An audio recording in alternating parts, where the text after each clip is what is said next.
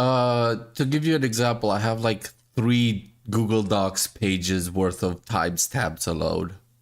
Not even like points, because I only wrote timestamps and an indicator of what the timestamp is about. I've been looking forward to this. Oh yes, me too. Do it.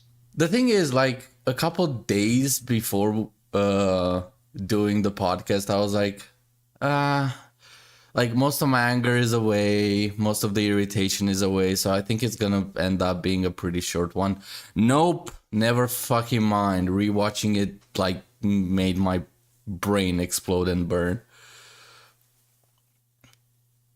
One of the things I noticed, and I mean maybe this was something that'll come up in the oh crap, my decal. Sorry. My Space Marines. Try again. No, I'm trying to put decals on shoulder pads and it came off. I'm trying to. You got to press it with a paper towel.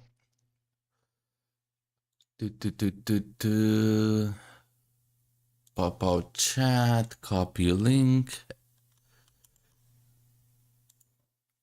I think we're ready.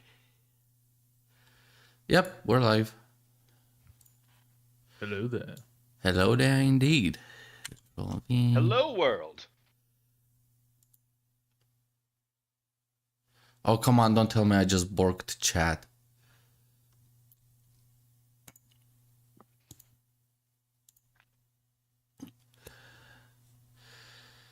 God damn it. YouTube, why are you such a pain in my ass? Or OBS, I don't know which one it is, but like both of them are just a pain in my ass when it comes to the chat. Hey, there we go, it's fixed. Okay, now to bring up the Google Docs. Yeah. Oh wait, can you guys give me the links to your channels so I can add them in the description? I do not have one yet. Oh, so let's fair enough. Max gets all the plug. Well, all right, Cisco. Oh fuck! I almost did it on the stream, which would bork the visuals. 1 sec.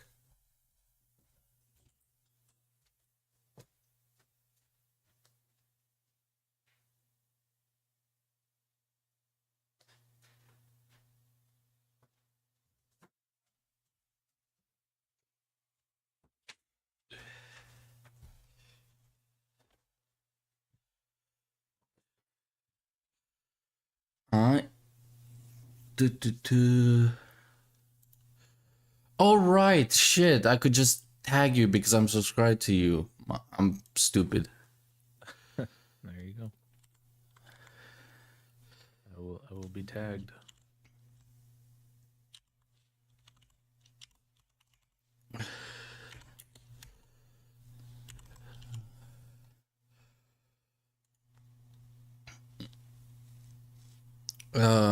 Also, to Dyad. Yep.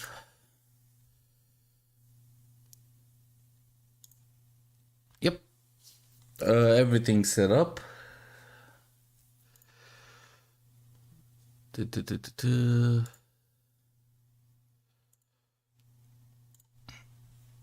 Awesome.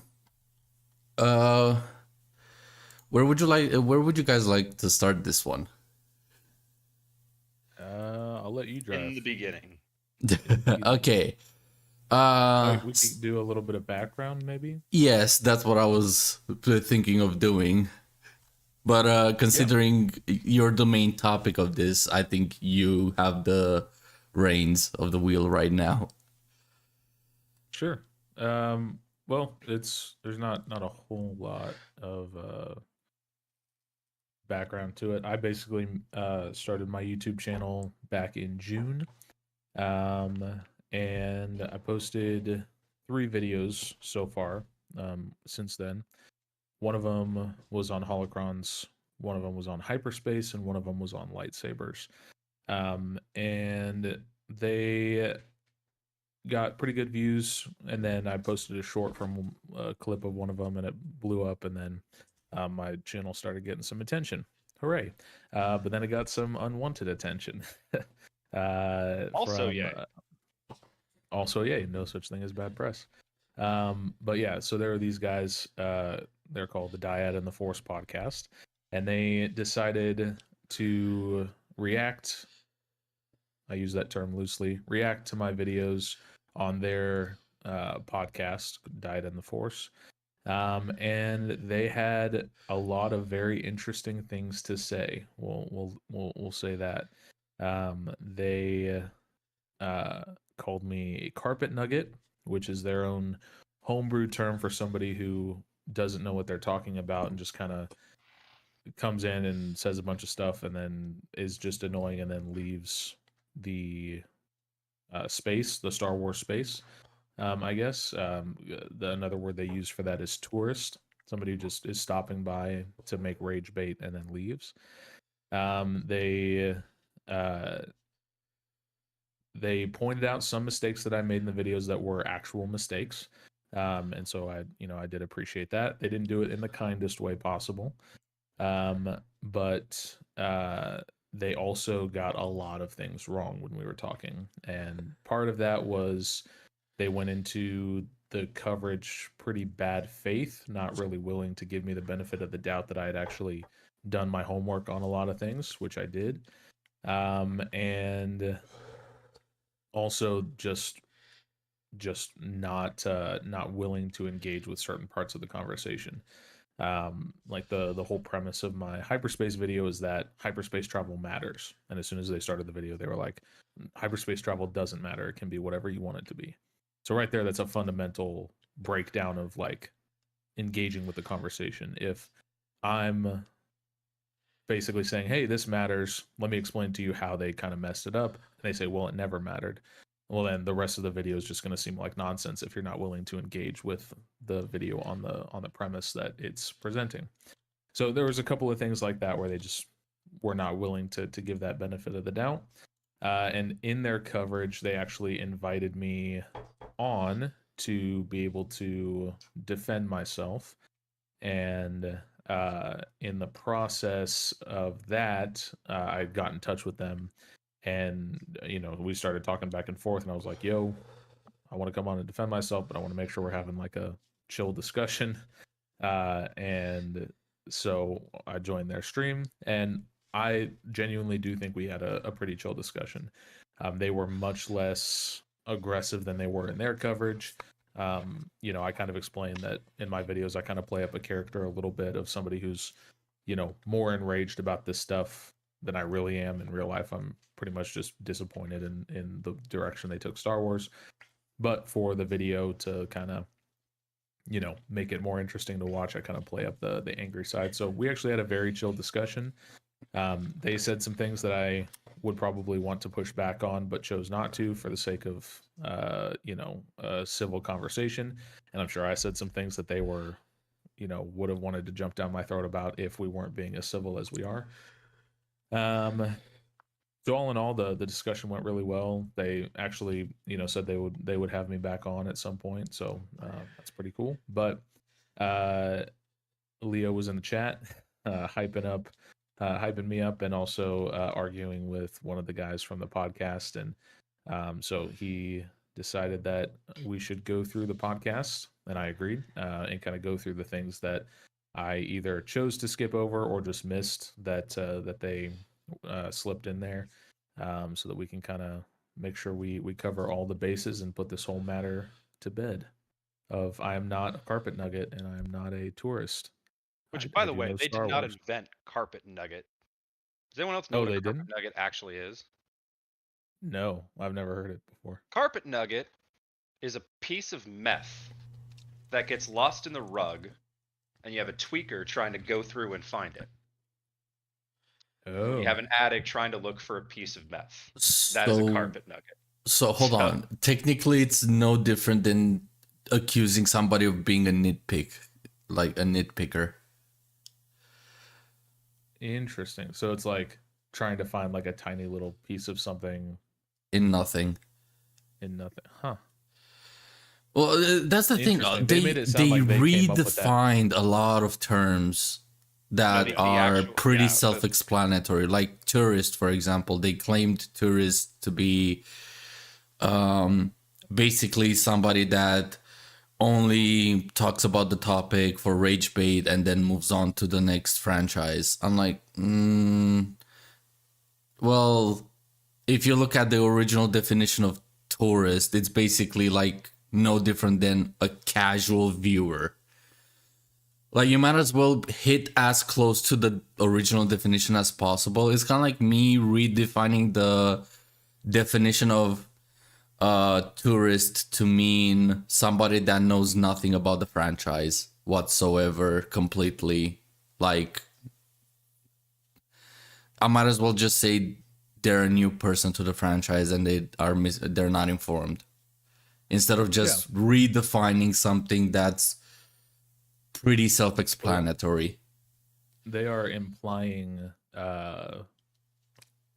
implying malice to a word that does not imply malice. Well, Like they're adding in tourist as like somebody who's just doing it for the clicks, versus when I think of tourist to Star Wars, I think of somebody like my wife who, you know, she likes Star Wars, but before I met her, she'd never seen it. She's only seen through all the movies once, and she's like, yeah, I like those movies. And then like, but she's not like invested in it the way that we are. I'd be like, yeah, she's a tourist. She just stopped by to look at the views and watch the story, and then engage with it on that level. But she had no interest in moving there, so to speak. Exactly. She was just a tourist in the area. Versus they were going, a tourist to them was just somebody that, comes in, blows up the town, and then leaves. It's like, no, that's not what a tourist is.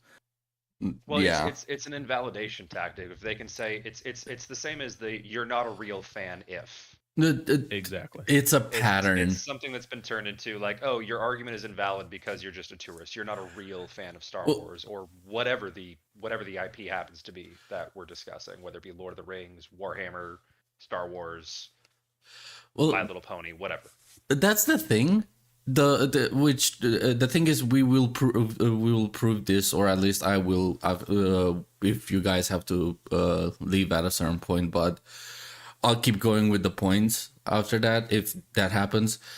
The pattern I've noticed is that they just label and dismiss, and because they have that TLJ defender mentality, literally contradict themselves so much because of it.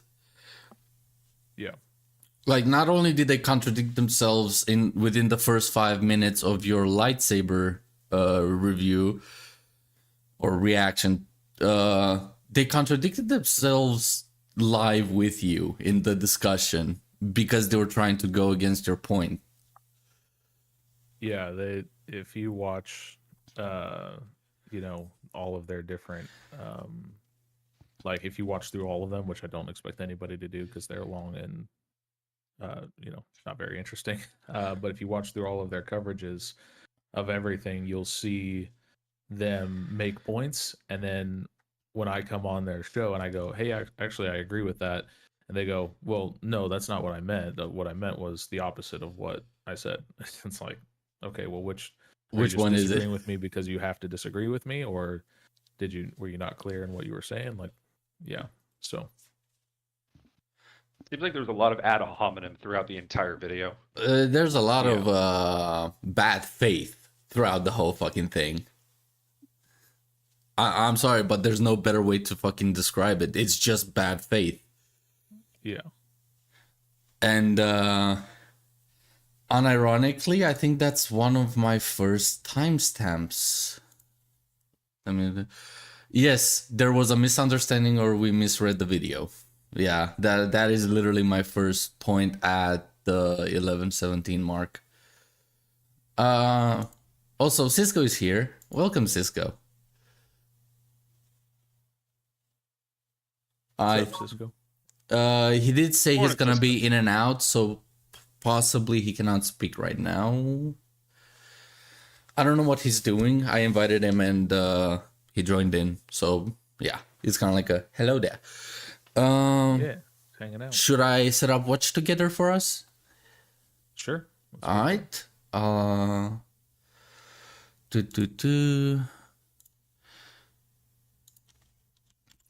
The funny thing is, there's a clear-cut bad faith towards you where they kind of, if you want to go as far as I am, I would say lie. You can call it just a hypocrisy, but I would just say it's outright malicious lying about you, about the topic. In which part? Or I guess you'll pull it up. Yeah, I will pull it up because at some point they're like, we're not bad faith, even though, what the, why is my browser acting up? Okay, but yeah, at one point they're like, oh no, we're not trying to misrepresent, we're not trying to pre-react and predetermine whether a video is bad or malicious. And I went to the other reactions and, oh boy, your reactions are quite the opposite of what you're claiming here. Yeah, when they were like, we're not in the business of misrepresenting anybody's views. They don't really seem that committed to their jobs, if that's the case. Because I wouldn't say they're they, not committed to their job. It's just they're bad at it, or they're trying to cover how bad they are at it. Well, that's kind of what I mean in the sense of like, they, if their goal is to not misrepresent views, they're not trying very hard to not misrepresent views. They seem to be looking for, to find the worst interpretation of what you said in order to call you a carpet nugget or call you a tourist or something like that. Which again, I got them to backtrack on that and I got them to apologize and be like, no, actually this guy's chill. But the reason we're doing this is so that not to like dog on them and like say that they're the worst people ever, because like I said, we had a pretty good chat with them, but just to be like, hey, this is not how you critique other people's videos, this is not how you react, this is bad faith, you got this wrong, my goal is not to jump down their throats on anything, just to be like, hey, when you did this, that was really bad faith, and here's all the times that happened with timestamps. I guess this is the perfect time for me to say this. Dyad in the Force, or like Element and Chaco, if you're watching this is basically me breaking down your discussion with Max. So you and Max made peace on your own terms, that's fine. This is my points against yours. If it changes Max's mind, that's because I brought the information to the table, and you like, it's not Max going back on what he's talked with you guys about. It's me bringing information that he might have missed during the discussion. If that changes his mind, it just shows that you pretty much did a piss poor job at calming the seas, or you did it in such a way that it creates even more problems. So if you're gonna have disdain for this, aim it at me, not at Max. Because your beef with Max basically stopped with the live stream you guys had. Yeah, there's no beef for sure. If it sparks any beef, because I unlike you, I don't hold back for scummy misrepresentation. Like I find that one of the most disgusting things you could do in general. Like basically calling out somebody for being a liar, a hypocrite, or basically damaging someone's character, especially on a social platform. Like, That's the scummiest thing you could do. At least just say I hate the person or I hate their views. At that point, nobody can fucking blame you because it's a feeling and it's your own feeling. But the moment you start going like, oh, he's a tourist, he's a carpet nugget, he's a hypocrite, he's just wrong. Wink, wink. There's nothing that says that he will say that's right. Stuff like that really, really makes people, hate people, hate the person you're talking about without you needing to provide proof. Because like Star Wars having blind fans, loving everything from the franchise, you guys have blind fans, which will hate anybody you go against. Mm-hmm. So you have some you have power with who you're aiming a cannon at or putting a target on. I sent the link. Is that you? Shit. I have been watched together. Yeah. Eric, did you click the link? For some reason. Is that Eric or Cisco? That's what I'm trying to figure out. Eric, are you there, mate? I have been muted because I'm an idiot. I'm I'm sitting here going like, yeah, guys, I'm in here. I'm user Japoija. That's going to be my name now, is Japoija. Japoija. Japoija, okay. It sounds like, hey, you know what? It sounds like a Star Wars name. Sounds like some, alien in a cantina somewhere. Hey, Japoija. Japoija. Can I get some Jawa juice, Japoija? There you go. It's one of those, like, meme names. Guys. Hey, Cisco's here too. That's perfect. Do you guys have any earlier timestamps than 11:17? No, I was just kind of breaking the ice with them. We were talking about anime stuff, so yeah, nothing else to go through there. Fair enough. Also, just a heads up, we will be jumping around the video because it's a 4-hour one. It's gonna take us like 12, 18 hours roughly to break the whole thing down. And my main pet peeve is their response, like certain key like logical arguments they make in defense of stuff or while discussing stuff with Max that basically point out how hypocritical they are. The Star Wars discussions, I have a couple points here and there, but they're less important to the overall target of the reaction we're doing. Yeah, more just about the actual arguments and. Yep. So, like I mentioned, the first one is there was a misunderstanding of your video, and this is the clip. Reached out as well, because you don't have to use my full Christian name. You can just call me Max. Gotcha. We aren't in the business of roasting people or misrepresenting people, just for the fun of it. Our main goal is correcting misinformation, and so when Max reached out, I felt like there was either a misunderstanding or we misread the video. And I did get a comment on. Oops, I forgot to take off the cover and set up the watch together. I'm a moron. I think. Oh. Now I never saw their original reaction, so I don't have stuff to compare it to. Is that vital info for this? Not too much. Well, no, that's why we're playing the clips, really. So you also have a full context of what they said.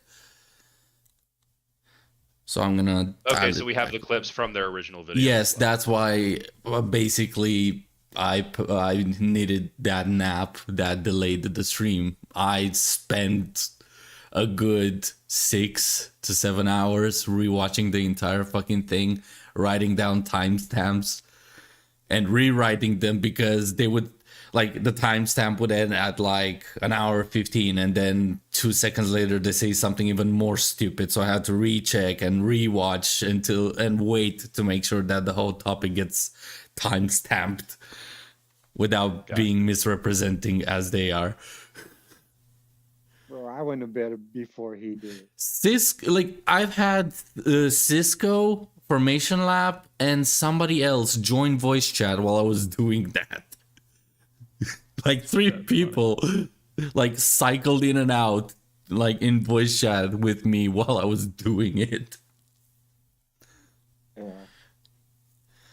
I'm like, bro, I'm leaving you. I'm gonna dial it back a bit so we get the full thing.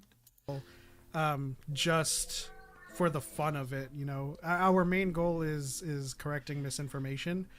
And so when Max reached out, I felt like there was either a misunderstanding or we misread the video. And I did get a comment on our reaction saying that these guys can't sense sarcasm. So there may have been, I don't know, because we've been doing this for a couple of years now, and whenever there's like a rage bait video about Disney Star Wars, like we're kind of over it. So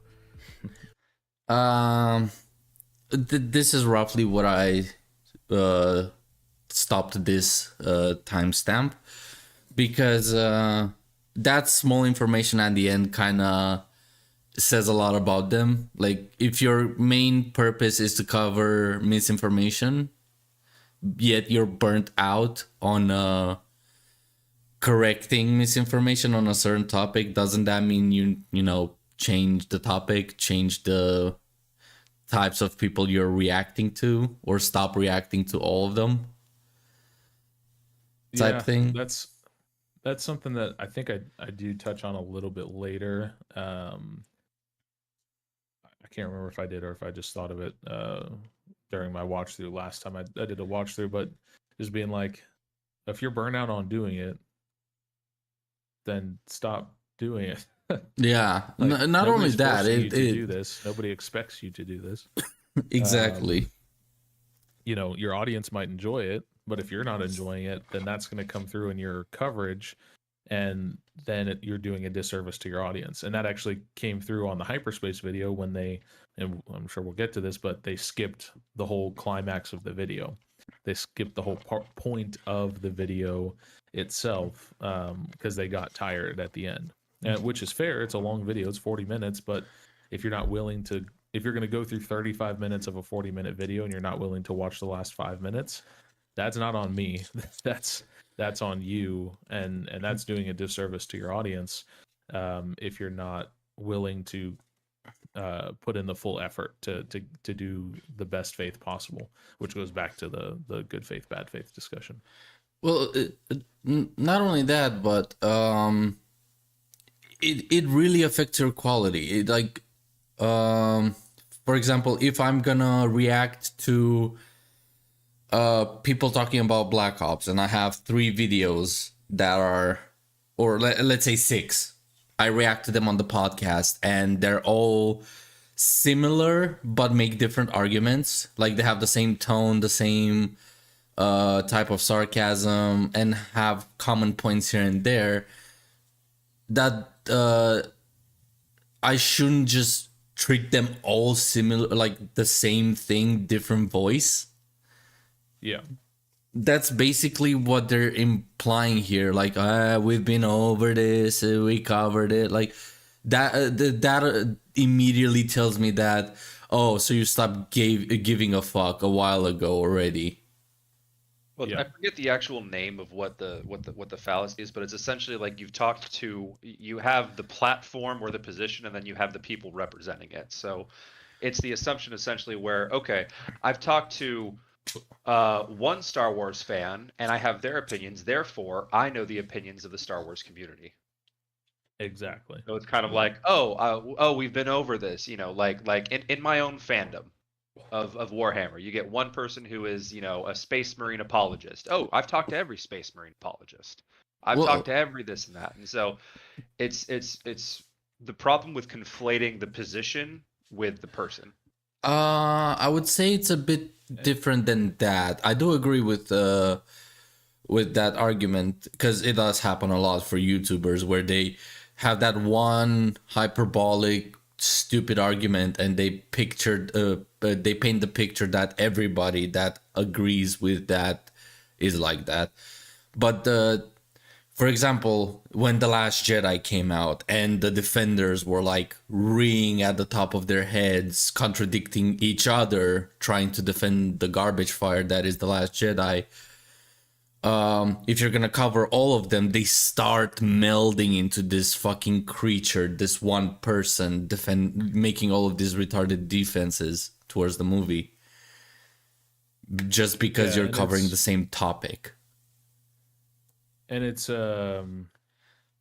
something that you can kind of go the opposite direction of. Instead of starting off going, hey, like what they did, they said, oh, we saw Disney in the title of your video and we just assumed you were rage baiting. It's like, okay, well, that's not very good faith. No. But even then you go, okay, this looks like this could be this type of video.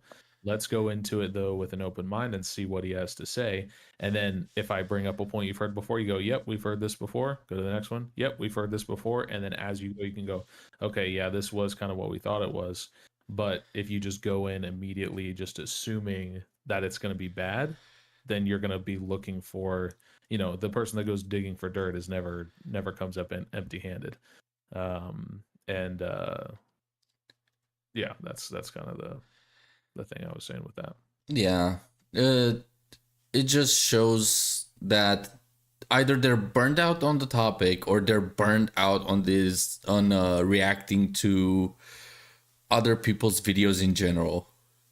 It can be either or, really, because and this is based off of what I've seen from 3 videos. Like I've watched the first 5 minutes of their lightsaber reacting to Max's lightsaber. I've seen a couple of minutes from their hyperspace, and I've seen the entirety of this one.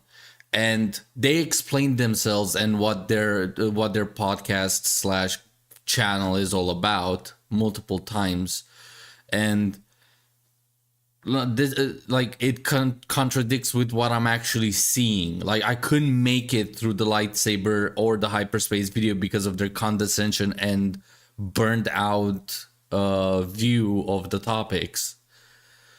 Because it kind of got to the point of, yeah, I've seen this, I've heard this argument multiple times, it's wrong, move on, without actually listening to the entirety of the argument. Or they hear the premise, they're like, yeah, I heard this premise before, they're wrong, move on. Like, it's kind of like the snob mentality that they're better than this, we're not gonna waste our time on that. And it shows. And considering that I've only seen the stuff about you, which I know those videos are very good. Yes, they have a fuck ton of flaws. I went over the hyperspace one with you. I made a pretty hefty list, if I do say so myself, of problems that I've encountered in the video. But it had, from the get-go, they blew my expectations out of the water compared to what my criticism was. Yeah, they kind of took it a whole another way. Yeah. And for a new viewer, it really paints a bad picture of your channel and your reactions. I agree. My next timestamp is at 1420. Do you guys have anything before that? No. I don't have any timestamps specifically myself. Okay. I was just gonna go off of your list. Yeah. Fair enough. We trust you, Leo. Yeah. Roger that. Oh, we're gonna boss. jump to the because I keep referencing them. We are gonna jump to the lightsaber and hyperspace reactions. Excellent. So 1420. Yep, roughly here. Because you can't claim you misread it when you guys said outright he was wrong. Well, So he's reading my here. He's reading my comment that I made. You can't claim you misread it when you guys said outright he was wrong, which they did. And this is their response to that. there's a lot of things, factual things that are wrong in the video, but in terms of our approach to the video was, how you say, harsh, because we thought, we thought it was a rage bait video, to be honest. Which, again, just shows their intent from the start. Like, how can you know it was a rage bait video?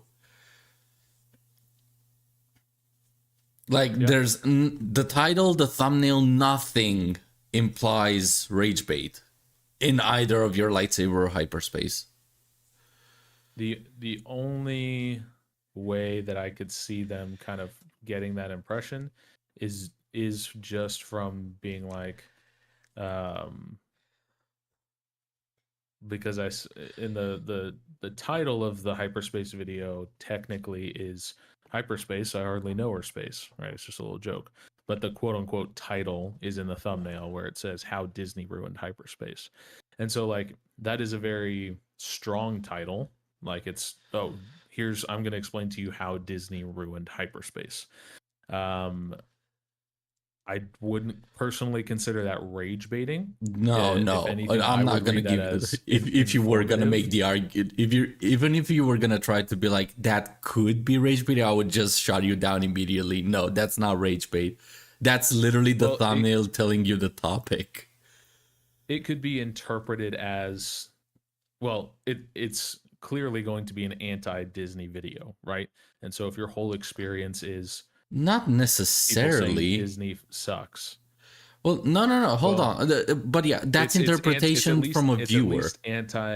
It's at least anti what Disney did to hyperspace. That's pretty clear in the title. Yeah, but it's not. You cannot just interpret from that like, oh, you're just completely against Disney, because that's taking it to the nth degree. That's just saying I don't like pizza and interpreting that, oh, Italian cuisine is shit.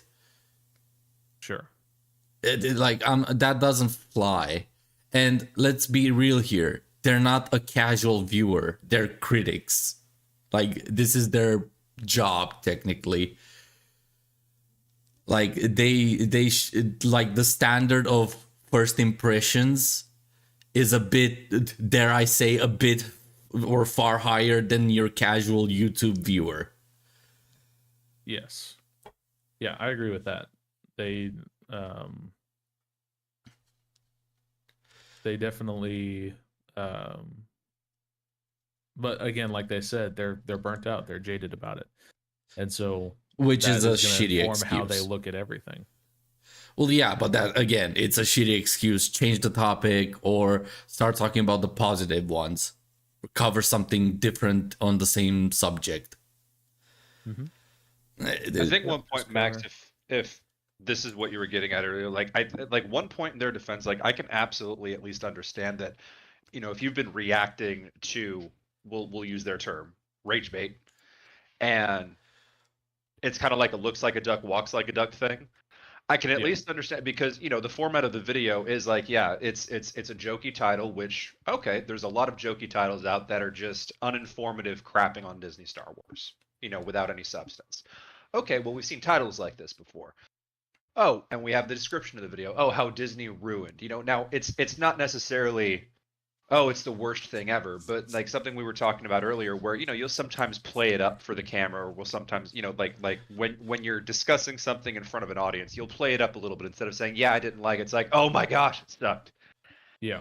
And there's a lot of content that is what I would describe as rage baiting that kind of fits that mold. So I can at least sympathize with maybe, okay, at first glance, oh, okay, is this another rage bait video? Yeah, and that's another discussion that I had with them was, well, is it okay for rage bait content to exist? Which I think, yes. Like, I think that there's a place for rage bait on YouTube. I think if you're mad at something, fantastic. Yeah, and if you're mad at something and you see somebody else mad at it, it's like, yeah, we can, misery loves company. And in their mind, rage baiting is disingenuous, fake, bad for YouTube, bad for Star Wars, which Well, I it's the don't agree assumption. with. Yeah, it's like the point that I think, if I remember correctly, and I don't know if we'll get to this, but the point I think they make is, and I don't want to misrepresent because again, I haven't seen this in a minute, but it's just like essentially like if you're creating like rage bait is inherently disingenuous. Like no, you could be genuinely really pissed off at something.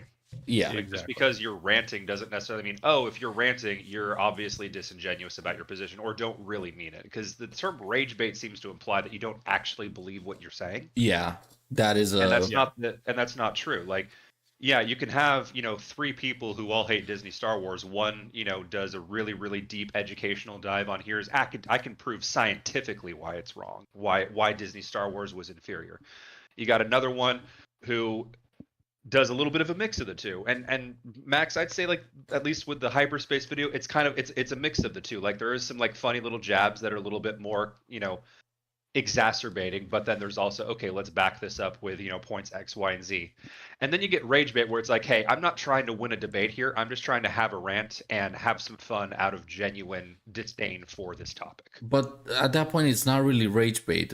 For example, rage bait is basically when, like in Tom and Jerry, you see Jerry fuck around with the dog. Tom tries to stop it, but it's too late, and the dog blames Tom for it. That's basically Jerry being a rage baiter.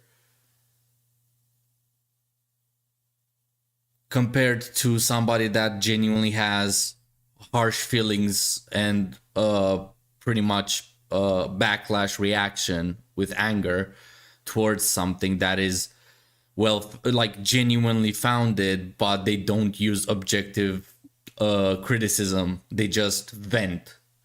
That's not rage baiting. That's just a person blowing off steam and turning it into a video that people can enjoy.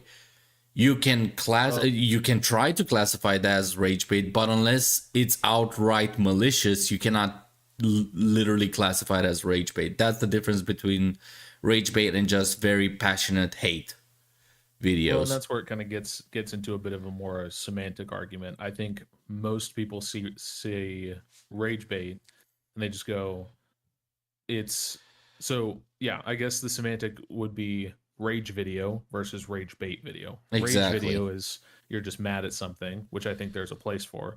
Rage bait video is where you're not really mad about it, but you're raging at it to try and get clicks from other people who are raging. Yeah, It's you're like making a farming time off of bomb their for rage. both sides. Yeah, and so I think there's a place for the former, just rage videos. Rage Yeah. bait videos, I don't think they're very good faith, but hey, if somebody finds it and they commiserate with it and they're not making things up to be mad about, they're actually actual points, then, at the end of the day for the viewer, is there really that big of a difference?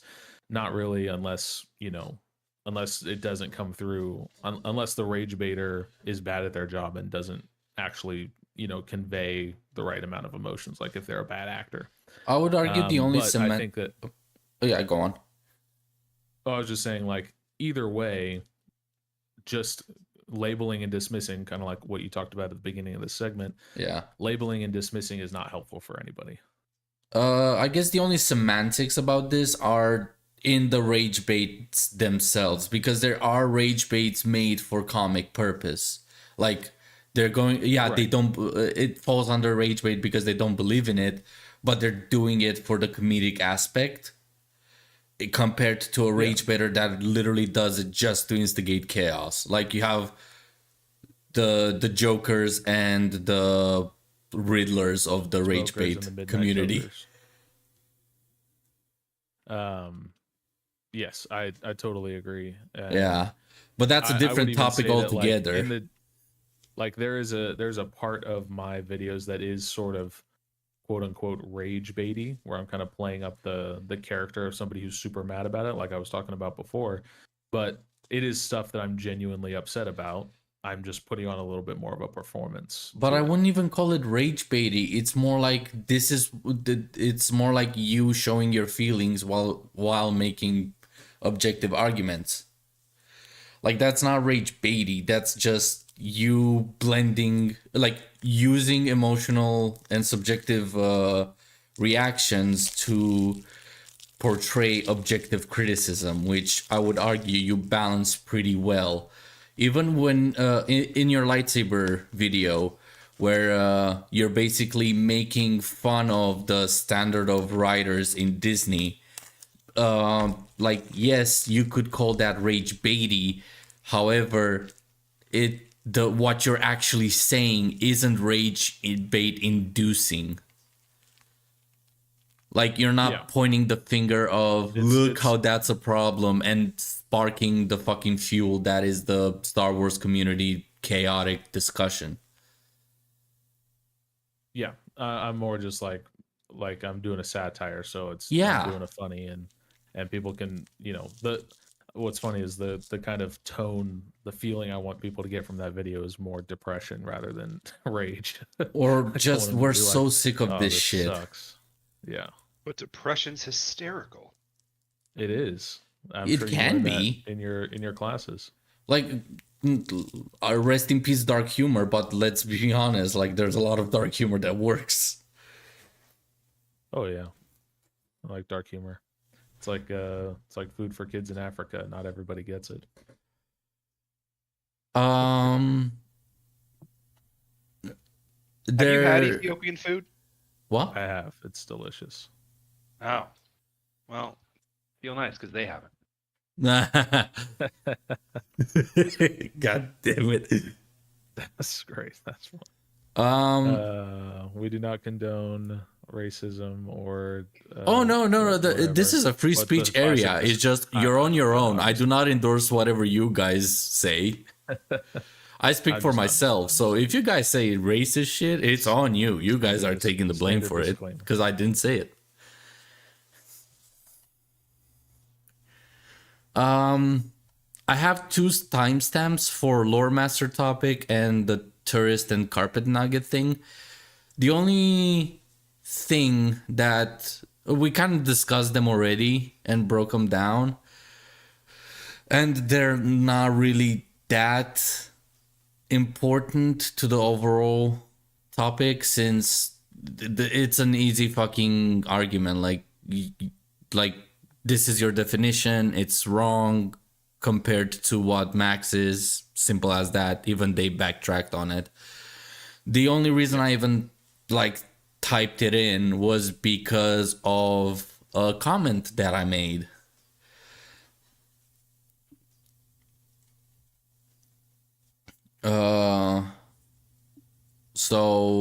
I do have a timestamp for that. It's a bit later. Never mind. I guess the next one is 2108, the Dyad reacting to Max. Like, this is where the thing starts getting interesting. We're getting to the juicy part. Somebody texted me. But it's something we can use, you know.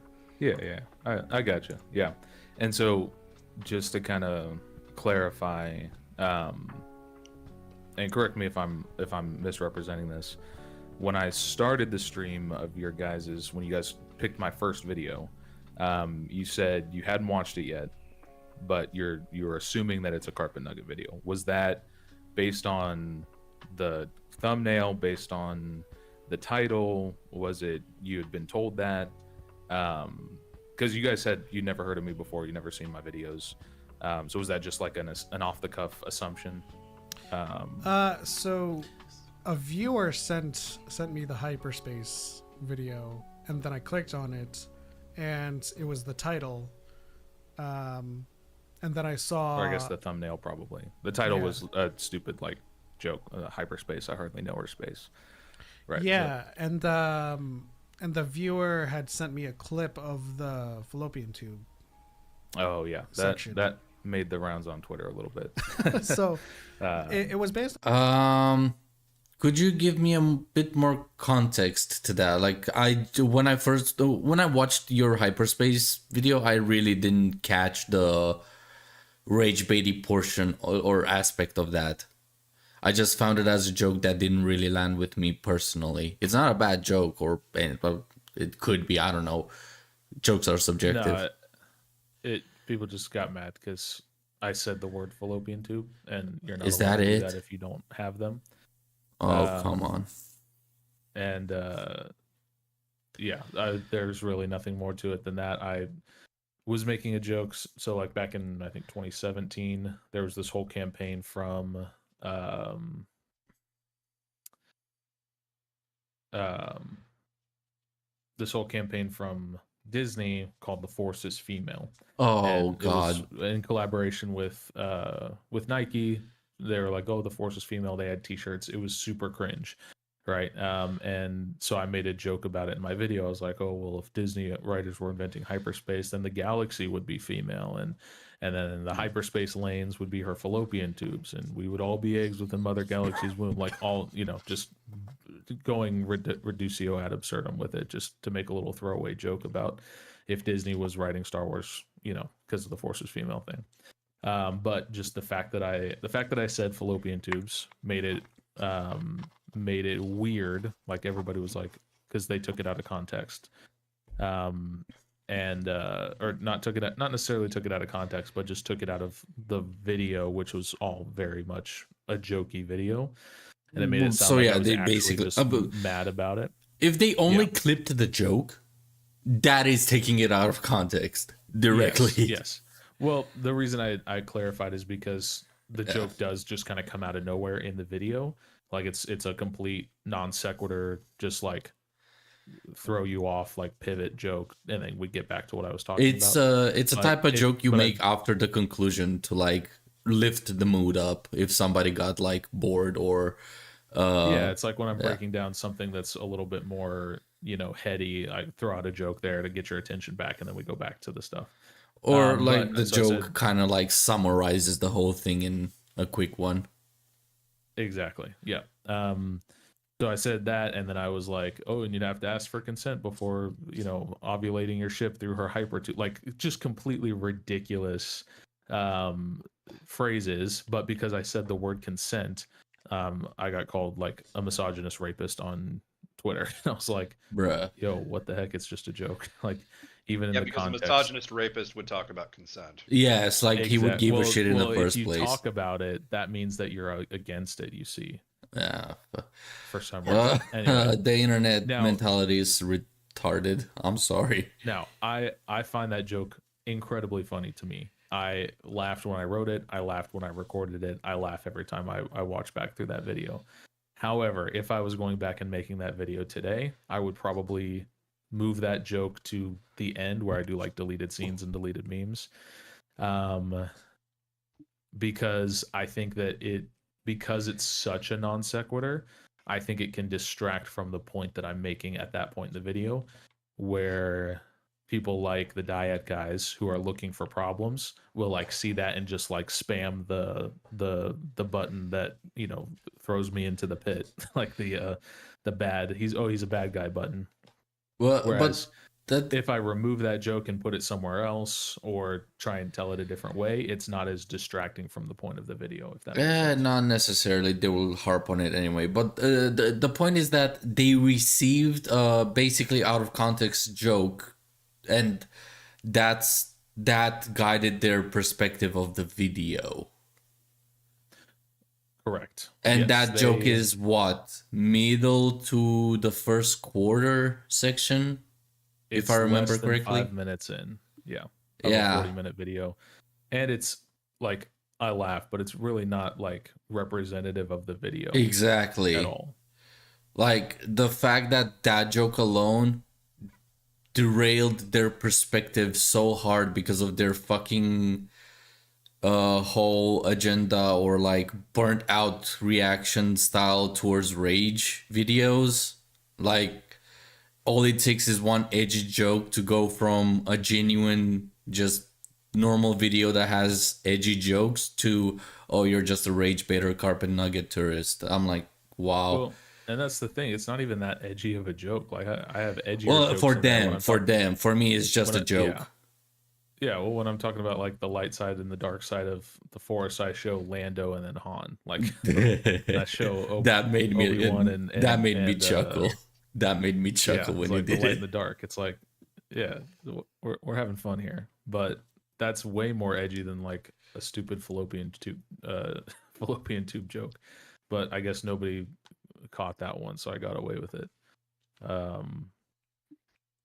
But yeah, it just cracks me up the things that people choose to get mad about. I'm just pointing out how like hip, like again, minus points for them just as as two different, not only one person, because I understand on one person being so burnout on this that they start misrepresenting everything to that extent, but they're two people. Yeah. Like, come on. Yeah, it's like at least just do one of something you else. be awake on this. Yeah. Well, and I think the fact that they didn't in the video get mad at that joke just shows how little they were actually paying attention. They got mad off of shit that didn't even had to be.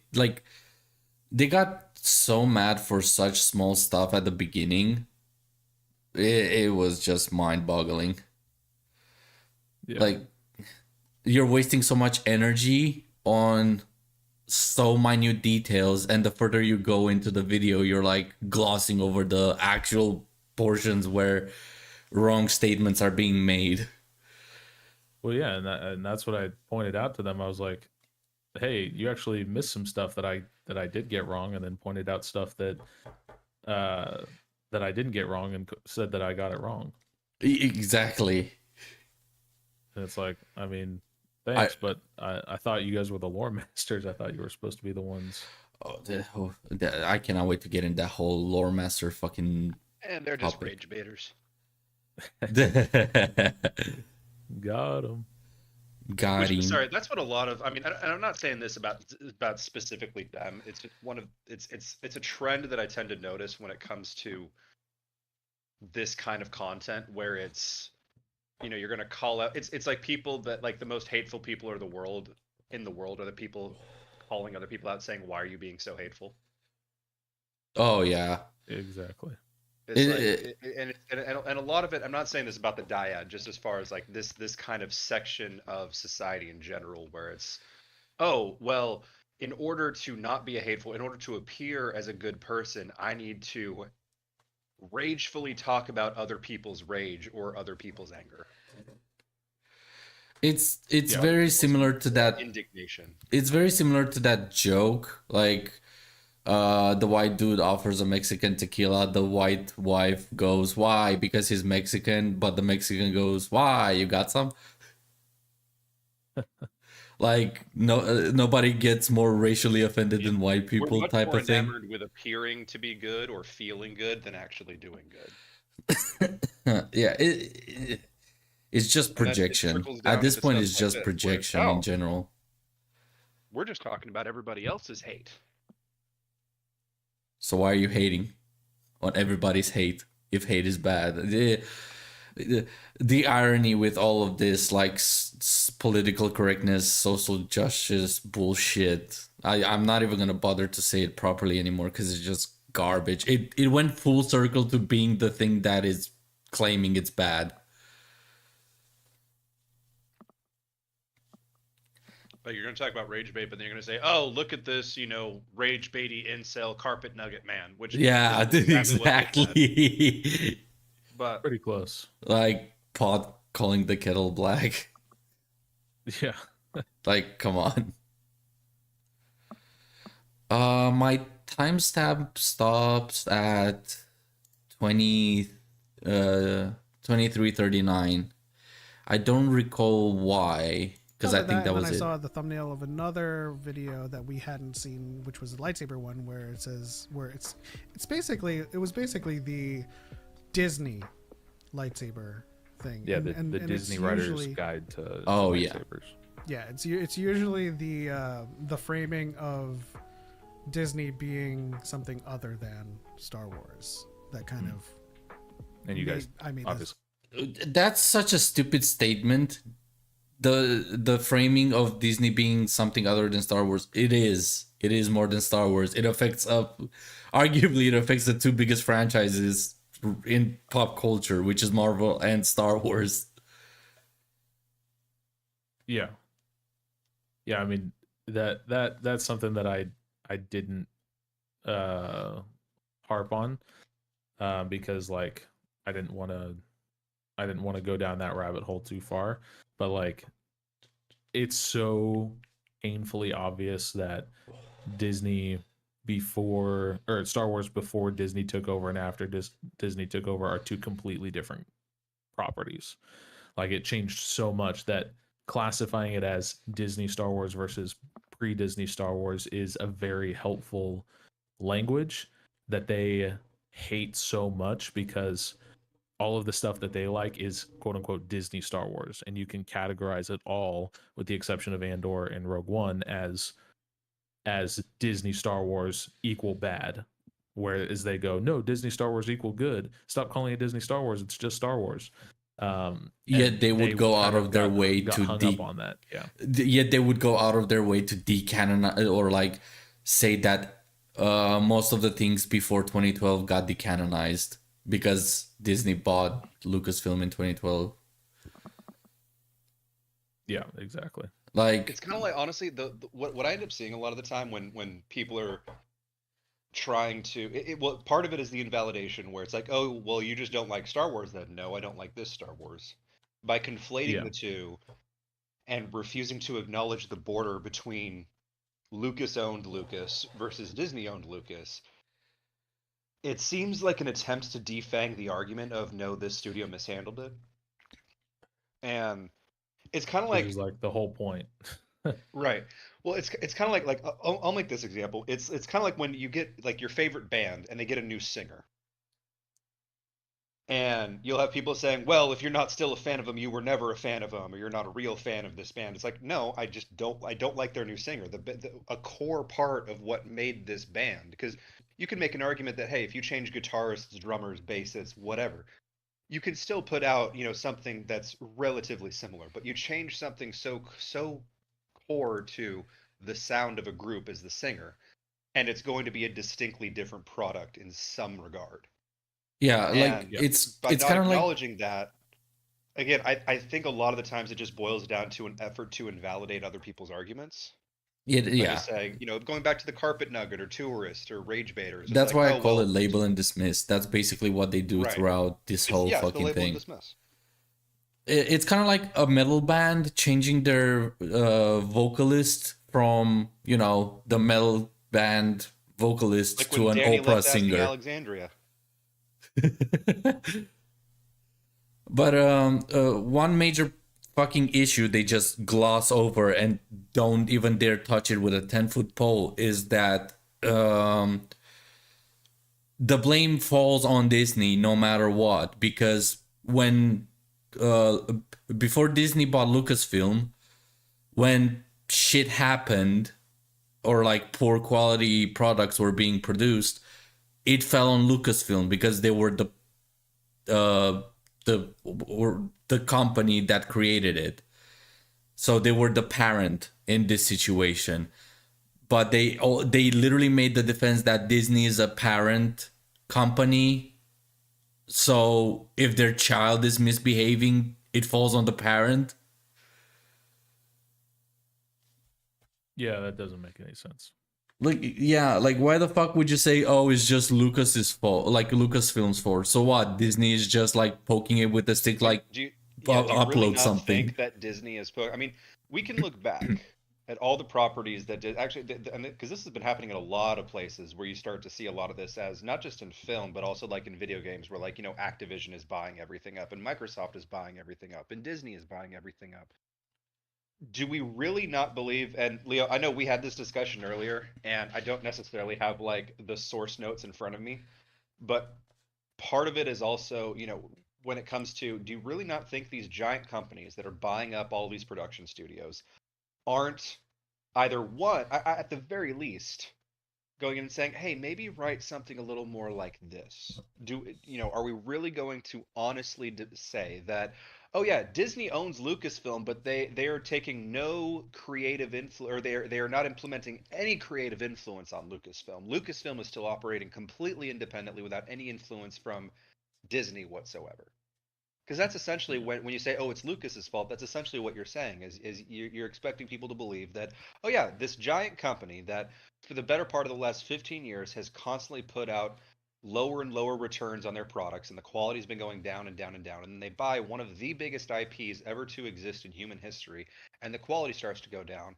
But no, that's not Lucasfilm, or no, that's not Disney. It's just Lucasfilm. Like you can't blame it on Disney. Again, it's like Exactly. the instead of the Lucasfilm being a parent, now it's a child and Disney is the parent. So if the child throws a brick through your car's window, who does the blame fall on? Well, the child, but mainly the adult for not fucking stopping the child throwing the fucking brick. Exactly. Because at the end of the like, Amazon owns Twitch, and Twitch is just performing full-blown sabotage with their like piracy fucking streams.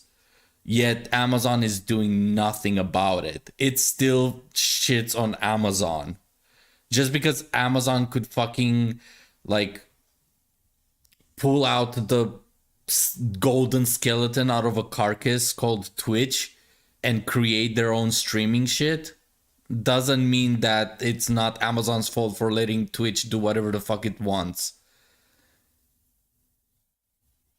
Same with Disney, same with Marvel. Like, when Marvel does stupid ass decisions and products, it still falls on Marvel, but mainly on Disney for not being like, look, for the past 4 movies, we've been pushing the same ideology or theme or whatever the fuck you want to call it. Let's change shit up because people are complaining online about it. Like, we have a lot of fucking backlash out of it. Let's fucking tone it down, or like, you know, try to appease and like save the waters in a way. But basically Disney is asleep at the wheel, and the children are just outright fucking bullies on with their fucking content. Yeah. Yeah. It's very sad. It's a sad turn of events. And it's becoming a common thing. Yay. I mean, and we're starting to see it kind of come out now because I mean, Leo, like we talked about this as well when we were just chatting, where it's just like it trickles down from larger things. It's one of the reasons I think like political, like overall political landscape also merits discussion when you're talking about fiction and nerdy stuff and all these different IPs, is because that same thing trickles down, like with whether it be DEI or ESG or whatever like that. And now you're in the last, I mean, even just in a few months, I'm actually trying to pull it up right now, where Disney's actually come out and said like, yeah, this agenda we've been trying to push hasn't worked out too well, so we're going to start backpedaling a little bit on it because they're seeing it's not making returns. But for years, you get people who were saying like, no, you're crazy, it's not affecting anything, it's not playing a part in any of these stories, like it's just it's just the company's policies, it's not affecting the stories at all. But yet we constantly see evidence that this stuff is trickling down and hurting the writing and hurting the universes and hurting a lot of these franchises. And then when the companies themselves come out and say, yeah, this approach wasn't working out too well, people still have the cognitive dissonance where they're saying, no, the two aren't connected. Well, the again, it depends by project to project. For example, I don't see any political shit in Spider-Man No Way Home or Far From Home, but they start ever since Endgame, they started pushing the whole women agenda, the whole fucking SJW agenda into their Marvel movies. But Spider-Man somehow managed to stay so far away from that shit, like the plague. Well, and that's one of the things that makes Spider-Man a great example, because you're right, it did stay pretty far away. I mean, the closest thing that we got was way back in the first one when Zendaya was cast as MJ. That caused a little bit. And this is actually it. Can I actually segue into something, or this is your show, Leo? I don't want to. So people forget, but way back when they cast MJ, they cast Zendaya as MJ. There were a lot of people that were like, "Oh no, Oh crap! What are they doing with MJ? Because And I do MJ agree. canonically, what's up? I do agree with the reaction because it's the same with Black Astrid in the live action How to Train Your Dragon. Like, Right. even if it doesn't affect the story whatsoever, it's still kind of, you're literally remaking a pre-established character. That's character assassination. I don't give a shit how you want to portray it, like whether it's racist, sexist, or whatever. You're outright changing a character just for shits and giggles to push another political aspect. Like, And the I thing don't is, give a it shit. doesn't have to affect it as much because the reason I bring up the Zendaya as an example is because Zendaya plays a really good MJ. Yes, she does, Like and I do I love agree. her character. Now, one of the things that we've seen over the, let's just say, the last decade or so, as you know, a lot of this like DEI, diversity initiatives, all these things where it's like, hey, we need to have a certain number of these gender minorities, these ethnic minorities, these racial minorities, these sexual minorities, whatever it is. We've seen stories suffer in a lot of ways. And the thing is, what ends up happening is you get consumers who are seeing this stuff and they're seeing that, okay, whenever we see a race swap or a gender swap or whatever, our experience has shown us it usually spells that the character's not going to be very good because they diversified it and then kind of threw their hands up and said, okay, cool, we did our job, and they leave it by the wayside. With MJ's casting, because it was a part when was it wasn't was it home was yeah, because it was Homecoming that she was introduced, right? Or am Yes. I okay? So there was a big like, oh, why are they, casting, Zendaya as MJ? Like she's not, ginger. Like MJ's a ginger. Like what the heck? Well, And redhead, then not ginger. oh, redhead. Yeah, she's a redhead, but she's a white redhead. Yeah. Why are they casting this girl? And then the movies came out. She did a solid job. She does a great job, and people generally shut up about it. Yeah, like You see the this criticism phenomenon, other towards things too, MJ like is when never about her quality. It's about her depiction, her accuracy to the character. Like, Disney went so far out of their way to calm the waters to the point that they renamed her Michelle Jones instead of Mary Jane, since MJ is the nickname. right. Well, but the what I'm getting to is that, the whole, because this is the cycle that I've seen time and time again. You get a character, you get a new iteration of an IP announced. And part of that new iteration, you have, let's say, a gender swap or a race swap. And you get people that come out that cry, hey, you're not holding to the source material. Those people are then accused of racism or misogyny or homophobia or arachnophobia, whatever the hell. And it doesn't matter what their actual concerns are. It's, label and dismiss, like you've been discussing earlier.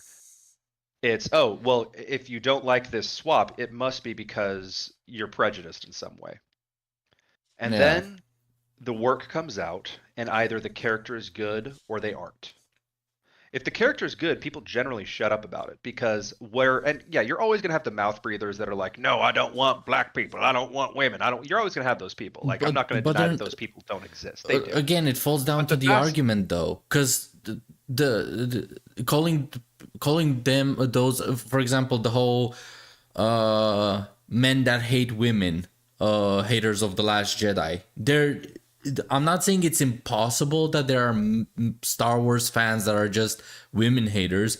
However, most of the people that make genuine criticism on YouTube barely fucking say that. Like, I'm still waiting No, and to see a the point, case. is that Yeah. there are people who are genuinely just stupid mouth breathers that's their only criticism that don't go any deeper. But those people are far more a minority. But the problem is people who speak out at all against a lot of, the diversity, equity, inclusion stuff, they're thrown in with those same people. And where that comes from, I think, is because we've seen so many swaps over the course of, let's say, 10 years. And those swaps have ended up in poorly written characters and poorly written stories where these agendas have been placed at the forefront. And good writing, good character building, good storytelling has been put at the wayside. And so it's created this knee-jerk reaction where you see that swap and it's like, oh, we've been here before. However, when the character is good, like MJ and Spider-Man, or one of my favorite examples was, oh God, I can't remember his name. in House the Dragon.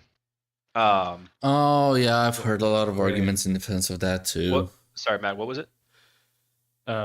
He's a Valerian. What's his name? Is Rhaenys and I haven't watched it, but I've heard of it when we discussed about Black Astrid on the last podcast. I think he was Ethan. House Valerian, and I'm forgetting the head guy's name, but he's awesome. So same thing came out when Lord Corlys. Okay, yeah, same thing came out when they showed the trailers, and they showed that, like, wait, you have a black, essentially a black Targaryen. And people are like, wait, what the hell? Like the Targaryens are all very specifically outlined in the books as a race of people from old Valyria. They're Valyrian. It's an actual race within George's universe. Why are we race swapping?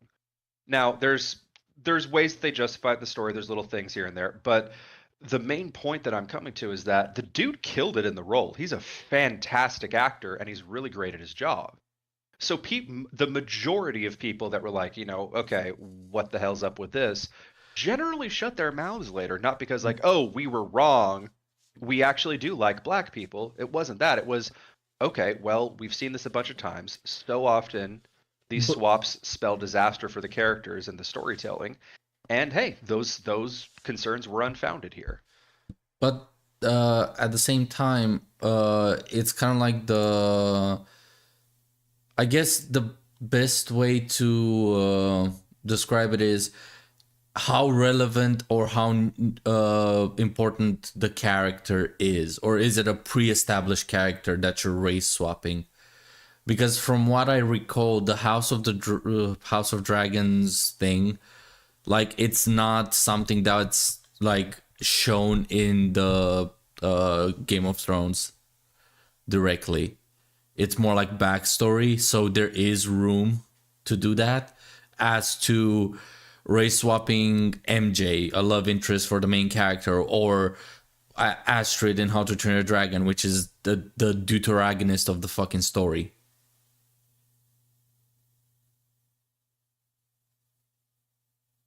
So just to make sure I understand, basically swapping a character becomes more or less relevant depending on how relevant that character is. Well, how pre-established they are, basically the impact it has on the character, the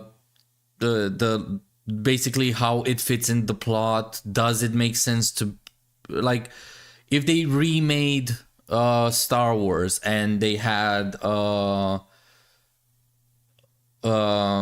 example, I don't know, a black Jedi as the main character, nobody would give a shit. Okay, hold on. Sorry, I got it. Sorry. Just one thing that this is probably my biggest problem with Disney Star Wars. We were supposed to get a black Jedi. We got a black Jedi. It's called Mace Windu. The entire advertising campaign for Force Awakens was Finn. The entire damn ad campaign was Finn. You look at all of the posters, you look at all of the ad material, it's Finn with the lightsaber. And it's Finn's gonna be the dude. He's the new Luke Skywalker. And then in all the advertising material, it's Rey's gonna be the new Han Solo. She's kind of the more smuggly one. She's the more sneaky one. They did all of that, and even John Boyega even came out and said he was kind of pissed about this because he's like, yeah, they may be a huge part of the material, and then when they finally were shooting and they got to the final cut, they're like, okay, what the hell? I just been like swapped out. And my favorite part is when they were advertising the movie in China, and this is one of the things that makes me pissed. Sorry, Leo, you can cut me off when you want, but I'm about to go. I'm about to rage bait a little bit. But it's not rage bait. No, the thing is, I do agree with some of the criticism. Like, no, but it's basically subversion. Like, gotcha. You thought you're gonna get a black Jedi main character in the sequels. Expectations. Like, no, don't you like subverting expectations in and of itself does not make a good story. Pissed well, off. No. They subverted us with you thought you're gonna get a black Jedi main character. Psych, it's the woman. Right. No, but here's the thing. Did you see the poster for the movie in China? I saw not in China, but in general, even the normal posters were like Finn with the lightsaber. No. So here's the thing. Look up. I wish we had like that. We could pull something up really quick. Oh, I can pull it up. Just I just have to Okay. open a new tab real quick Look on up just the browser. Okay, just I got Google you, image said search. homie. One sec. Google image search. Star Wars: The Force Awakens, American poster or Chinese poster. Actually, just look up Force Awakens Chinese poster and look at the very first result you get. 1 second.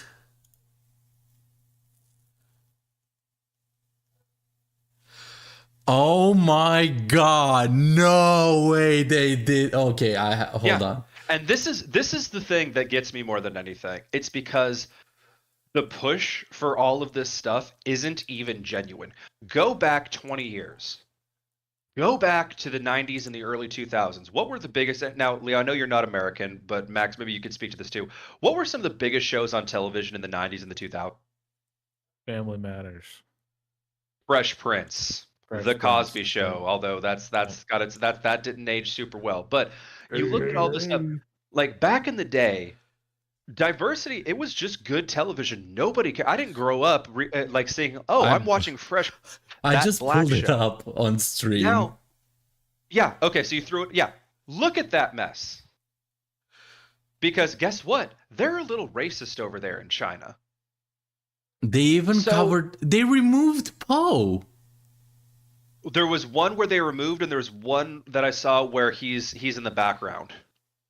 No, He's like- no. he's Poe, like Poe, very, not very Finn. Okay, so in the original, Finn is literally behind Rey, to the right of Rey with the lightsaber. They shrunk him down almost behind a generic ass stormtrooper that's behind Phasma. Yeah, And because here's the thing. They don't actually care about diversity. They care about you. It's kind of like what I was saying earlier. They don't actually care. They don't actually care about diversity. They care about having people think they care about diversity. Wait a minute. Hold on. It's So much more about look at us and our black character, and then the Chinese don't really like black, like the Chinese government. Like you want to talk about racism, like listen. I'm not going to sit here and say like, China's racist. I have a lot of things to say about the Trust Chinese me, Communist it is. Party. No. I will back you up on the racism thing because there's a genuine commercial in China where they put a black kid into a washing machine. Then they advertise the washing clothes product. They put the tab in, the machine goes off, and then the black kid comes out as a Chinese beautiful. kid. I'm sorry, that's just funny. Do we have that? Can we pull that Unironically, up? that is the most Can we racist just thing I've completely ever derail seen. this and pull that commercial up real quick? I don't know if I can still find it. I saw it ages ago, and I was like, Oh, they probably "What?" ripped that down. No, well, because here's the thing. It's not down. Again, it's virtue signaling, and this is one of the reasons why, Leo, why I talk about, when I start doing my own stuff, like all of this is connected in one form or another, and specifically the political landscape. Because you look at stuff like, you see that like with the Star Wars poster, they made Finn a much smaller fixture in the Chinese poster. Why? Because the Chinese didn't want a black dude as a big giant fixture on the poster. And then in America, you had Finn, who he was the main character. He was billed as the main character for The Force Awakens. And I was kind of stoked because I had seen him in, there was another movie he had been in because he was relatively new at the time, but there was something Pacific else I'd seen Rim, him in. the new one, What's up? the new Pacific Rim Uprising. That was the movie. Was that before Force Awakens? Yes, that's the. Okay, no, I'd or- seen that. There was wait. something. There was something else. There was a film that he did where he was playing like a single dad in Britain. He was like on probation. I got to look up the film, but it's a great film, and it really kind of showed his range. I'm like, dude, this guy's solid. And then 2015. he even he's talked about this in interviews where he's kind of he's become just completely disenchanted with Star Wars at this point because they essentially they're how much he said and how much people said around him, where it's like Never essentially mind. I they was wrong sold on him the that. world and then pulled the rug out from under him, where it's Hold like, on, yeah, I was wrong on that. So wrong on it. Pacific Rim Uprising was 3 years after Force Awakens. My bad. Whoopsie. yeah, because I was like, first Pacific Rim. No. The second one, The Uprising, the sequel, which is a garbage I'm gonna dump. look it up. Hold Like on. the first one is mid tier because some of the complaints do get explained in the movie. They're not amazingly explained, but at least they're fucking brought up. But it still has issues. So it's kind of in the middle, the 4 or 5 out of 10 section, roughly. Okay, Imperial Dreams. Actually, if you guys Oh, want to see John Boyega act, so it came out a year before. It came out in it came out in 2014, Force Awakens 2015. So it came out a year before, and a young father returns home from jail eager to care for his son and become a writer, but crime, poverty, and a flawed system threaten his plans. He does a really good job in the movie.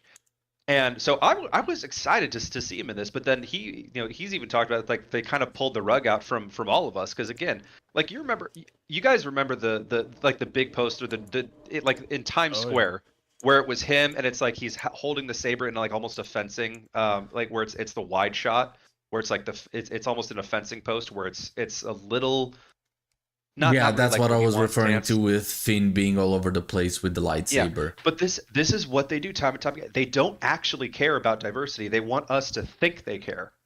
You see this in Actually, I would argue Rey is a far better fucking example of that because Rey is literally like beige flavored oatmeal at its finest. There's nothing about it. I actually have beige taste timestamps like? about Rey. They make so many bold statements about Rey that are so retarded, and try to defend her with third party shit, which the brings thing is me. they could have made Rey like and it's nothing against Daisy Ridley. Like I haven't seen a whole lot of I other never stuff said that she's Daisy been in. Ridley throughout all of that, so it's a moot point. But it's one of those things where well it's kind of because I look at it like this like people and here's one place where I will defend it because we saw the same things with the prequels.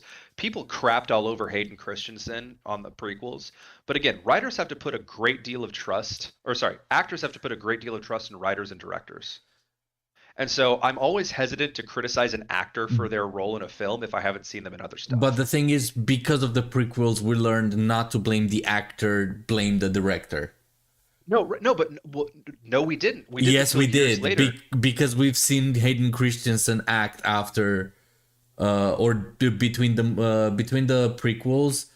I remember hearing hearing mentions of projects that Hayden Christensen was a part of, where he genuinely acted well.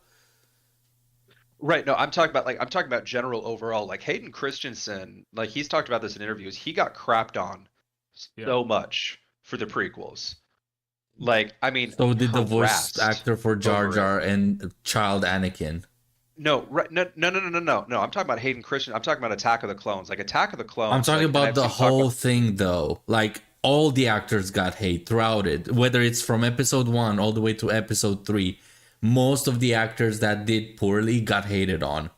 Right. No, but the reason I'm talking about him specifically is because it's going back to the point about judging the actor over judging the writing of the film, because with Hayden Christensen, I'm sure there were people that thought it was fine, but overall, I mean, for years, like I'm not even talking about just when they were coming out. I'm talking about 4 years. The general consensus for the majority of people was that Hayden Christensen is a pretty face who can't act and likes to make monologues about sand. But that's an And it anecdote. wasn't until- I'm sorry, but that is just an anecdote. Unless you like. The thing is, yes, that was the Being on the mentality. internet, However, you let's be fucking honest. Most of the people that genuinely have an argument to stand on about Hayden Christensen's acting, they did fucking realize, oh, it's just George being George and cannot direct actors for shit.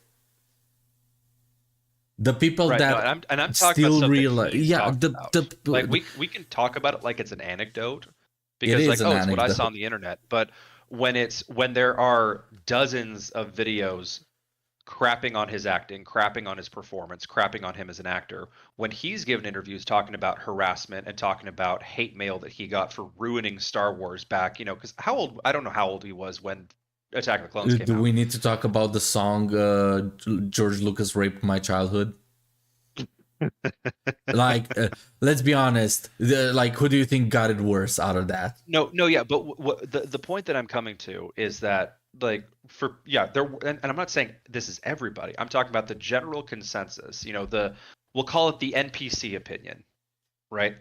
The NPC opinion, the standard, kind of this is the standard opinion of people who aren't maybe super invested really dive deep into it. You know, maybe the tourist opinion or the rage bait opinion or the carpet nugget opinion. I would call it a rage bait opinion because hating the actor themselves for how they were portrayed in the movie based on so the actor's job is basically do what the director says. So if the director says like a fucking idiot and you do it like a fucking idiot, that doesn't mean you're a bad actor. You did what the director told you. It's just the director is a retard.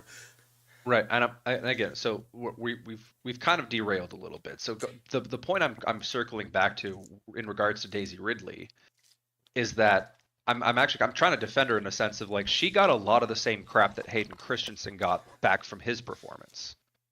Yeah, like but we she seem to got forget that lesson. far less crap. Even Finn got far less, or John Boyega got far less crap than what the actors from the prequels got. Because, like you said, the general consensus was, oh, they were bad actors. Then we got the information that from Mark Hamill himself that Hayden Christensen and everybody in the prequels basically did what George Lucas told them to do to the letter. Even the actress for Pat, Natalie Portman. Like, we've seen her act great, we've seen her act shit. I'm not saying she's consistent with her performances, but let's be honest, when you have Hayden Christensen, Natalie Portman, and so many other actors get shit on for their performance, like they're planks of wood, that's not on them, especially when we got confirmation from Mark Hamill, who worked with George originally as well, and told him, motherfucker, you're just shit at directing people. Like, the perspective changed. People that still held the original perspective got shut down immediately as just like harassers. The same with harassers for Daisy Ridley. People that genuinely hate Rey and Daisy Ridley's acting in The Force Awakens, they're pushing the fucking blame on JJ now because of the events with the prequels. I'm not saying we got rid of all of them, but the prequels did tone it the fuck... I'm sorry. The prequels did tone it the fuck down for everybody. Like, the worst case in the sequels was Rose. Like, the actor for Rose Tico, whatever the fuck her name is. And that's because of just the amount of bullshit the character did for the story. It wasn't just... It was another ham fist, and they didn't do anything with it. Yeah. Like, again, it wasn't just bad acting. It was just bad lessons, bad mentality, bad acting, bad story. It was an avalanche of stupid and horrible. And that's why she got the most of it. An individualized version of the entire second act of Last Jedi. Like like, oh, we're gonna introduce this. We're gonna introduce this thing out of nowhere. We're gonna go off to have this and come back, and it's not the entire act. What was What was the planet that they go to? Canto Bight. What? Canto Bight. Canto Bight. Canto Bight. Yes. You might as well call it that. It's perfectly disrespectful as it is to the franchise. Like a pizza joint from Pokemon. That's exactly what it sounds like. Like a fast food joint in Cerulean. Canto Bight. But no, yeah. Anyway, but yeah, no. Rose's character, which again was actually like, oh, like what are they gonna do? Nothing. But they did far worse than nothing. They ruined stuff. They used her as a baseball bat and damaged the fucking movie. And then all of a sudden she's just like, "Oh, I'm in love with you, Finn." Like, where did this come from? It's not even that. She literally just kisses him out of nowhere. I mean, Star Wars has never been that good at chemistry. I would say, honestly, bullshit. No. Han and Leia. I'm sorry. Han and Leia. No. Can I finish my point?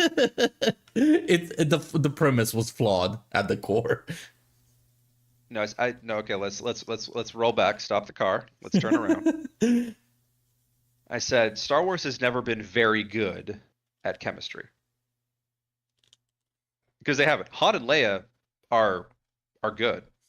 It's not an earth-shattering romance. Honestly, I would argue, and this could be a separate discussion. I would argue that the chemistry between Anakin and Padme in Episode 3, before he goes off, is better than Han and Leia's. No. Is No. incorrect. I'm sorry. Okay. No, I'm sorry, it's not. Again, No, we can have another. We can have It's a another good. discussion about that. It has I will agree there is chemistry compared to the sequels. So the good chemistries that I've seen throughout Star Wars are Obi-Wan and Qui-Gon and the basically Yoda or Mace So you're saying Windu. romantic. I was like, whoa. Well, Yeah, romantic. Version of this movie than No, I no, have. no, no, no. I He mean, said listen, chemistries. the internet exists. Rule I get what 34 is a you're thing. You know. Well, let's not go down that rabbit hole yet. Yeah, I get what you're saying now. He said chemistries, and there are a lot of great character chemistries throughout Star Wars. I think what Eric meant was romantic chemistry. Am I getting that correct? Yeah. No, I'm talking about melee. And you know what? I'm gonna asterisk. My Okay, statement. romantic chemistries, fair enough. My favorite bit. So maybe not the romance entirely, as far as like Padme and Anakin versus Leia and Han. However, in my opinion, the height of romantic writing in Star Wars, as far as a scene goes. So maybe not the romance entirely, but the one scene. Because one of my favorite scenes, as far as and one of the ones that I point to talk about romantic acting, facial acting, all of that, is the scene in Revenge of the Sith where Padme tells Anakin she's pregnant. That's now granted, yeah, there's the whole like there's the other cheesy stuff, but I constantly go back to that when I think of a romantic scene in the original in the Star Wars saga in the films. That's one of my favorite bits of acting in the entire series is Anakin's response to her being pregnant. You know, guys just come back from war within the and Max, you probably know this better than I do. How long had he been gone before he gets back to Coruscant in Episode 3? About 3 months. 3 months. Okay. I've heard like okay, it was like a year or more. So okay, so 3 months. So he's been gone for a couple months. He's been at war. She talks about like, hey, there were whispers you had been killed. He comes back, and you know they're secretly married. Like all of the context that's behind that. And then she's like, you know, hey Annie, something wonderful has happened. I'm pregnant. And you see the look on his face where he goes from, you know, you get surprise, excitement, fear, nervousness, and then you can see him bringing it back down to, I need to reassure my wife right now because this is what she needs. Like I can't have my freak out right now. Yeah. And so that I will say, so I'll amend what I said, where it may not be the best chemistry, but they have the best romantic scene. I wouldn't say Anakin would Well, I freak think- out at that, considering, like, what do you think it's more of a freak out, war or I'm pregnant? Pregnant. Well, pregnant, 100%. pregnant, absolutely. As someone who went through that whole thing, like obviously I haven't been to war. I'm not a veteran, but it's like, do I need to it's- mention the Dooku decapitation? Like not longer than a couple hours ago. well, it's a different thing. There's a difference between I'm going out to serve my country, or in this case my galaxy, and this and that, and if I die, I die, and it's stressful and stuff. That's a whole different thing than holy crap, I've invented a human and now I'm responsible for them, and the next I just don't 20 think years of my Anakin life would has just freak out. fundamentally changed. And I wasn't even supposed. I'm a Jedi. I wasn't even supposed Yeah. to have a kid. Like I'm there's not so even many supposed to be layers. married. There's so many. Yeah, it's All those that we're things are skipping going through from his I'm head. in. It's not like, oh, the secret came out that we like each other and we're sleeping together. It goes from nobody even knows we're together except arguably because he's a moron, to okay, if this comes out, not only is it going to be revealed that oh, we've been romantically involved, but we've also secretly been married for, is it 10 years at that point? Between 2 and 3? No, because the war itself It's been lasts like 2 to 3 years. maybe a year. Yeah, 2 years, I think. Yeah. But So, like, we've also been married for an extended period. We'll just say an extended period of time. Yeah. And now we're pregnant. And this isn't something like this isn't as simple as, oh, congrats to the happy couple. This is, oh crap. And it's a wonderful thing, but it's also a terrifying thing. But Well, my and the whole my thing- point was basically that I don't think Anakin would be terrified of that concept at all. I think he would just be happy about it. Well, but that's I get what you're saying. He is obviously thrilled about it, but his acting there, like Eric was saying, like the range of emotions that you see on his face. I would He's agree. portraying all I'm of agreeing those with things that are concerned going and through his house. conflicted, but I wouldn't say freak out because that's quite an extreme emotion. I mean, it's quite an it's, extreme situation. It's Well, also being yeah. used hyperbolically, like, oh, Yeah, I'm fair freaking. enough. It's like, Yeah, I'm down to. to agree with the concerned and conflicted one. The freak out one, I'm a bit dicey on it. It's on thin ice. That's all. I mean, The- I'll put that it this scene- way. But I Um, do agree that the acting is good in that scene. Yeah. So we've derailed for like 30 minutes at this point. So Yeah, I don't know if you want to take the um, reins back and we can get back to reaction. Fuck, we're even. This is good though. I'm enjoying myself. So this is my first time on the internet. So hello world and all. How many people we got? This is This is your fuck. What's it called? I'm popping my cherry. No. Hey, you said I could say whatever I This want. is your debut. Leo has popped Eric's cherry. Confirmed. brought me It's to the canon. No. Oh, not the rule lion- 34 of The that lion shit. has come. But do we remember where we fucking started with that? Like, what derailed us so fucking hard? Do we just want to go to the next timestamp? Fair, Just be yes, like, yes. Okay, At this cool. point, I yes. think we've Yeah. covered Whatever that where was, we've covered it. Yeah. Okay. So oh god, yeah. Oh yeah, an important one that I think we should touch upon. It's not as important, but it just shows their mentality to how they classify rage baiters and lore masters, and basically how they classified you. Content for you guys to look back on and see, any type of pattern. I can totally see how, you might just assume based on the thumbnails of that. I don't think I would consider myself a tourist because just because I don't like the direction Disney has taken Star Wars since they took over with it. I also wouldn't consider myself as deep into the lore as you guys.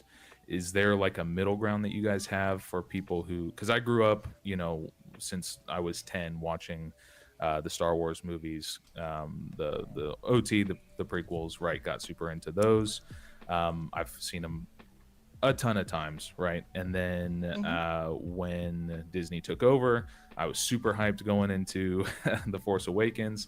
I came out of that movie super positively, and I was super excited. I started kind of getting into, all the visual dictionaries and stuff that was coming out around that time.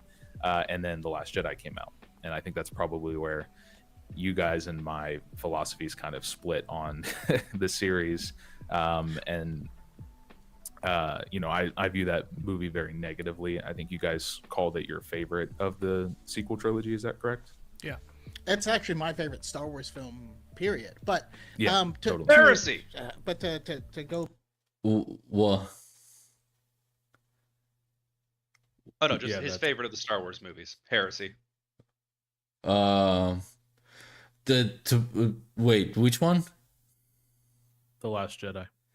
Oh yeah, I completely fucking ignored that. I deleted it from my memory because and I wasn't even paying attention because the thing is we haven't even gotten to the core of the issue, the reason of the timestamp. But yeah, it's his favorite. Okay, I don't care. Like he's not like we're not friends. I personally don't care which is your favorite, which is not. I care more which you say it's well made. For example, like if Eric tells me which is his favorite Star Wars, I would be invested because we're now friends by this point. Yeah, I would argue we're friends Hey, because we buddy. agree on most stuff, really. Like, we can have genuinely great conversations even though we're, like, on different parallel roads Right. on okay. most stuff. But I would still be invested in it to hear what you like or hate compared to a random YouTubers. Hell, even even in my videos, like, I have 2 reviews and a critique, and so far, at least in the reviews, I have a specific portion dedicated to my opinions for people that give a shit about my opinions at all. And it's of the smallest section at the end. It's right before the conclusion for anybody that is interested. People can just skip over it, or like, if they want and are not interested to hear my opinion, because it's irrelevant to what I've discussed throughout the everything before that point in the video. And I think it's quite stupid to have, like, opinion-based reviewers or reactors or criticism, because at the end of the day, it's gonna be the most inconsistent basis you can fucking work with. Like, unless you agree 100% with the person on everything, it's gonna be goddamn near impossible to fucking justify using that method.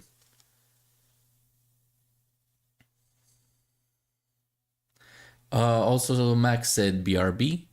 So I guess we might as well get to the timestamp. Back and kind of a little bit of housekeeping. Sure. No, we would never call someone a tourist because they don't like what Disney's doing or anything that has come out in that era. That doesn't. It's not about liking or disliking it. It's about how that conversation is broached, and how and if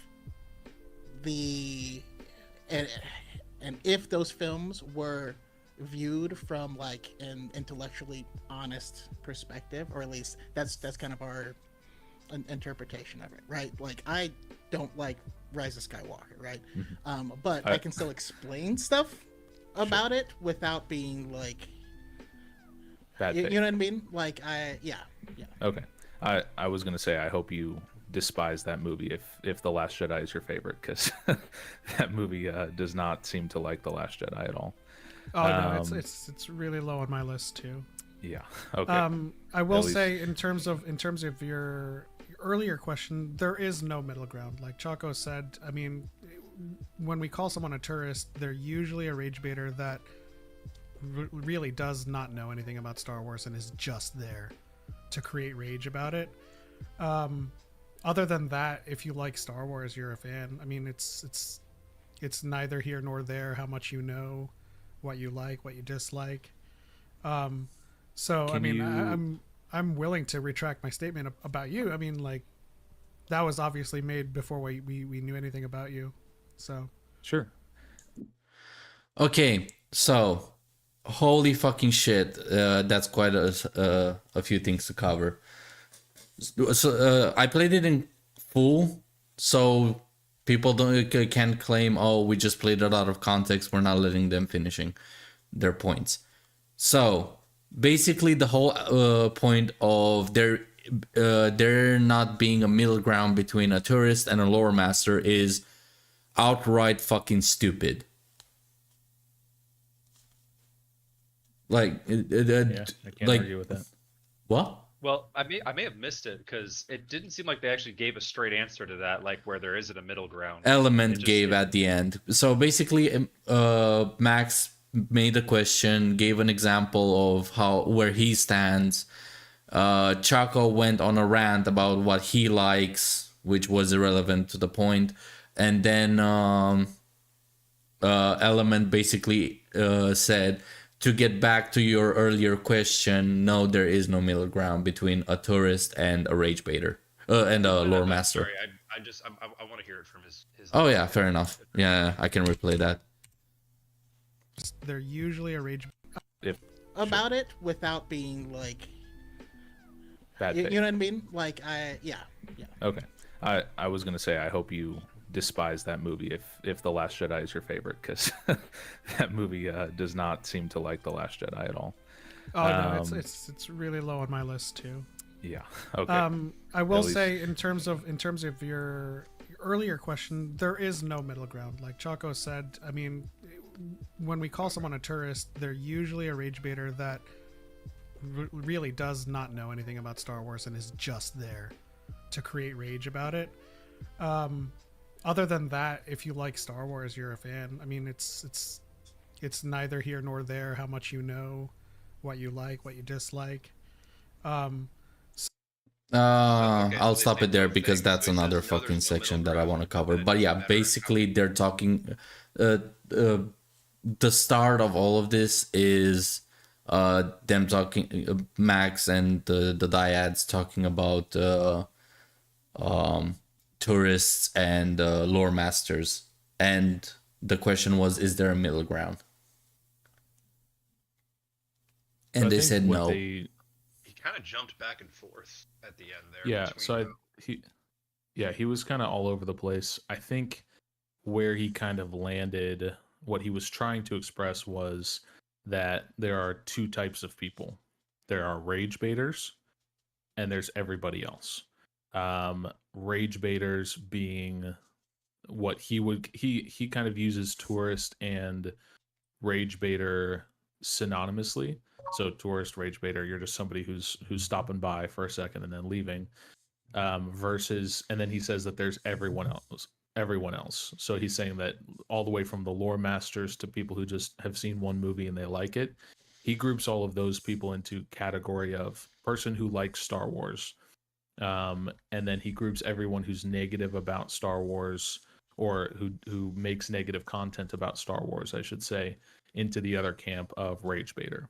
And what I was saying is there any middle ground between lore master and rage baiter? And he's saying, well, yes, but anybody who likes Star Wars is not a rage baiter.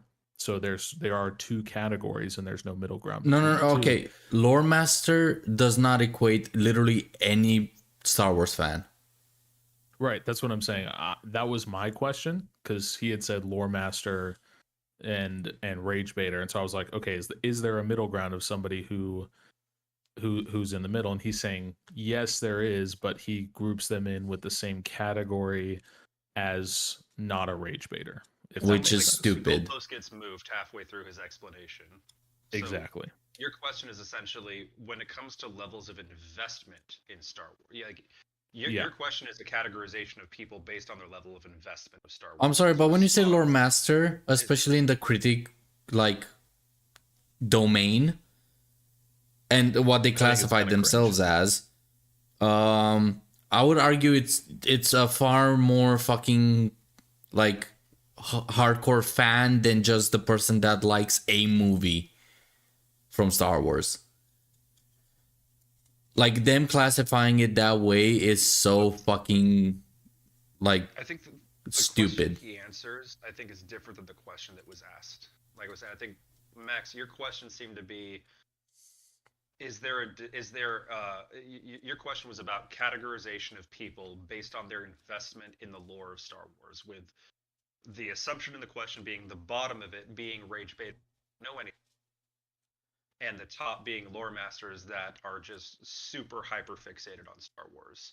Like, they Your know question the seemed third to party be, is inside hey, out Are almost. there other degrees of this where you can be someone that, is like a journeyman? Like, if we're gonna go with like trade school, like a journeyman. But then his response, rather than talking about levels of investment in the lore, levels of knowledge about the lore, his response seems to be from a position of overall opinion on Star Wars, either being positive.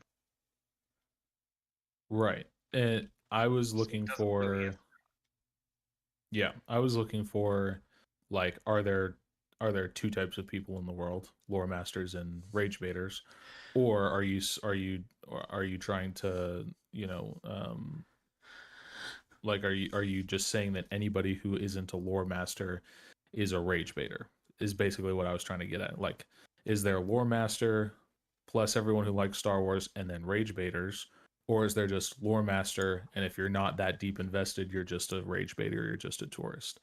And he kind of changed the question into, are there different types of fans of Star Wars? Which, of course, there are. Like, nobody would argue with that. Oh no, hold on. Let's replay this, because he's talking about the different types of Star Wars fans as a separate thing. Despise that movie if The Last Jedi is your favorite, because that movie does not seem to like The Last Jedi at all. Oh no, it's really low on my list too. Yeah. Okay. I will At least- say in terms of your earlier question, there is no middle ground. Like Chaco said, I mean, when we call someone a tourist, they're usually a rage baiter that really does not know anything about Star Wars and is just there to create rage about it. Other than that, if you like Star Wars, you're a But other than that, they consider, if you like, as long as you like Star Wars, they consider you a fan, not a lore master. I rewatched this multiple times, and I'm willing to play the whole thing again. But Yeah, in general, that's yeah. he said, yeah, that's what Eric was kind of saying. He's like, he changed the whole argument. He goes, well, there is no middle ground. And then he started talking and kind of realized, like, well, there's rage baiters and there's everybody else. The And funny so thing in that is, sense, there is no quote unquote middle ground. But in saying that, he's admitting there is a middle ground between lore master and casual fan, yeah, which is stupid which is to classify it which that way. Again, I want to play more, devil's advocate, good faith. Like, I don't think he was lying there. I think he just. I kinda never got said he caught up, lied. like, I'm just saying stumble. it's a No, stupid categorization. I agree. It's a stupid categorization. I'm just saying I don't think he was being malicious there. That's all I wanted to say. The thing is, I made a comment and he responds to it about this. I was like, hold on. If I can get it to pop up on screen. Okay, this is the comment. Dyad in the Force, what do you mean there is no middle ground between Rage Baiter or Lore Master? Rage Baiter meaning tourist. And their response, let me get the timestamp. 29:25. Okay, cool. No, what a lucky man. But just to address Delta Leo, the question was if there was a middle ground between being a tourist and like being a lore master, and I said no. yeah, Tourist is just a euphemism for those that are only there to create rage, get some clicks, and then move on to like the MCU project, the next movie or whatever to complain about. now, so Like, he avoided the question altogether. yeah, again, he just redefined rage baiter. He didn't talk about. He whether or not didn't he fucking believes answer the that you question, which can is the be same negative. bullshit that Choco did in comments. Because I have like an hour's worth, like timestamps that span an hour with him talking about how something doesn't make sense, and he just contradicts himself left, right, and center on the standards that he's using. They're both just avoiding answering the question and deflecting to a different topic. Then I poke a hole in that perspective, deflect to another one, and it keeps going back and forth until we're getting in a circle. Yeah, you're moving the goalposts up and down the field and not making any progress. Fuck that, you're moving the goalposts around the fucking world. Like, that's the only way to fucking explain it, really. Like, I'm so sick of, personally, I'm sick of that shit. Like, why don't you answer the question? And I find this very bad faith. Because I made my comment quite fucking clear. What do you mean there's no difference between Rage Baiter, which is the same, like, based on their like definition of lore of tourist, Rage Baiter fits perfectly because that's what he described it as. or lore master, which he clearly doesn't fucking qualify every fan as. Yeah. So Yeah, it just came down to he didn't want to answer the question, and he changed the way he answered it. So yeah, but that's bad faith. But at the end of that clip, or earlier, where the question was introduced and he started talking about fans, at the end he basically said that he retracts calling you a tourist. And that is the biggest sorry and closest thing to apology we ever came to throughout this whole thing. yeah, I'm sorry, Yeah, but I mean- that is fucking disgusting in terms of we're here to clarify and like bury the hatchet, yet there's no apology. Besides, they did yeah, I'm apologize. sorry I called you something that you were never in the first place. I mean that is an apology. Like, hey, I'm sorry, I got it wrong. Okay, what about the disingenuous remarks and pulling your leg throughout the whole thing? Because, like I mentioned earlier, there are moments where there, at the very start, where there was misunderstanding, and their whole goal is not to misinterpret people. Yet I have timestamps where they do that to you, even though this was supposed to be an apology. Like, they're not apologizing for misrepresenting you. They're only apologizing for calling you a tourist / carpet nugget. It's kind of like me hitting you with the car and saying, I'm sorry you broke your leg. I think it'd be more like hitting me with a car saying you're an idiot, and then being like, I'm sorry I called you an idiot. Exactly. But again, I think they were not convinced that they had covered my video in bad faith, other than the fact that they skipped part of the video. No, they did far worse than that. I know, but I think that they weren't convinced of that, and my goal wasn't really to convince them of that. Mind if I ask why what not? we're doing here is probably more with that. I was more just going on there to be like clearing the air more on the issues that they brought up. Well, I would argue you should have I can't really say you should have. It's more like, do you really think that that was the better target to take, considering that them being slightly wrong, majorly wrong about the facts in the video, compared to them mischaracterizing you so badly and lying about your content to your face, or lying about their bad faith to your face? Which would you argue is worse, or more I worthy think of discussion? Because they're Star Wars guys, I think the only place we were going to get anywhere was talking about actual Star Wars lore stuff, and not arguing about media criticism, because like, I do believe they went into it with bad faith. I don't think that me going in there and trying to be like, boo-hoo, you guys covered my video in bad faith would have gotten me anywhere. Instead, going in there and being like, hey, I said this in the video, you said that was wrong.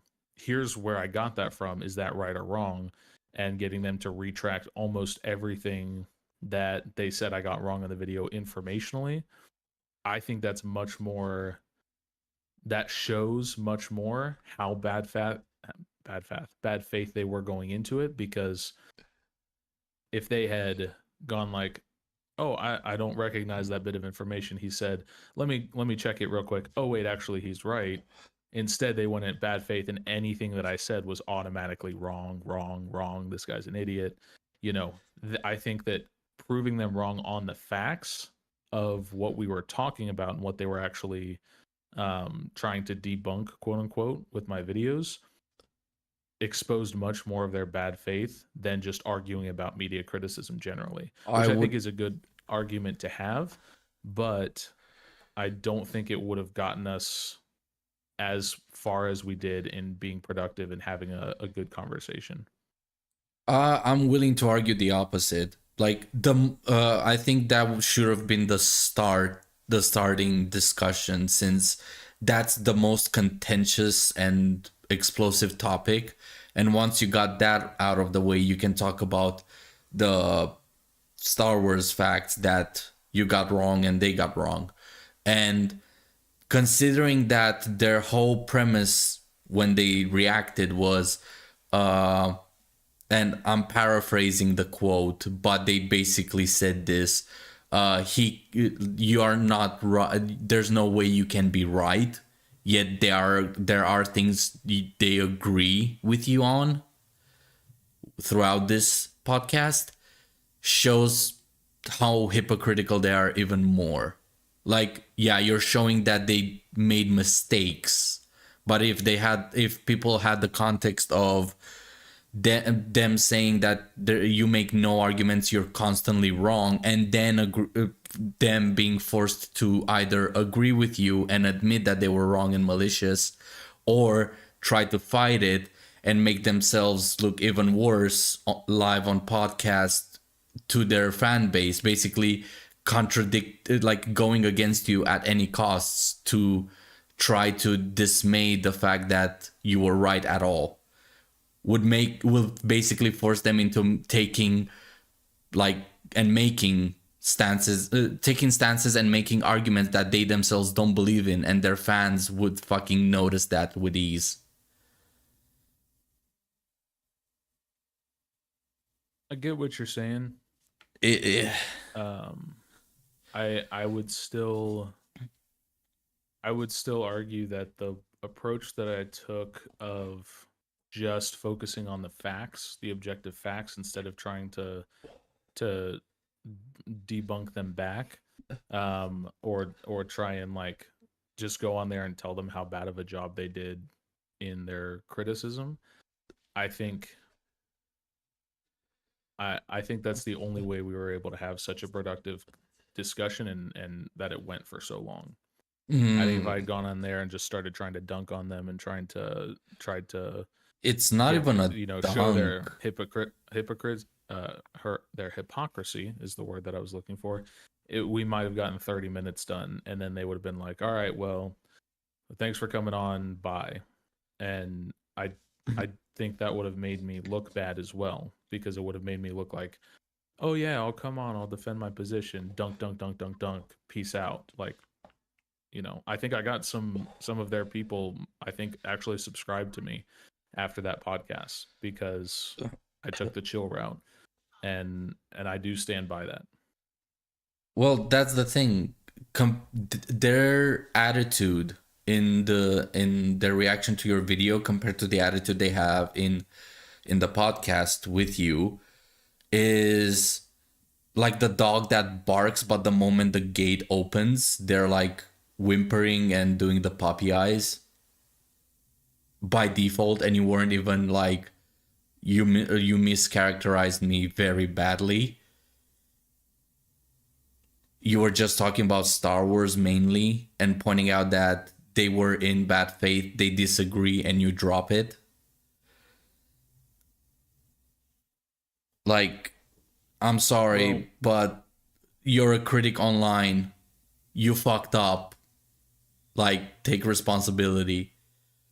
Again, if I misrepresented somebody and they're like, this is how you misrepresented me, and they provide me proof where I literally say they're wrong no matter what, but then agree with them or make retarded points just to disagree with them, I would outright say, yes, I fucked up, I'm sorry. I would have the balls to admit that I fucked up royally. Sure. And that's your personality, and that's not their personality. They kind of wanted no, that's not personality, that's character. That speaks to their character and the respect they show to other people. Because if they went into full defense mode and the podcast would have lasted 30 minutes, and like you said, it would have just been bye, it would just show what kind of people they are. It like maybe, but also just watching their coverage, I could kind of tell that already, and so it wouldn't have done me or their audience or anybody tuning in to figure out what's going on any service to have a 30-minute podcast. It would be And a so wake if- up call for people that actually I don't listen think so. to them. I think having a chill discussion, talking about the actual issues, talking about getting them to recant most of the things that they said that were wrong, or at least I get them to the point where they go, fine, you're right, but I don't care. That's fine. I'm fine with that. I think that shows their audience much more clearly that I'm not everything that they said that I was, much more than me going in there and saying, hey, I'm not everything that you said that I was. And this might just come down to you and I having a difference in how we go about confrontation. I'm much more of a, yo, that was screwed up what you did. Let's talk about it and move on. And, you know, yours might more be like, well, your avatar is a lion, so it might be more aggressive and just like, let's get to the thing immediately. Let's be blunt. Let's do this, and that. Well- and then if it blows up, it blows up. And if we make friends after, we make friends after. But, you know, that seems to be less of a concern. But that's of the yours. thing, though. I don't agree that it's gonna be a confrontation just for me pointing out you mischaracterized me and this is the proof. You can have a chill conversation of this is where you fucked up. Did I not do that?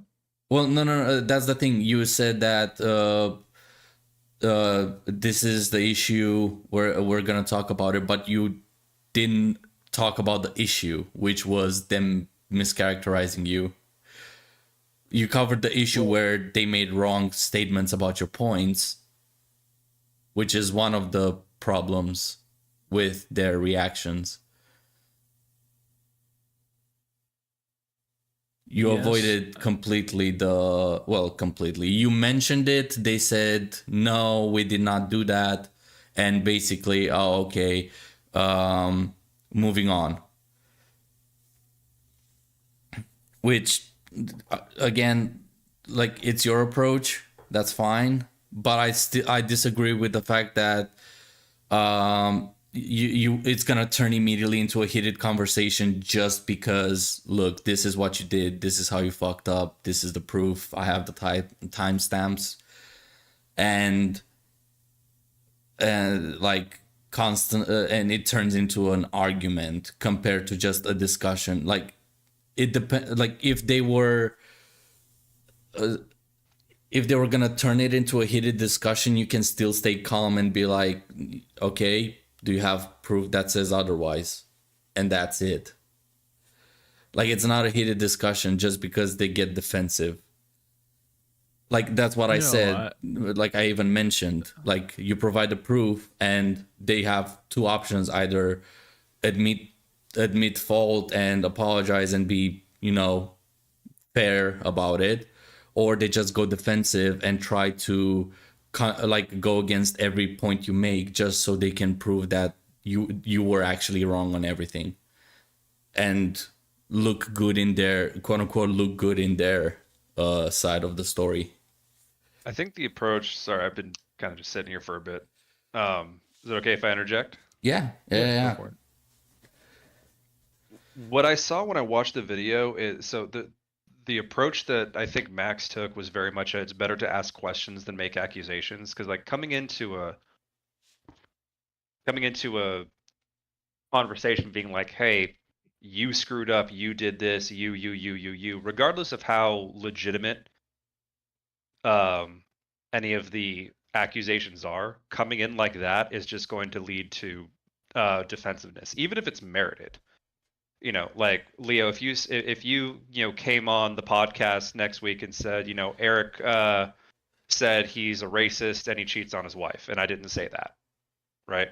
Like, yeah, me coming back on and saying I didn't say that is legitimate criticism. Now, how I go about that will greatly determine how that conversation goes and whether or not it'll be effective. Well, yeah, I oversimplified it by saying you did this. You Right. No, but it's what I think was accomplished in the video, what Max is talking about is what was accomplished with, you know, him going on that podcast and picking his battles in a lot of ways was that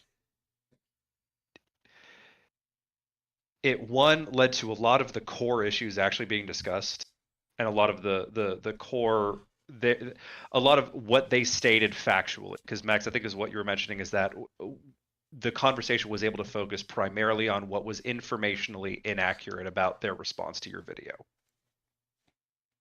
Correct. Is that Yeah.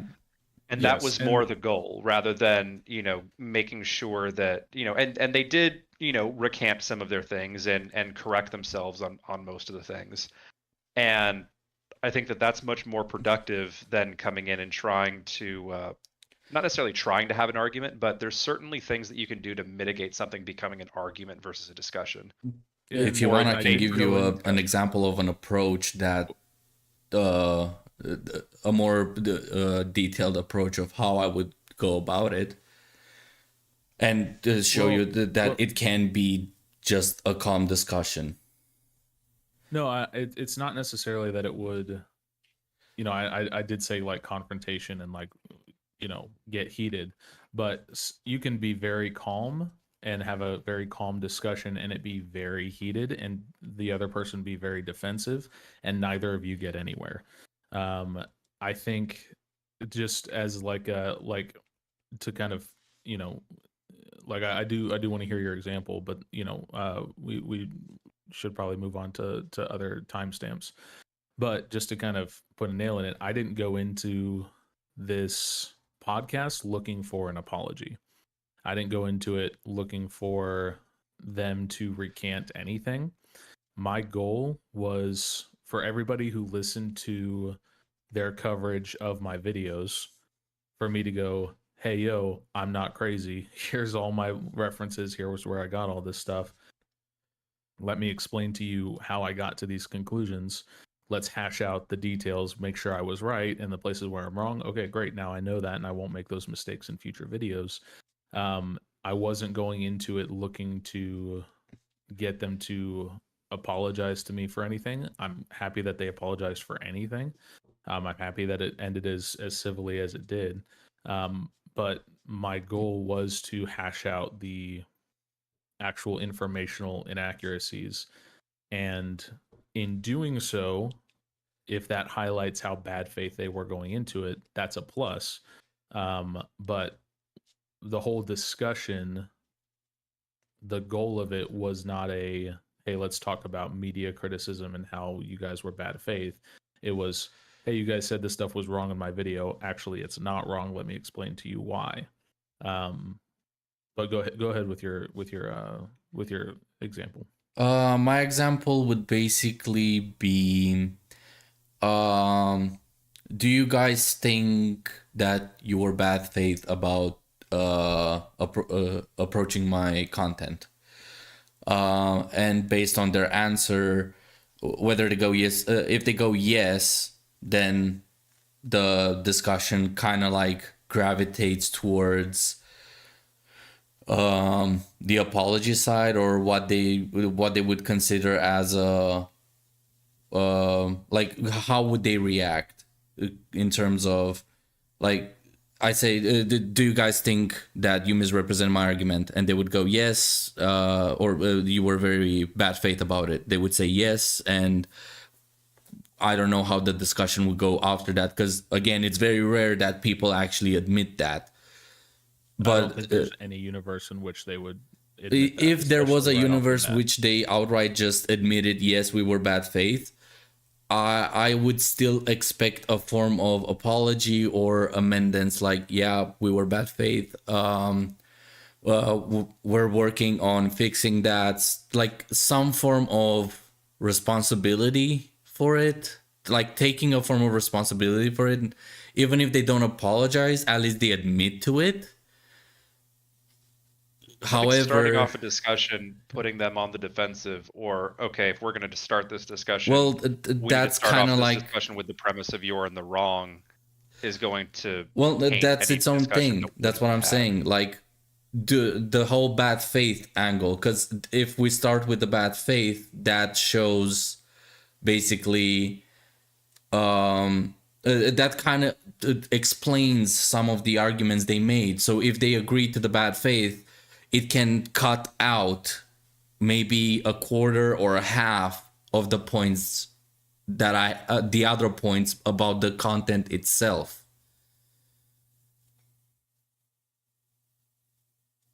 Because if they disagree with my video in terms of where the sources are and the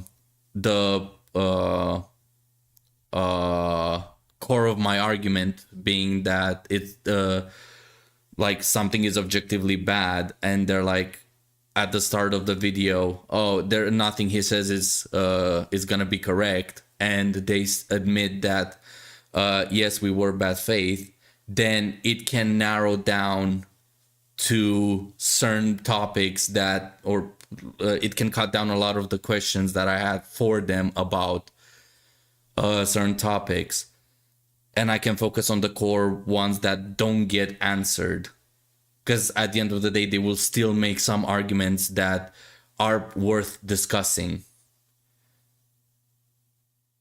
So instead of having to ask them about 10 different topics, I would have to ask them about maybe 5 or 3 or how many, and we can touch upon the others if there's time.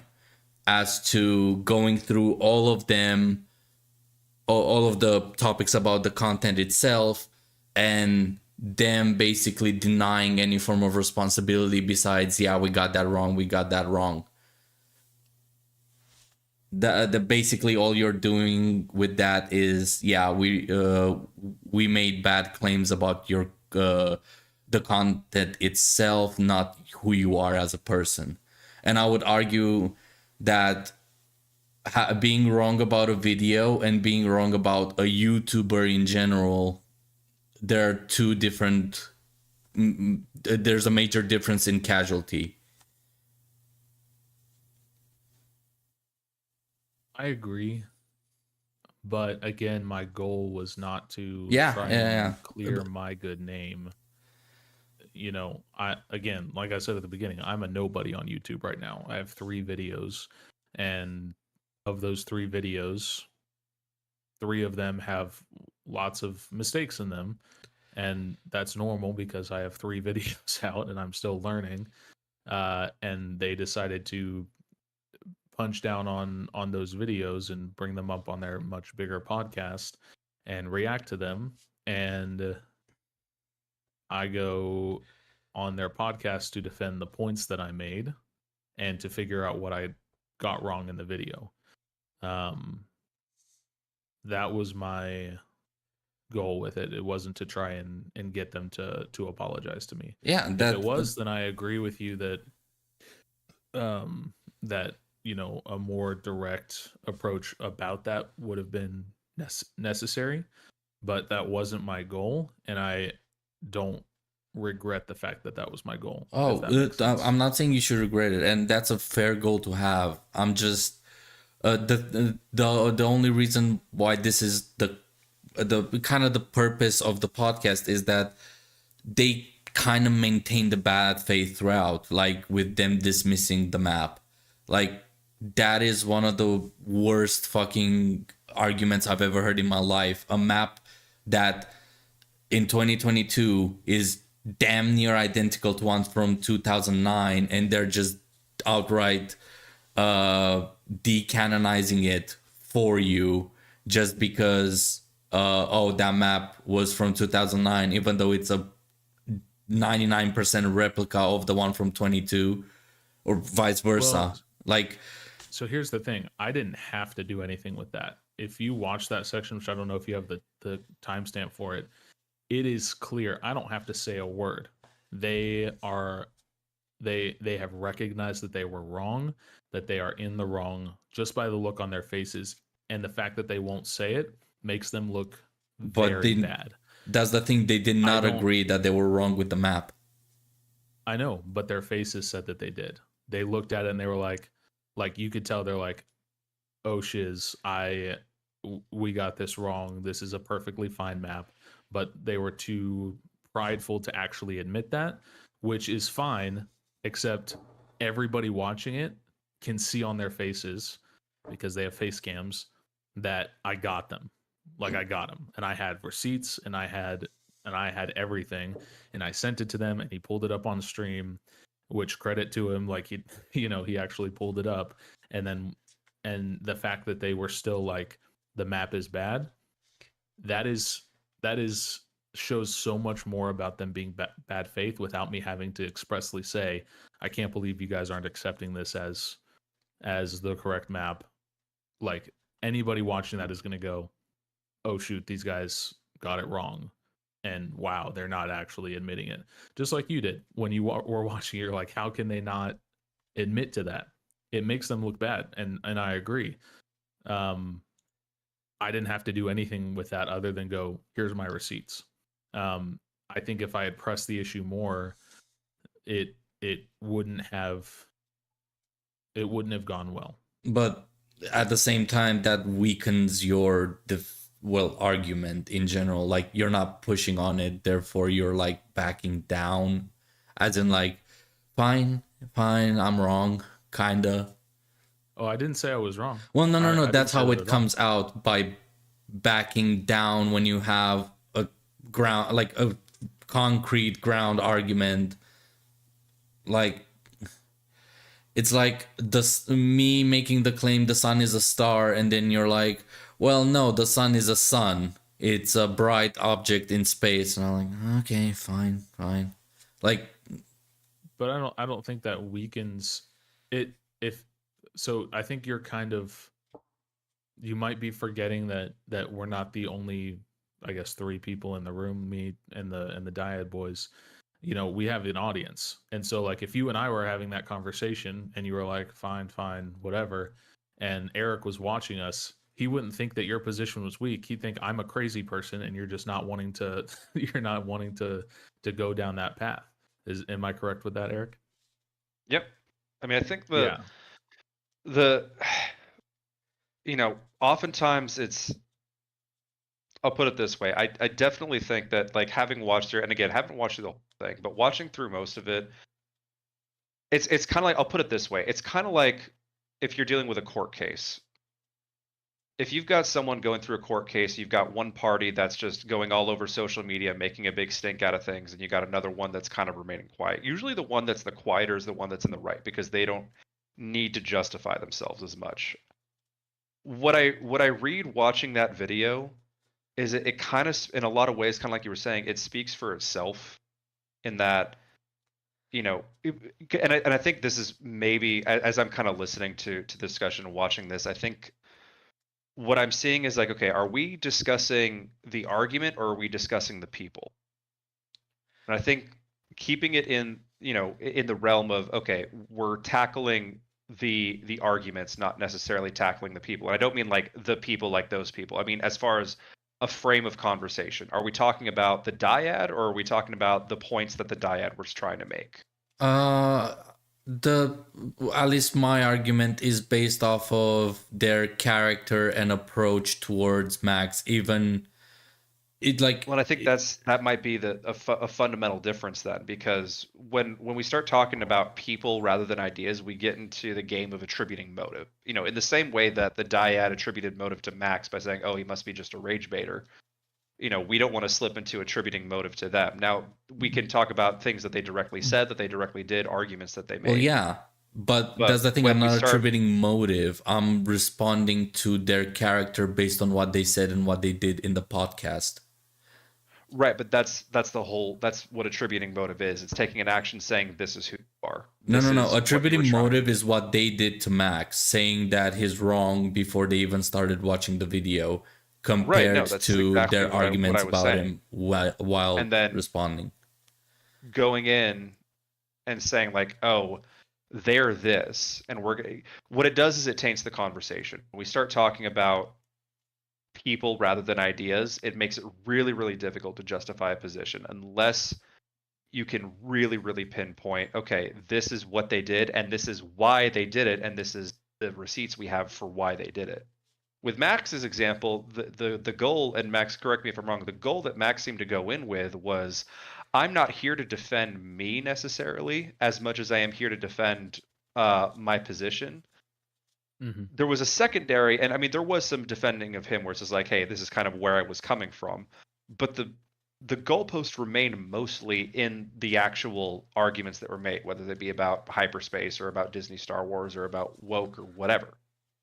Now, what I don't want to slip into is us focusing more on the dyad as far as, oh, this is what this is where they were at, this is where their hearts are at, this is what they're trying to do. Because watching the video, honestly, I don't even know if they know it half the time. Where it's like, do you guys realize like this was a really really bad faith argument? Like when he switches, like we were talking earlier, when he switches from when we were talking about like the lore master versus the tourist. Yeah. Like, But- I talk with people for a living. There's a lot of times where, and this is one of the reasons I'm very hesitant to attribute motive, is because I can look at someone's actions and say, okay, this is what I'm receiving. Is this what you're trying to do? And I think when we make the assumption this is what they're trying to do, like, were they acting in bad faith? Yes, they were acting in bad faith. Were they not answering questions directly and avoiding answering questions? Yes. Now, the follow-up is that the intent? Because sometimes people don't even know. Like, I wouldn't be surprised. Intent Like, if the doesn't really dyad does have watch something this. to do with it, though. Like, you can do it without intent. The point is that you're still causing damage, whether you're doing it with intent or not, because you're mischaracterizing a person, either consciously or subconsciously. Right, But I'm you're saying we making can't bold turn around and statements then online. say this is who they are and what they're trying to do. And this isn't me defending their positions. I'm talking about like we can very easily fall into that same trap. Is what I'm getting at, and what I think. And again, Max, not trying to put words in your mouth, so correct me if I'm wrong. When you're talking about the approach you were trying to take, was you were much more interested in defending your position rather than yourself. Like, you weren't going in trying, like I think you were saying, you're not going in trying to get an apology to defend your good name. You're going in to justify your position. And what I don't want to slip into with this is, instead of going in and discussing the dyad's position and just focusing on the dyad and making assumptions about the motive. Like, we can see the actions, but at the same time, if we start saying, oh, well, the dyad is just like, if I was to come on here and say, they're just a bunch of woke, stupid, liberal snowflake brouhaha and yada yada, we're falling into the same trap. No. And that's what I think The was difference is avoided that, by the. hold on. I understand what you're saying, and I do agree with you that me talking about the dyad and making claims about them without having proof or providing proof is scummy. I'm doing what they're doing. However, this is based on timestamps and what they said and did throughout the podcast with Max and before. I'm not basing this off of what I've seen or what I think of them personally. Well, and I think just to kind of put a little ribbon on this, because I've got about 30-ish minutes left. Yeah. On my time. But I'm to put a roughly in little, the same boat. Oh, okay. shit. Put a little ribbon on this. The podcast that I did was for the points, right? The podcast we're doing now is talking about bad faith media criticism. Yeah. And so I'm totally fine with that. But that being said, because that wasn't my goal in going into it, I don't agree with the assertion that I should have gone harder or I should have pushed back more. Oh no, that podcast, because the only that's why I said I shouldn't have said should have. It's just that you're really letting a lot of those pass by throughout it. And as a fan of yours watching this, it's irritating to say the least that you're not bringing it up in the first place, but it's worse for them for doing it at all still. Like, not only were they bad faith when first reacting to your video, they're being bad faith while you're there with them trying to amend and bury the hatchet. Did you watch the episode of EFAP where they brought on ER after he'd made a video about Drinker? Did you watch that one? I don't recall it, but I do remember the subject. Oh no, it wasn't ER. It was somebody else. I'm trying to remember who it was. Anyway, somebody made a video about Drinker, and it was super bad faith. He was like, I've never watched this guy's content, but my brother likes him and he's a conspiracy theorist, so that tells me all I need to know about this guy. And Mahler brought him onto his podcast, and he was like, so you made this video, and like he kind of walked him through like, and you never seen any of his videos. No. He's like, okay. And your brother likes him and he's a conspiracy theorist, and so that tells you all you need to know. And he was like, yeah, that tells me all I need to know. And like they didn't push back really hard on him for that. But listening to that, you're like, holy crap, this guy's an idiot. Like you're doing it for the benefit of the people listening. And that was the example of, oh, the sun is a star. No, it's not. It's just the sun. Like that conversation, if you push back on it, is not going to go anywhere. But the person listening gets exactly what's going on. This person's crazy. This person is sound mind, and he's just letting this guy expose his own craziness.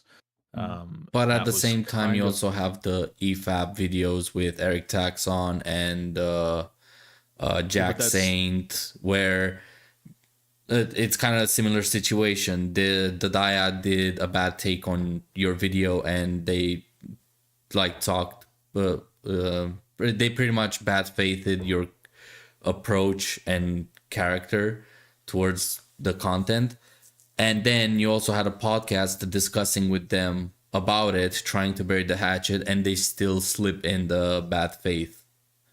Like, I would argue, like, this is me criticizing them for what they're saying and what they're doing in terms of... Sure. And yeah. And again, like, I don't think there's anything wrong with that. I'm just saying that,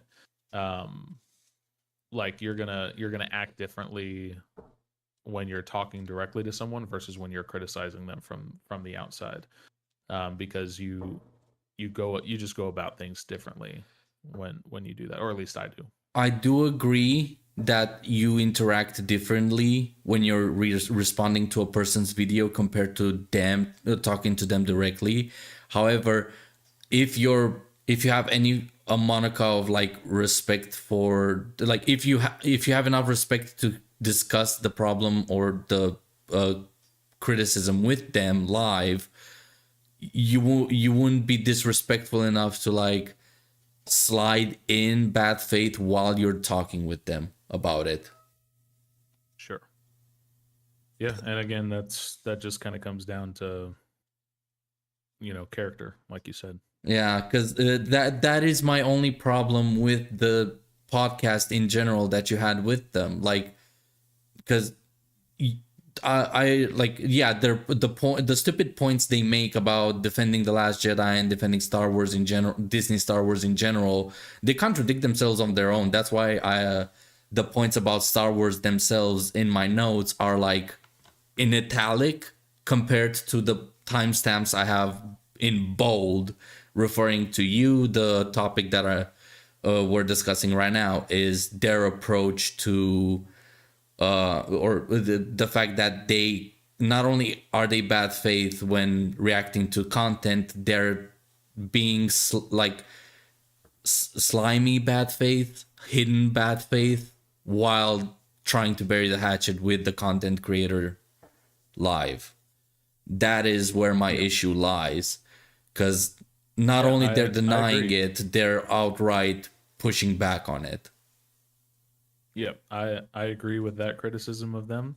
I think if we have any difference on the point, it's just that you would have preferred to see me push back on that in the moment, at least reference it or like point it out to an extent. Because watching your videos and then watching their reaction to your videos, it's like, and then on top of that, to hear you two, like the camps are finally having a discussion about it, and the water, like, you can clear out all the bad blood.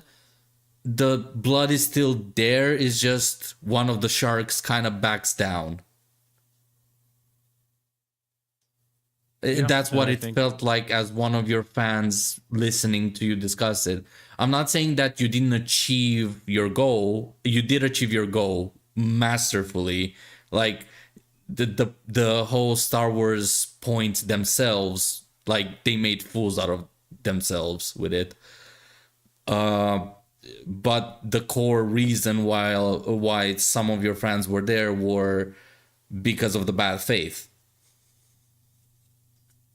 or at least at least one. Sure. But do you agree that the fact that they didn't backtrack on a lot of stuff and that they were still slippery still made them look worse than or I guess not made them look worse, but like it kind of helped my argument without me having to make the argument? Not necessarily, because the amount of, like, I guess you can call it research. Watching your videos, watching their reactions, and time stamping the points they made, plus and comparing them with what they said in the podcast. That took a lot of time. Like, if this, while watching it, I was watching it live. So in the moment, I was just it was just irritation after irritation. You were like getting snipes here and there at your character, or you're getting, well, not in the podcast, but you got sniped. Your character got sniped in terms of bad faith, and while you're trying to like patch the holes, they're like adding poison to the holes, like they're poisoning the well on top of it. I'm like, really, bro? And again, as a fan of your content compared to theirs, it's really irritating to see the person in the right just let that shit slide. Because if I was a fan of the Dyad and I did all of this research, I would have still called them out and be actually more aggressive to them, because I would be one of their fans. I'd be like, what the fuck are you guys doing? Like, like you're claiming that you hate rage baiters, yet you're acting like rage baiters. You're just label dismissing, shitting on other people. That's how a fan of the Dyad would see it if the points were brought up to the forefront, but they weren't. This is research I had to do myself, technically. Yeah. It's also kind of birds of a feather, right? Like, you would probably never be fans of those guys because you just fundamentally disagree with them. And the people that are fans of them, that do watch them every week, are gonna think that they can do no wrong, because, well, they think that Star Wars can do no wrong. It depends what arguments they make, though. That's the thing. Because if, like I told you, if you're gonna talk about third party, so holocrons, they're a third party thing. We didn't really get them in the core movies or TV shows, so we don't really have much to go by. So if the main topic is a third party thing, go at it. Like, I will listen to your arguments, I will listen to the information, take it at face value, hoping that you're, an honest content creator. But when you go, the movie is great because this third party explains that to me, and which is another fucking stupid topic in this podcast, another stupid defense they make that kind of ruins their point, since you clarified it a little. Basically, them going out of their way to explain stuff with third party when mentioning stuff that's in the movies in like third party, since you're both using the same information. It's really difficult to like get a grasp of what the fuck the standard is anymore at that point, which is a criticism I gave to you with the hyperspace one. Because we do have enough information from the movies about hyperspace at how the core function of it is. And if you add the third party lore, it turns it into spaghetti meshed with Christmas lights.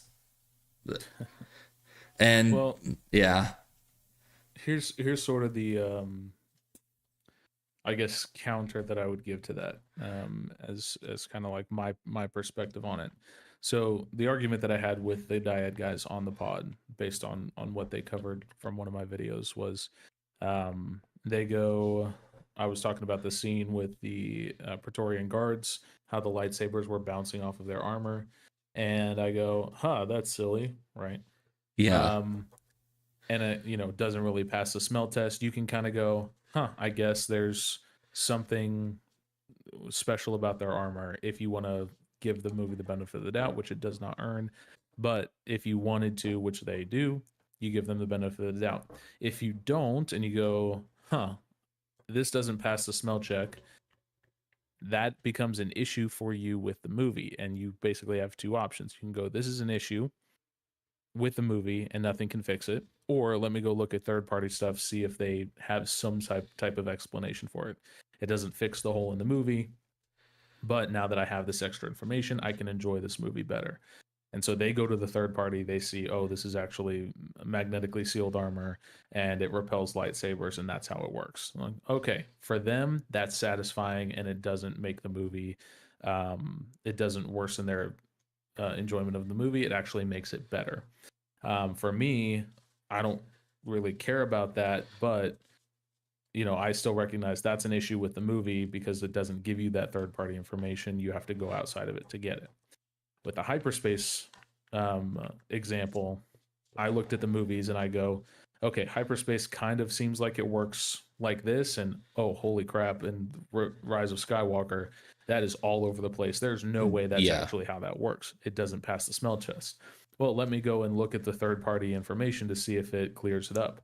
No, it doesn't. Actually, it makes it far worse. Exactly. And so I didn't do the best job of conveying that to people who don't care about third party stuff. I kind of went into it assuming like, hey, you want to hear about third party stuff? Here's third party stuff.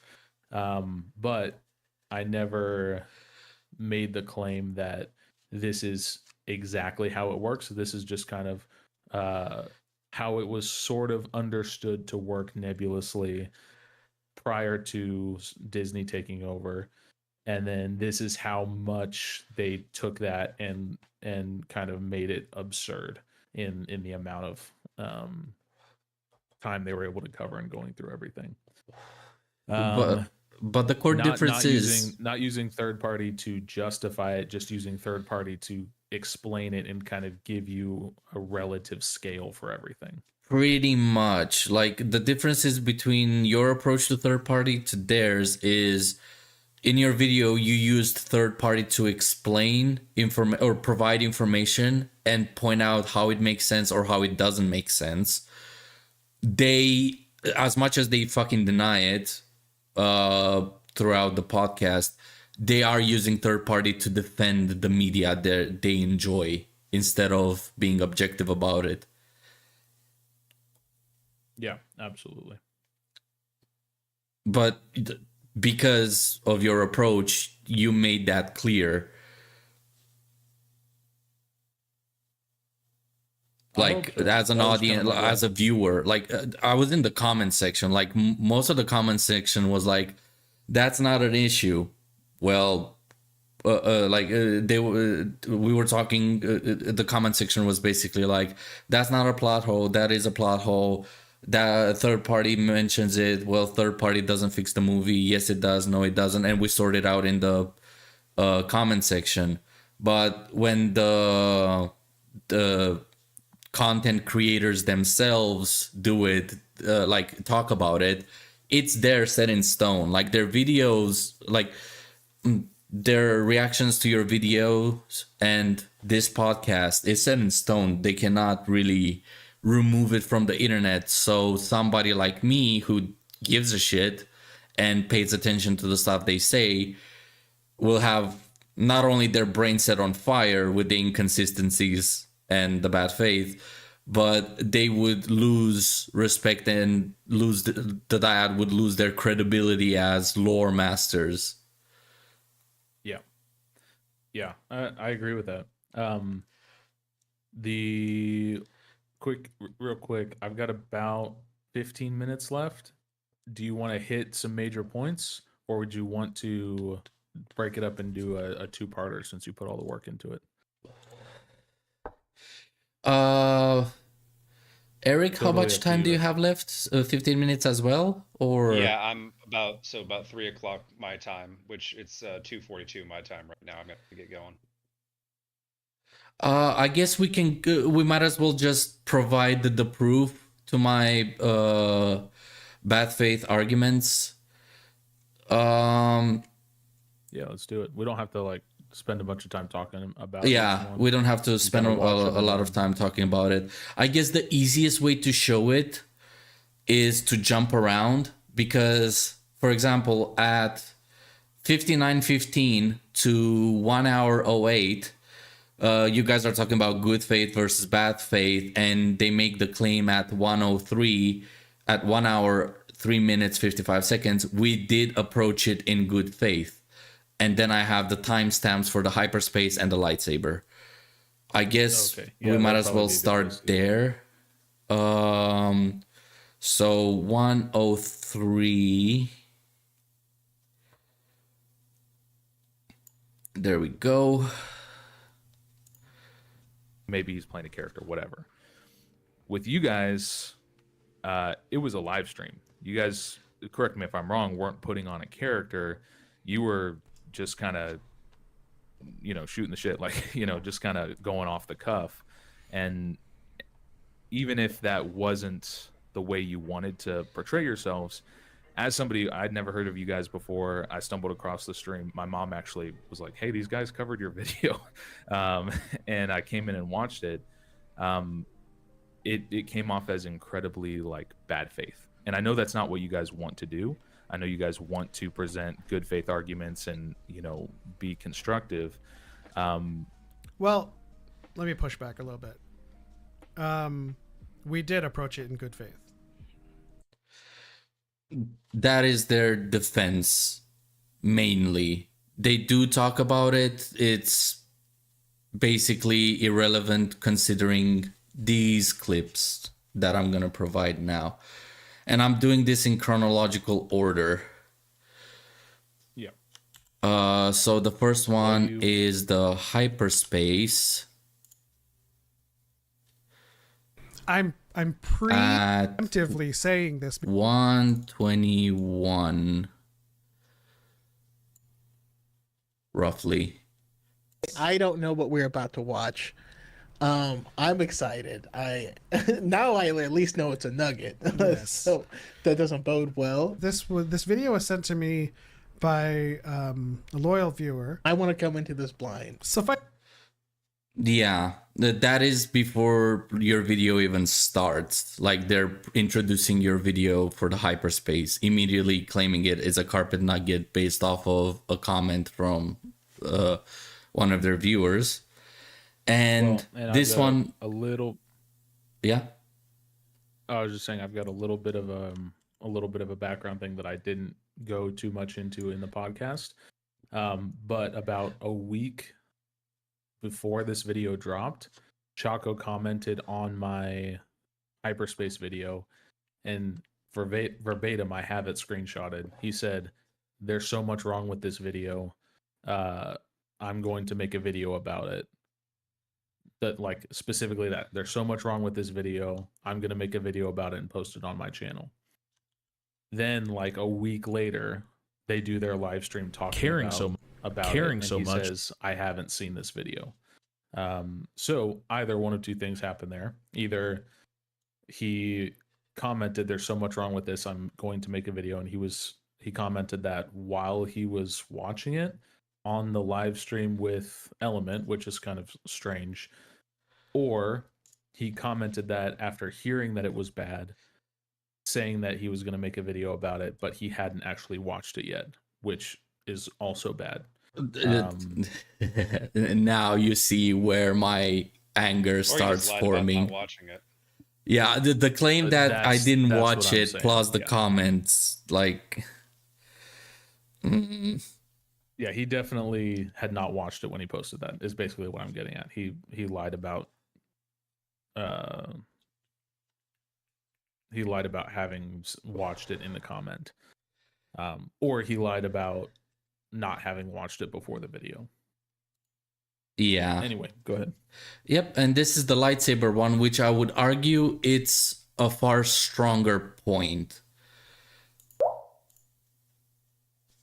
And so we're gonna debunk this video as well. We're back again with MaxofZorro, our good friend from our hyperspace lore video that just kind of made 38 minutes of really wrong information. So There was so That they much didn't wrong watch 7 minutes of.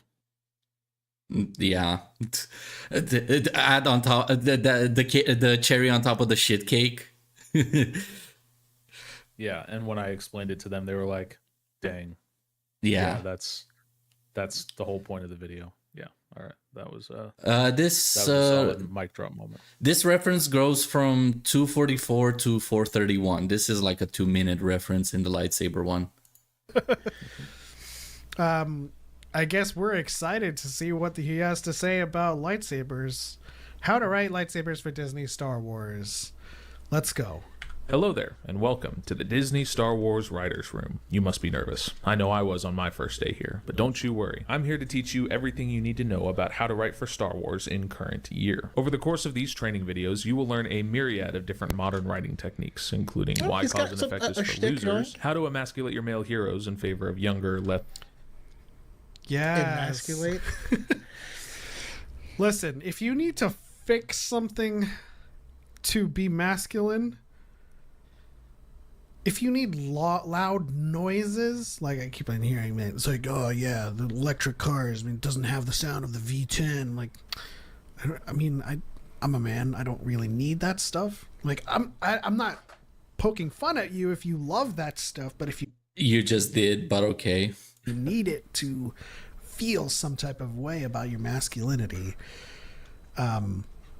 there's some insecurity there. But I didn't even think that this was going to be present in a lightsaber. I guess less problematic protagonists, This as well is- as a compendium on sorry. I hate to interrupt again, but Yeah, no worries. this is one of the things that I will criticize them about is going, oh, I didn't expect this in a lightsaber. I didn't expect this in a hyperspace video. It's like, dude, it's my video. I can put whatever I want in it. Yeah, you could talk You about know, shit like rainbow's shit color for all you want. Yeah, and like Chaco said like 20 seconds ago, it's like he's got a stick going. Like he recognizes I'm doing a bit. Like I'm doing a little intro, which is meant to be funny and introing us into the video.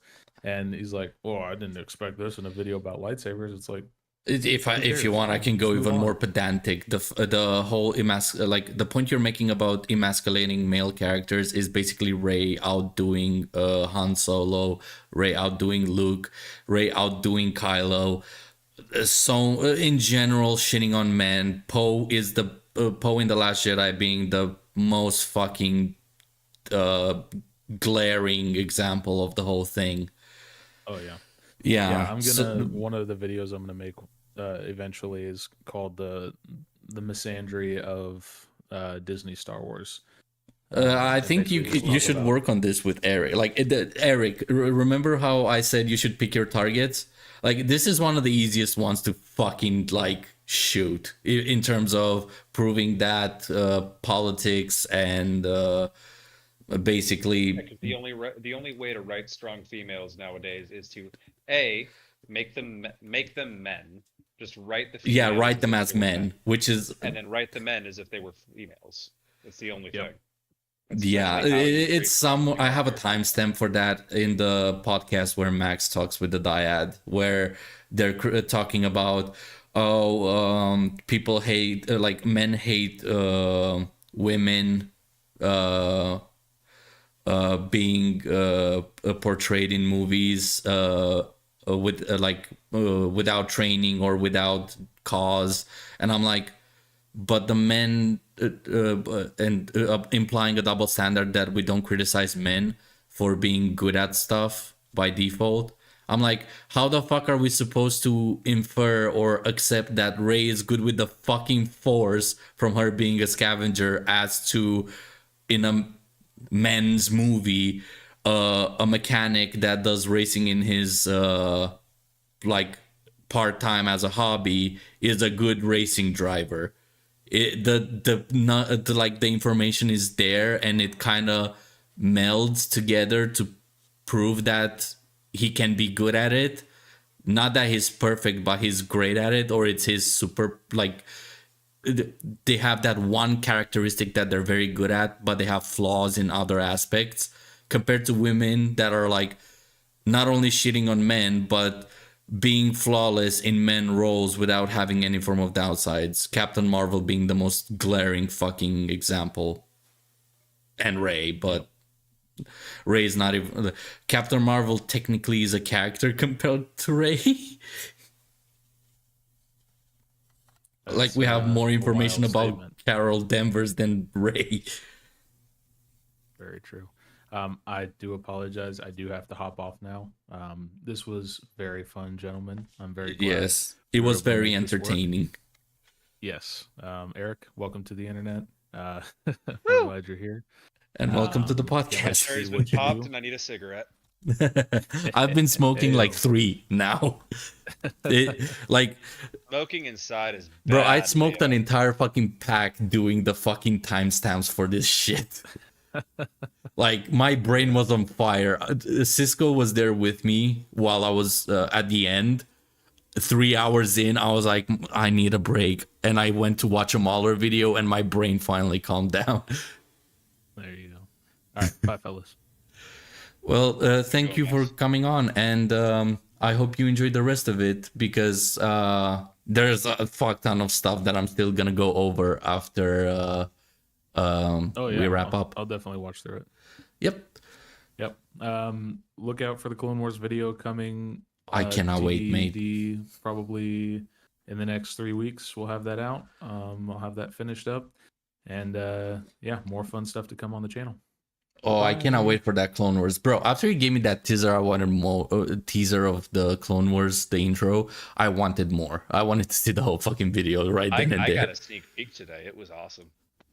Yeah, I'm looking forward to it. So anyway, look out for that, and bye bye. Take care, mate. Bye, guys. Oh shit. Oh damn. Cisco. Shit. I guess I should try to get somebody in before the call goes away. Cisco.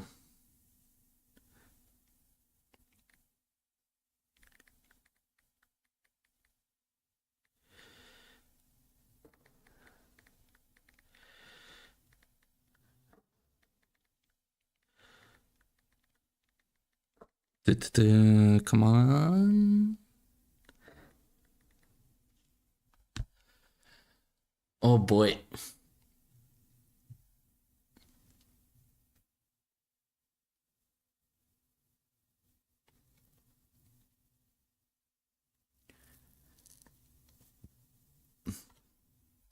This is gonna be a rough one. Oh, yeah. Oh, sweet. Cisco is joining. Hello there. Yo, Yo, how you doing? good. Just cleaning and getting shit done. I couldn't be on chat. It's fine. Were you listening to it while you were cleaning? Yeah, I had it on YouTube. Fuck yeah. So I guess you're pretty much caught up to where we are right now? Yeah, I just finished when you guys said 30 minutes. That I just ended like 5 minutes ago. I just got off. Oh, sweet. Okay. Yeah. I guess we can it's gonna be a while until we wrap up, because I still have some pretty major points to cover. I hope I get to cover them all. You guys doing a second or What? Are you guys doing a second podcast? Possibly if the dad responds to this.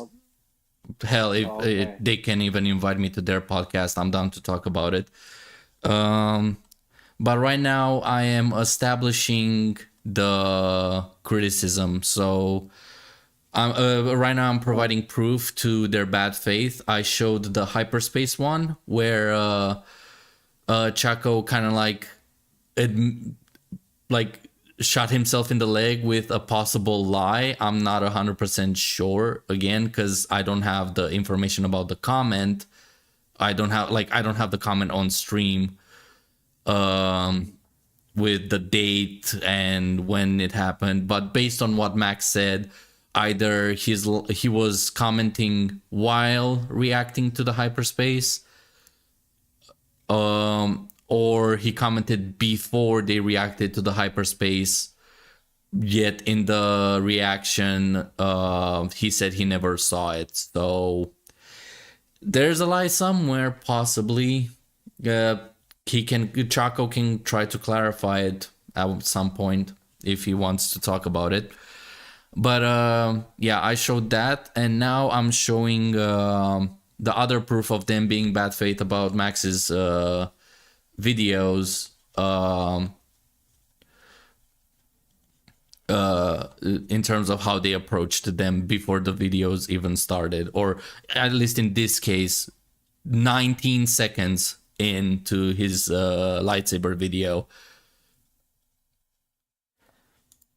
There's some insecurity Okay. there, but I They didn't were even just think that writing this them was. off. Well, say that again. They were writing him off, like saying that he don't know what he's talking about. Basically, yeah, there's no way he's right. I think this are you in the, oh wait, you're not in the watch together, or are you, and it's just watch together fucking up?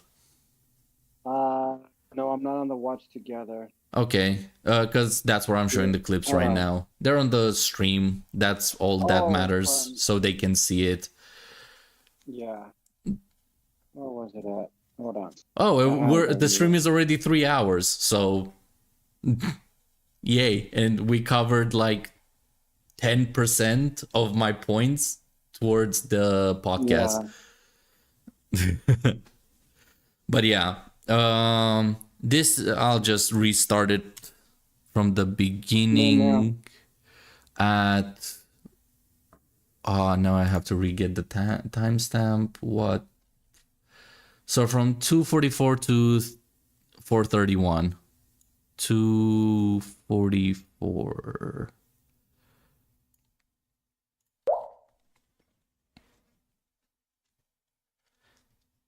Oh. Right, so we're gonna debunk this video as well. We're back again with MaxofZorro, our good friend from our hyperspace lore video that just kind of made 38 minutes of really wrong information. So There was so much wrong. It was crazy. I guess we're excited to see what he has to say about lightsabers. How to write lightsabers for Disney Star Wars. Let's go.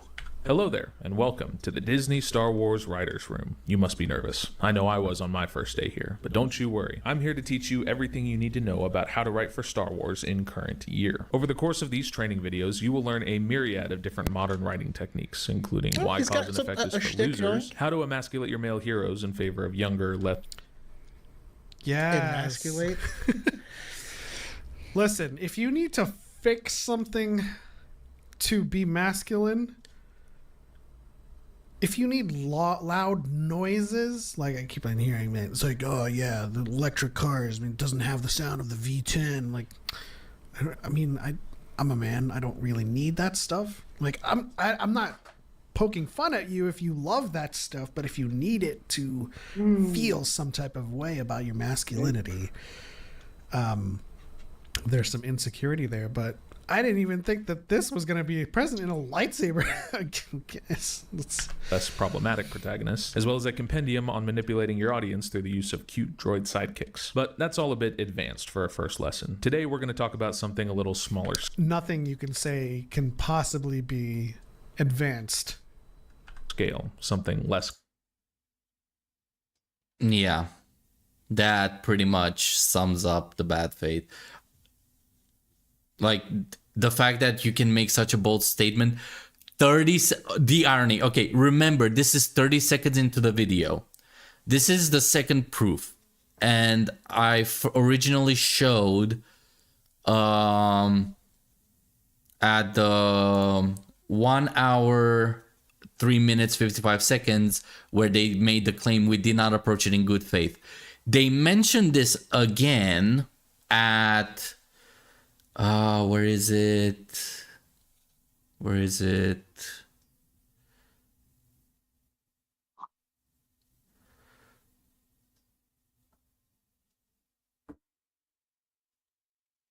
at the 2 hour 58 mark in the podcast. So let me just Still, we're the first. So 2 hours and 58. This is another amazingly hypocritical fucking statement that I think Chaco makes. Back on disagreeing with the premise. Debates wouldn't happen if you agreed on the premise. Well, no, you would just have a debate about the premise, Right. right? So Which so I we, wasn't- So we even Max if we is still on disagreed the with your chat. What? Max is still in chat here. Is he? It looks like it. I did not get a message yet. On the room is Cisco, Leo, and Mac. Oh, maybe he just walked away from the computer. Oh, okay. Yeah. In any case, let me get the full clip here because sweet irony. premise. well, no, you would just have a debate about the premise, Right. right? So Which so I we, wasn't- so we even if we disagreed with your premise, we are going to at the very least give you time to present present the arguments to your premise. Like So, if we started We're not going to every- make an assumption for your entire video based off of the first 30 seconds. Yeah, right? Which is ironic since in the first, literally at the 30-second mark on their Max's lightsaber video, Element said that there's nothing advanced, there's no advanced claims that Max can make. The level of hypocrisy and bad faith is just through the roof at this point, and I hope I hope people understand where my point is now when me and Max were talking about this, and even Eric, that yes, I do agree that it can seem as an attack when going into a discussion like you were bad faith, this is the proof. Yes, I oversimplified it as an attack. However, let's be real here. Any self-respecting YouTuber would literally like react the same way I would to something so blatant like this. And I hope Max, I hope you see this one. I hope you enjoyed the level of irony in here. I respected the way you approached it. That you had a different target. However, this is what I mean by, as a fan of yours or somebody that actually pays attention to the debate between the two factions and actually does some studying, how insufferable and annoying it can be. And that in the Force, Element Chaco, I hope you understand why I'm being so quote unquote aggressive towards this topic, because and why I made the claims I made at the beginning without showing this, because I thought me and Max would have more time. Well, me, Max, and Eric would have more time to discuss this. But I'll do my best to cover all the important problems that I have with your podcast, especially that this podcast right here is supposed to bury the hatchet, or like, you know, as a respectable critic, apologize for the bad faith. just because Max doesn't want an apology doesn't mean you shouldn't give one. The closest to apology you two came to was apologizing for calling Max a tourist / carpet nugget.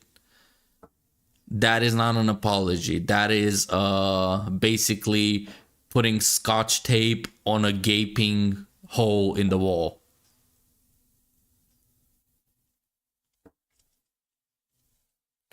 And I'm still not done because I actually have some issues with some of the comments you guys made. Well, this is more towards Chaco than Element. Element he jumps in on this.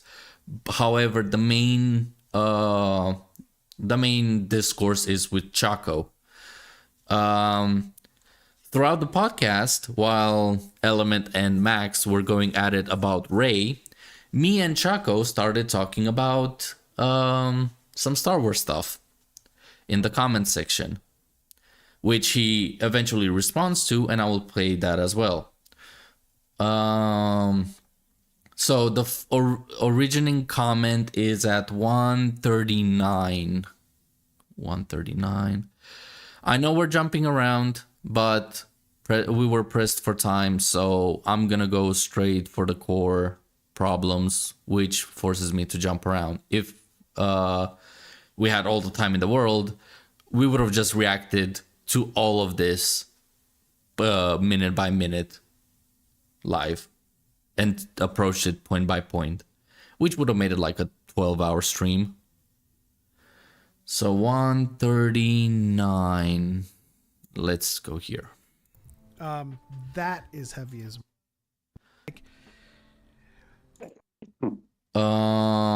So if I recall correctly, this is the discussion about why are they using wooden sticks as the replacements for the lightsabers. And I made the comment, why not show something that makes sense in the world? And this was a response to Jaybird mainly. But in general, why the fuck would they show Padawans train with stick sabers instead of the training sabers they showed in episode 2? And it's also in the Clone Wars, they train with the lightsabers. when I talk about my katanas being like 6 pounds, that's because the hilt is of a wood and then it's wrapped in like, you know, ray skin. But like a lot of these sabers that you get with like that are all metal and stuff and just have like rudimentary electronics. Okay, so this is the original comment that this is the comment that starts it all, where Chaco basically says literally 90% of everything you see in Star Wars is not explained.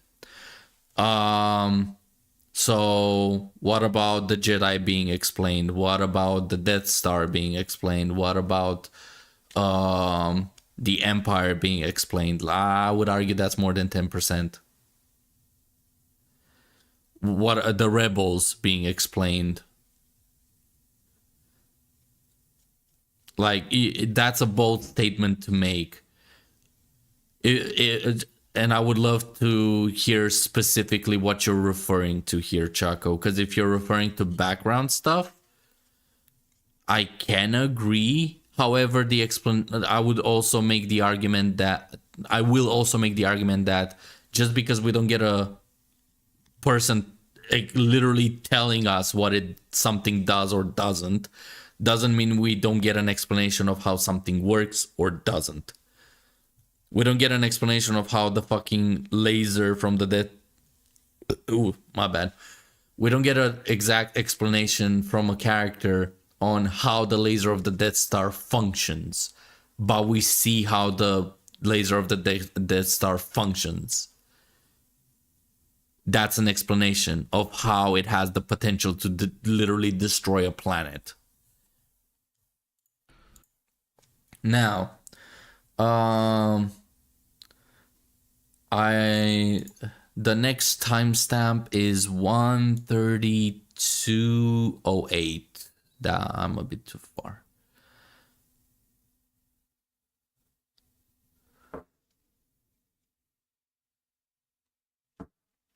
I think it pops up.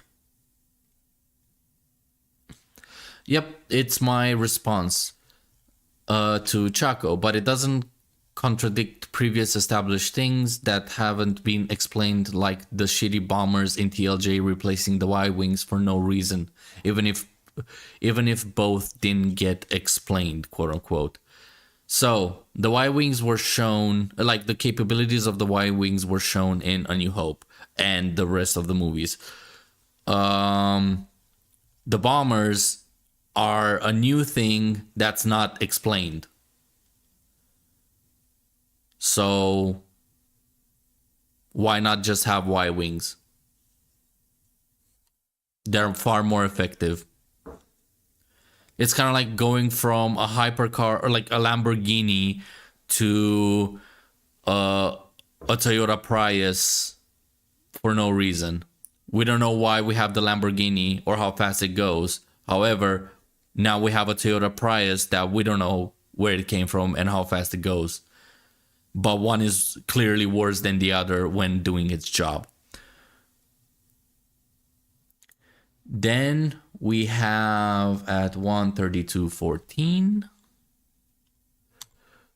Oh, I went past that. I think that was the Chaco comment.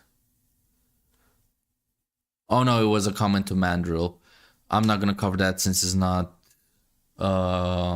directly towards me. So I wanted to comment on that as well. However, kind of pressed on time. So I'll try to make do with what we have.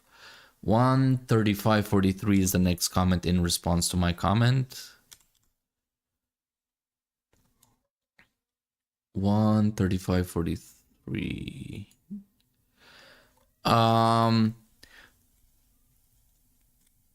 Leo, why would you assume they had Y-wings? Great example of a non-complaint. Okay, great example of a non-answer, first and foremost, since you're being so defensive about this. Why would you assume they don't have Y-wings? Y-wings have been established before the bombers. If I ask the question, why don't they use the bombers from TLJ on the Death Star, that question would hold some form of fucking grounds. Like, why would you assume they had the bombers from TLJ back then?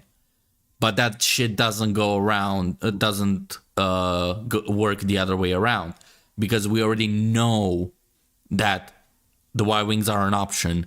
They used it before. They're very, in comparison, they're far more effective, and they would have had a far bigger defensive fleet when being chased through space.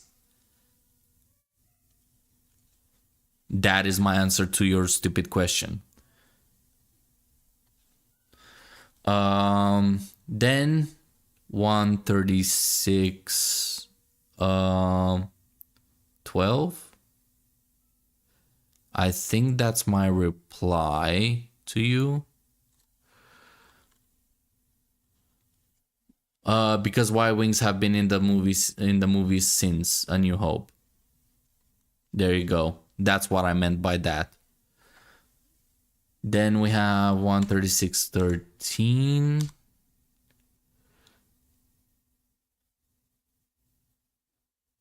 Oh shit, I might have mistyped that. It might be 1:38:13.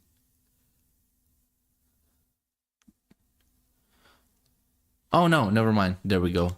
So, sure they exist. Why from Chaco? Sure they exist. Why assume everyone has them? Like literally didn't have them. Like they literally didn't have them. Okay, why didn't they have them? The movie needs to explain to us why they are lacking a resource that's not only 30 years old now, but they used before. Why the same way? Why don't they use the TIE fighters and all the military stuff from the Empire if they have been in power for so long. It's not like they literally burned down every Empire vehicle. Actually, it would be strategically more intelligent to take over the Empire military stuff and use them to defend the New Republic. It's stupid. This is my point, that it's important. I love how you're trying to defend a point I made about the movie itself with stuff we don't really know anything about besides third party. Like, even if a third party book explains all of this, we need to see that shit. We need that information in the movies, because I'm sorry, the movies stand on their own. If there's a problem in A New Hope and a book explains the problem is still in A New Hope and the book doesn't do shit. It's not relevant. The movie should stand on its own, considering it's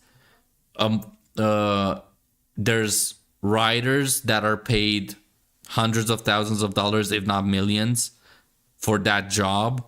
Not to mention that the budget of a movie is in the millions compared to not specifically A New Hope. I gave A New Hope as an example, but the budget of a movie in general is in the millions, if not tens of millions or hundreds, depending on what movie and the company making it. However, the budget of a book or a comic to be created is far, far smaller. And there, you don't need more than one writer to do it. The standards are different. They're two different mediums. I'm sorry that I have to explain this to you. If you don't agree with it, that's on you. My standard stands on, this is the product that I'm offered.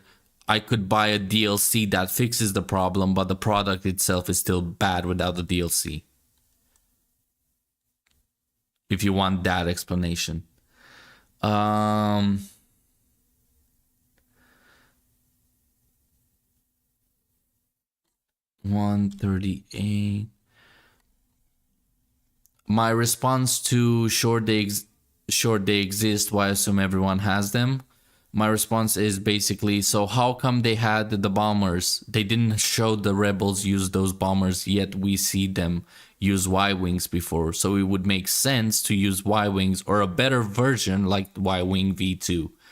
They could literally have made a Y-Wing with a couple extra visual upgrades for the toys, because all they do is have to like edit a mold that they already have compared to building one from the ground up. And the fact that in 30 years they didn't upgrade their military is stupid. It's like a country taking over. It's like a rebellion taking over a country and burning down every weapon, tank, aircraft, military aircraft, or gear that they can get their hands on in that country. Why wouldn't you keep it to defend yourself from another potential rebellion or the return of the original government that oppressed you? It's stupid. That's my point. 130. Next comment, 139.43. 139. Chaco's response to that is they literally have a good they literally have a book explaining the bombers released the same day TLJ dropped. I'm sorry, but again, third party, unlike Max, third party media is third party media. It does not affect the fucking movies. Just because a book tells you that Rey can transform into a dragon doesn't mean she can actually transform into a dragon. Like, you can have whatever information you want in that book. You could literally have a book dedicated and well written, mind you, to explain how a Star Destroyer could literally crash into a planet and make it explode because of how strong the structure of the ship is. That still doesn't apply to the movies because it's a third fucking party. It's not, I don't care if it's canon or not. Canon is nothing more than just a pain in the ass fucking concept. Because there are stuff that are canon that are bad objectively. The sequels are one of those, are a good example of that. So are the prequels. The prequels are pretty fucking bad, but they don't damage. They crack the glass of the Star Wars series. The sequels literally shattered the glass, grabbed the Star Wars franchise, and threw it in a pile of shit. That is why we do not want the sequel trilogy to be canon. Anything from Disney, I don't give a shit if Disney owns it and they can decide what's canon or not. If just because Disney made it doesn't make it good. Just because Disney made it doesn't mean it's gonna be canon.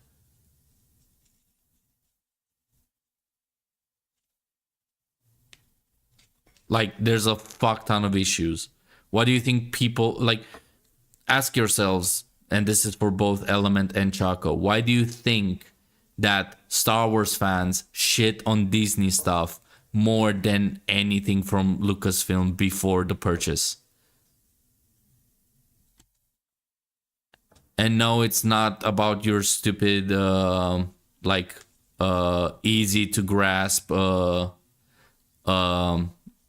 arguments like, oh, they just hate women and shit. No. The writing is poorly made. I'll give you that fucking point, so you don't misinterpret what I'm saying. 139. No, 14041. 14041. This is where I respond to Chaco. The movie never mentions the bombers. The movie never mentions the bombers. They just show up, and third-party explanations don't count because the movie should stand on its own. That is my reply to. That was my original reply. I went a bit more in depth. In general, my replies will match most of the time with what the comment is. It's just I'm explaining it more in depth because I'm also trying to pay attention to what they're saying because I was writing notes throughout the podcast. I was rewinding and re-listening to everything live, and then I did it again in prep work for the podcast. I put a lot of work into this to make sure that my arguments and claims are correct, the same way I do for my reviews and critiques, especially my critiques.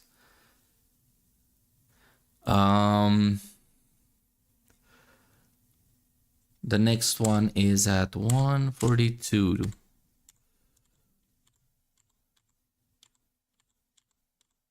Okay.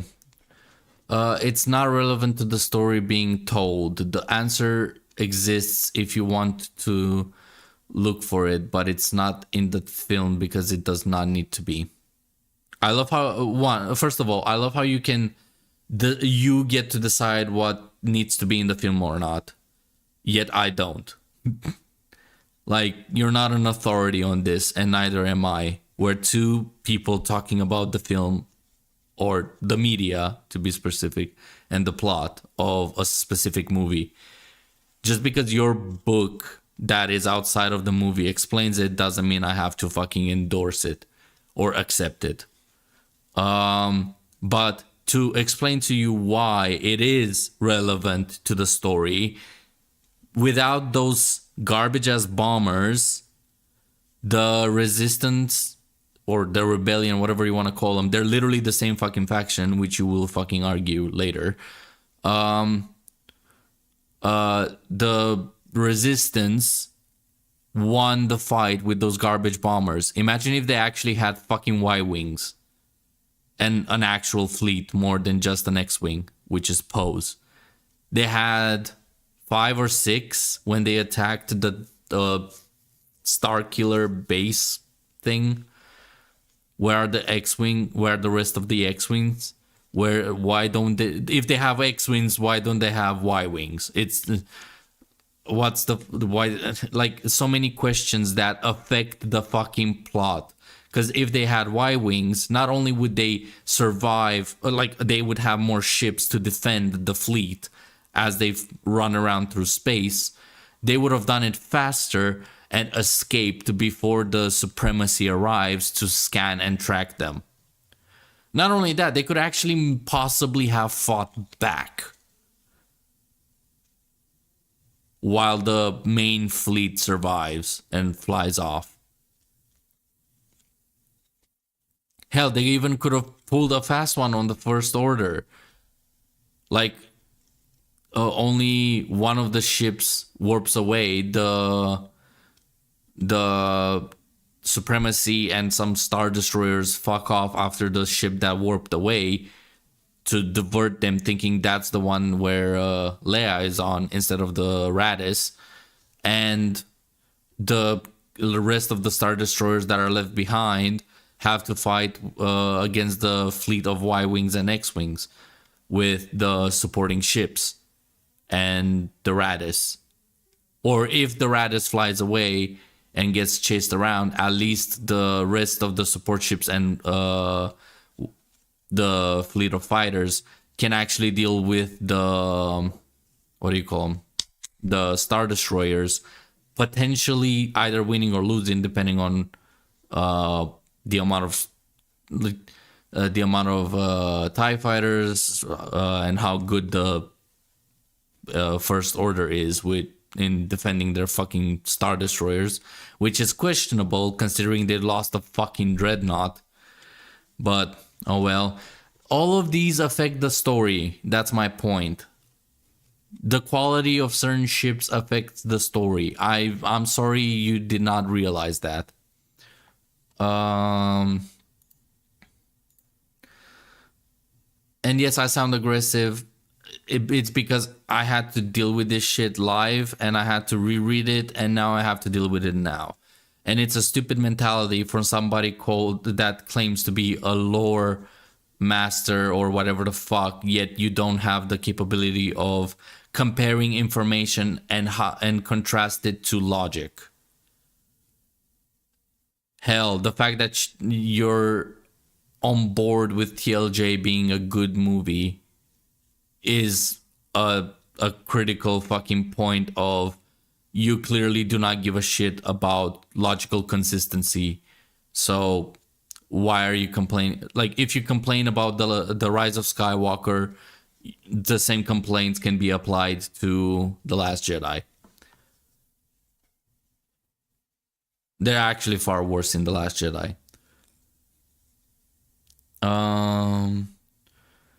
So yeah, I think I answered that one pretty well. The bombers don't need to be in the film. I used that as a retort back. Also, what a face. Lovely pause. I'm basically using your argument against you. The bombers do not need to be in the movie because without the bombers, you can just have Poe take out the dreadnought on his own, damage his X-wing, and be grounded on the Radis. You do not need the bombers at all, technically, if you want to achieve the same thing. You could have Poe literally shoot the planet, not even the planet scorching cannon, not the planet destroying cannon. It can destroy a base, but it cannot destroy the planet, so oh well. But you can have Poe shoot that cannon, make the front of the dreadnought explode or get very damaged, and then Poe takes out the dreadnought or something, or incapacitates it, and then the supremacy comes in, Poe retreats with damage, and then the Last Jedi continues as is. The bombers were not fucking needed. That's my point. And I'm being as consistent as you are with this point because you made it towards me with the Y-wings, like an explanation for why they don't use Y-wings doesn't need to be in the movie. Well, the bombers don't need to be in the movie. It's like, that's One 143.18, 144. Okay. There you go. They actually did. I'm sorry, but if the bombers from TLJ affected the story, then so did the Y-Wings, and why we don't have them, it does affect the plot. Again, I explained this in detail already. If you cannot follow, rewatch it a couple times and listen closely, because I make my point pretty fucking clear.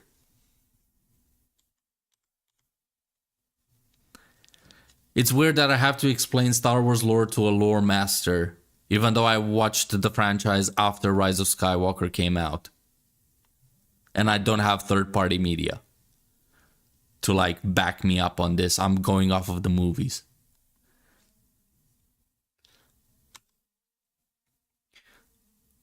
And I bring up that the fact that you didn't realize I used your own argument against you is mind-blowing. You do respond to that with, I see what you tried to do, but there is an actual narrative reason for the bombers, my guy. No, there is not. There is no narrative reason for the bombers to exist at all. You could have, there is literally no narrative reason for them to exist and achieve the same thing. You can have a narrative reason for Y-Wings to be there. You could have only 3 Y-Wings and 3 X-Wings, and they all get shot down except Poe.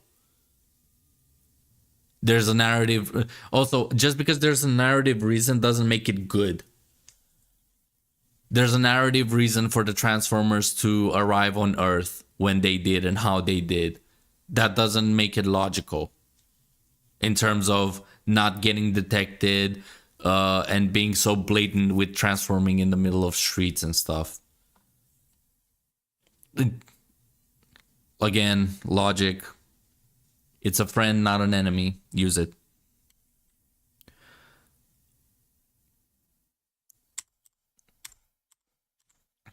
I respond with, there is a narrative reason for them to use Y-Wings. Like I said earlier, they used it before and they can improve them. They never got explained. We only saw them in action, which is arguably the explanation.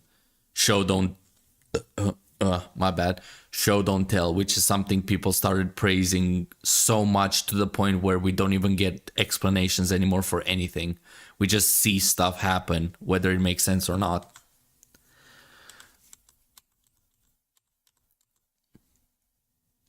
The Rebel Alliance is not the Resistance. You know this, right? Yes, they are. It makes no fucking sense that they're not. The movies, based off of the movies, in Return of the Jedi, the Rebels won. They established the new. The only thing they can do right now is establish the new government. Like, that's the goal, technically, because the Empire's gone. So the only thing they can do is, or they have to do, is establish a new government. Otherwise, the galaxy would be in chaos. It would be a Wild West.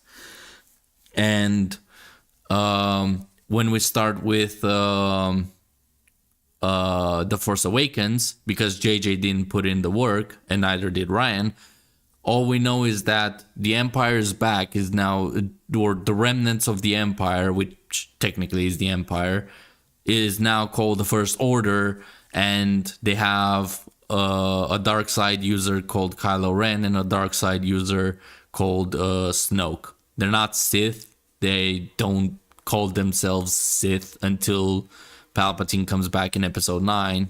So, yeah, they're just dark side users.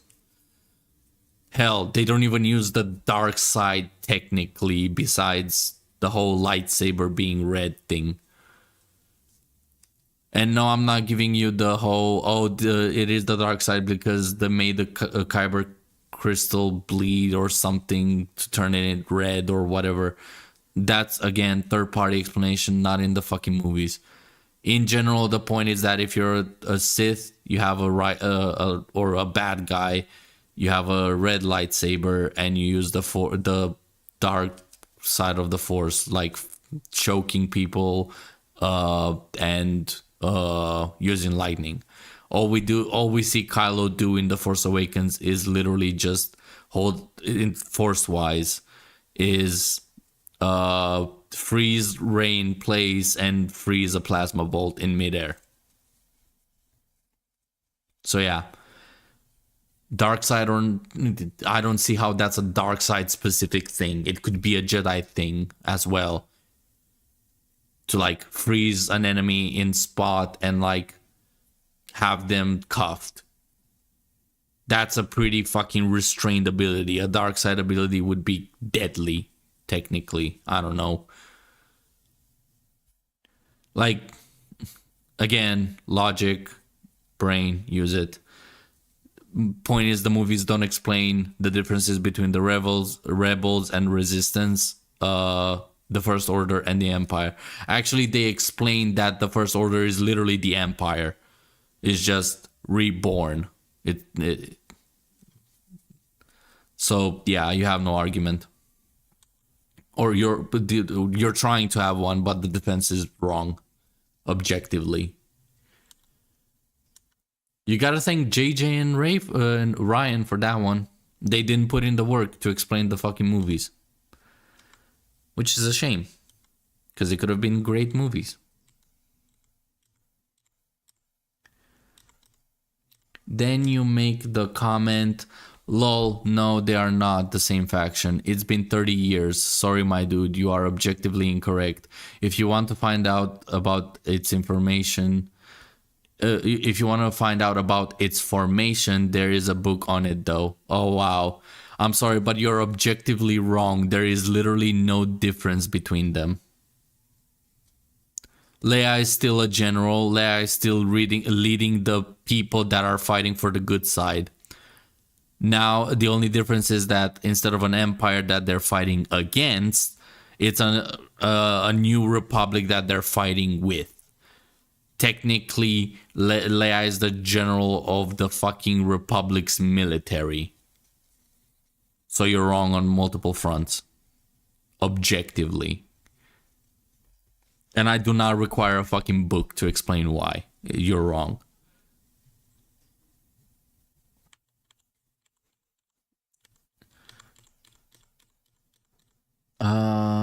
What timestamp? 154. The Resistance was formed 5 years prior to The Force Awakens with 0 assets but a crate of explosives. Why the fuck? Okay, first of all, where is that in the movie? Second of all, why would the Resistance be formed 5 years prior to The Force Awakens when we don't know anything about the First Order until Force Awakens? Also, why would it start with 0 assets and a crate of explosives? Where did the crate of explosives come from? And technically, that's an asset. Context, that pesky fucker really fucks with your arguments, and arguments in quotations. They're not arguments, they're poor defenses from a book trying to fix the movies. 156.41. And now they've been in power for 30 years, so why not have the same ships or better version of them, since now they have more resources. Yes, technically they have more than 0 resources, by the way. They're literally in power since the Return of the Jedi.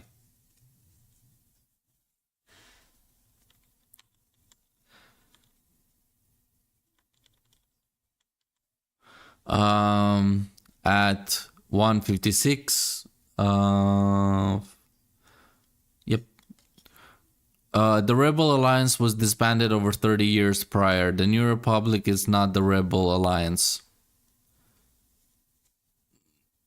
They changed the names. They're still the Rebel Alliance. Leia formed the new government, but she's not a part of the government.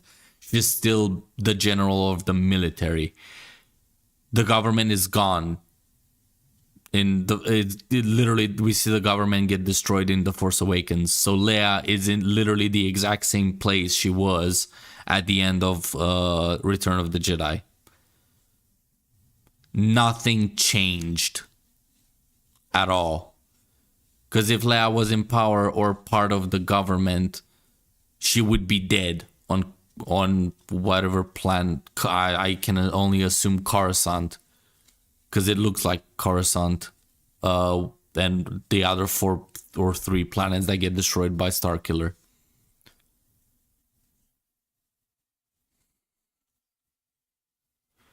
Uh, 158. Again, my point that it's not in the movie. They bring better arguments in general. The movie is not about the formation of the Resistance or the end of the Alliance. It's not relevant to the narrative of the story. Yes, it is. It's literally it's literally the factions of the fucking war. We need to know who the fucking new Republic is. We need to know who the First Order is. We need to know who the fucking rebels are. We need to know who the Empire is and what it represents. We need to know all of this shit. Otherwise, we just have fucking people fighting in space for no reason. Again, lore master. How the fact that a lore master says that something is not relevant to the story without, like, something so important is not relevant to the story. Are you insane? I'm sorry, but I don't have the patience for garbage arguments like these compared to Max. Like, Max was pretty the thing is, Max uses third party to an extent. He doesn't use it to explain the fucking movie, but he does use it. In comparison, I focus on the fucking movies because that's where the core of Star Wars is. It started with the movies and it will end with the movies. The movies are dead. The only thing keeping Star Wars alive is the TV shows and the comics. Somehow. But Star Wars is pretty fucking dead at this point. Just because the stupid shows the stupid shows have fans that support them doesn't mean they're good. Just because the comics are selling well doesn't mean they're good. Hell, you have fans of the fucking Acolyte, which basically is ruining everything before the prequels too. Like, Disney is like embedding its like rotting fingers worse into the Star Wars franchise from start to finish, and it's rotting everything to the core. Hell, they destroyed the fucking core the moment they ruined Luke Skywalker and Han and Leia. Fucking hell. Alright.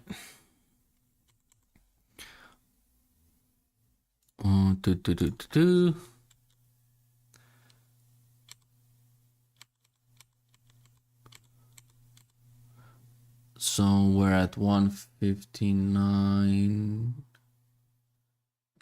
Oh yeah, it's a while until the next comment, which is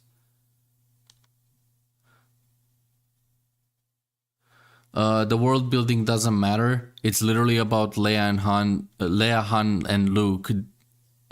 It's literally about what Leia, Han, and Luke did for 30 years after the Empire fell. It's literally about the plot, like I mentioned previously.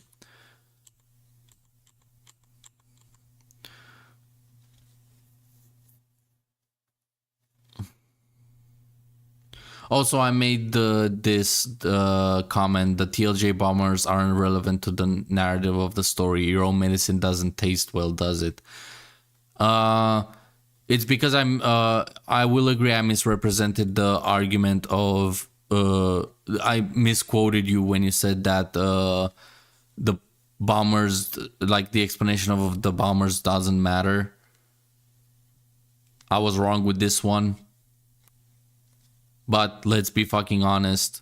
The fact that you're claiming something doesn't matter so casually without explaining why it doesn't affect the plot, it's as a lore master too, it's baffling when it clearly fucking does. I'm not a lore master, and I will not fucking argue that I am. I'm just your average Star Wars fan that pays attention to the fucking movies and the information provided in them. I've rewatched the prequels and the original trilogy multiple times. I do not want to rewatch the sequels at all because I watched them once and it made my brain explode. The only reason I know the sequels so well is because I've watched so many people break them down and show the problems in them. It's just rot. That's what the sequels are. And I think this is where I get a full response from you, Choco. Yep. 204. Yep, roughly here. Misspeak, you probably meant like, did you even research this video, like that type of thing? The irony that the first thing we hear, did you even research this? Oh, but I'll take pointing- that timestamp because I don't think I ever called you an idiot. there was It's representing each other, right? So yes. Let me the exact quote should. let me find. And if I did call you an idiot, I would apologize for that. But Yeah, no worries. And again, like, A couple of things, but in The Last Jedi, Rian Johnson specifically. Real quick, I just want to address Delta Leo in the chat. He seems to be confused on a couple of things. But I'm sorry, but I'm not confused on anything. The only person confused here is you because you don't have any arguments in defense of your garbage movies that you love so much. That's basically the only confusion in this whole thing. I'm sticking to the information from the movies. Simple as that. You're coming up with bullshit from a third-party media. But in The Last Jedi, Rian Johnson specifically used those bombers because they were not meant to do exactly what they were being used to do, right? They were meant for bunker busting. They were ill-equipped for the job that they were being used to do, and so their destruction was part of the story. So do you think Y-Wings are... I'm sorry, Chaco. Are you saying that Y-Wings are indestructible? Also, destroying the dreadnought or dying to the narrative or / story requires a ship. It doesn't even have to be, or it can be as many ships as you want. It requires the dreadnought to be destroyed slow enough so the supremacy arrives and tracks the rebels. You can achieve that with 100 Y-Wings if you want. You just have to write it well. Or if you're incompetent like Rian Johnson, you can literally just have 1,000 Y-Wings crash into the fucking dreadnought to pummel it. Like, you can do it in so many fucking ways. Just because it's the narrative doesn't mean it's irrelevant to talk about it. Also, it could have been literally no ships, or the bombers cause more damage to the story than having pre-established stuff be used incompetently. Rian Johnson literally created a retarded ship that is literally gliding ship through space because it's slow as fuck, weak as fuck, and it carries a payload that drops in front of its turret. Look at the you can double check the ships. It literally has a turret at the bottom where the bombs drop through, and the turret is placed at the back. If the turret is shooting forwards at the dreadnought and the bombs drop, you blow the fuck up. It's retarded. Like, you can. Ryan Johnson is going so far out of his own way to create something so stupid. He might as well just use the Y-wings in a stupid way, or say they're a new version of the Y-wings that don't have proton torpedoes or whatever the fuck they're called, and just use actual physical bombs like the bombers.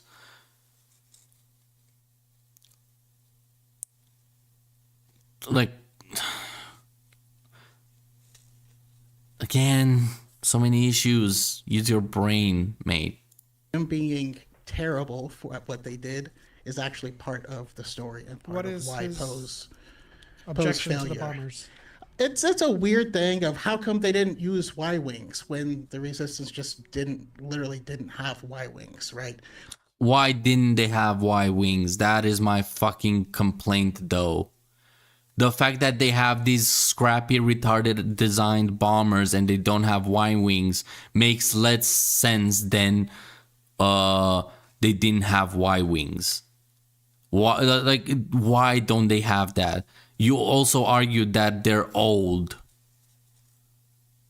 Oh, wait, I don't think you actually got there. But that information is not needed for the narrative of the story.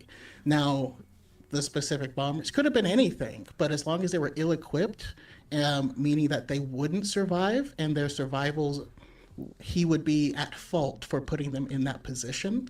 That's a big part of the story, and so that's why they were used. Now, he could have used anything that was ill-equipped in order for that narrative to still be driven. But saying it was bad because they didn't use Y-wings, and how come the Resistance is not the Rebel Alliance? The Rebel Alliance disbanded. 30 years passed. Okay, no, you're just rambling bullshit at this point, mate. Yes, it is objectively a bad fucking problem with a big problem with the movie, and it's objectively bad because you're inventing vehicles that are purposely made to be retarded. That is bad writing. I don't give a shit what the narrative is. If you want your narrative to be that you're losing, then, I don't know, think of a smart way for the enemy to win. Instead of making your heroes be stupid or use stupid ships.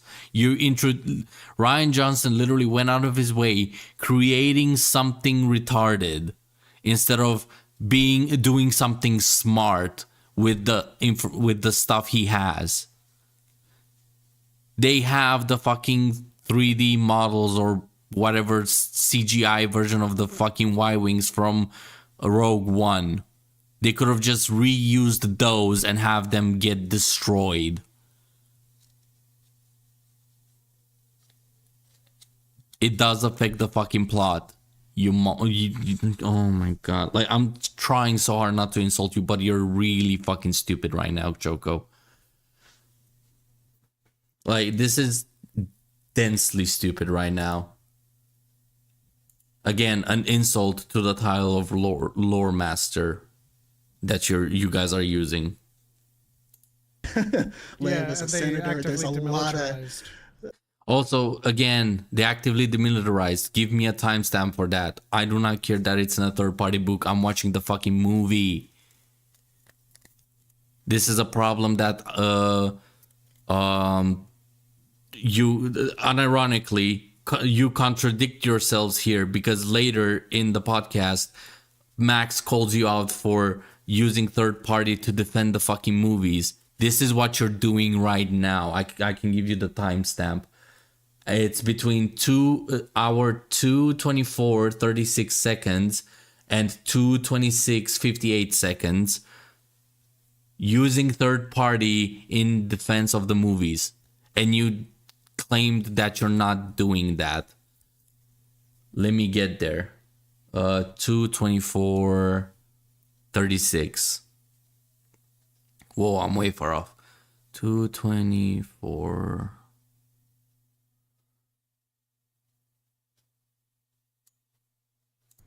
Really bad.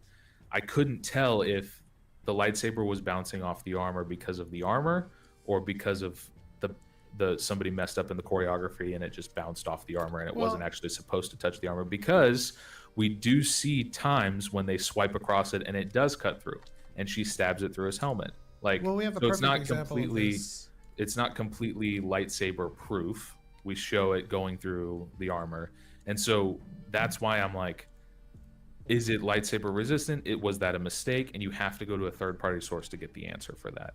To Well- me, I take issue with that, and I think that pointing to an outside source to fix that problem doesn't.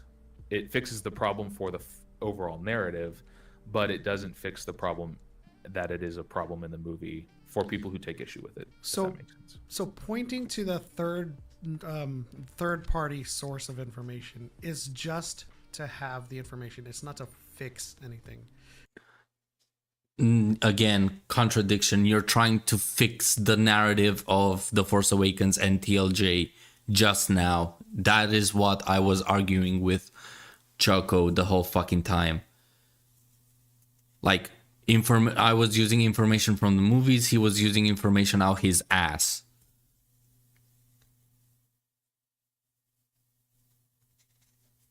Also, I'm using my fucking brain and using logic.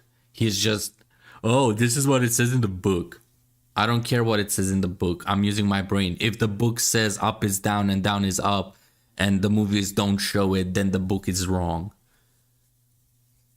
There's books trying to rewrite the original trilogy where Obi-Wan would talk with Qui-Gon when Luke ran back to the farm to find his uncle and aunt dead. That is not in the fucking movie. The book can write it as, like, it's a plausibility at most. But I'm still not, like, taking it in consideration means nothing.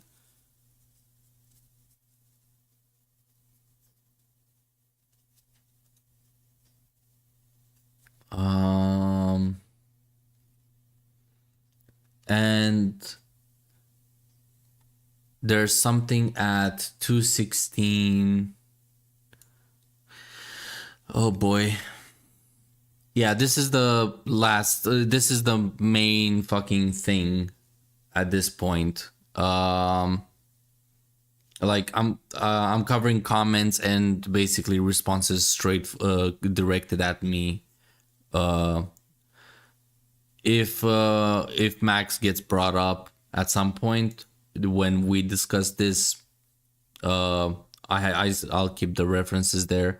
But right now, because Max and Eric are gone, I'll focus on the stuff I can directly comment on without putting words in Max's mouth or defending him incorrectly.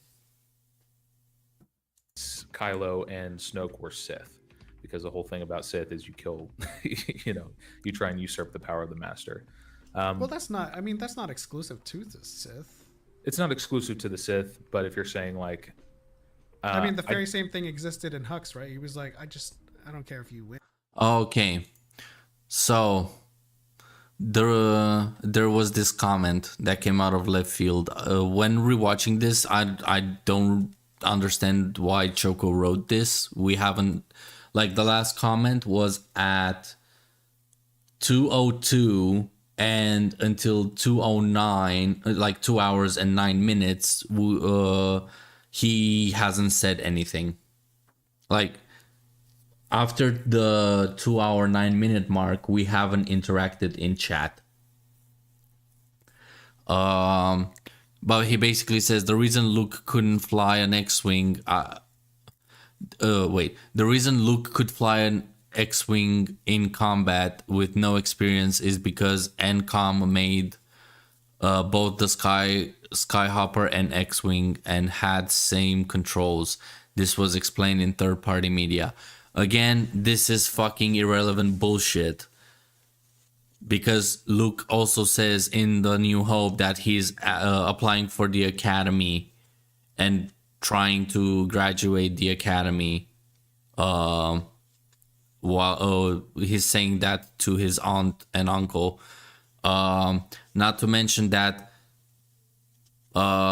most aircraft or most vehicles in general have universal controls. Like, right? Correct me if I'm fucking wrong. Is there a fucking car that's not ancient that doesn't have the right pedal be the gas?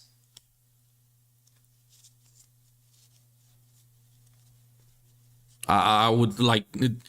Is there an aircraft that doesn't have a joystick, like a stick to control it? It doesn't matter if it's like wheel shaped or it's an actual stick. It still works as a stick. You pull it front, back, and turn it right, left. It works as a normal fucking stick in a fighter aircraft. The point is that controlling once you flew a aircraft, you can fly most of them. Once you drove a car, you can drive most of them. There are exceptions, but overall, ease of use is a primary fucking thing, and universality is a primary fucking thing in most vehicle design. You're not gonna find a car where you turn with the pedals and accelerate with the gear shifter.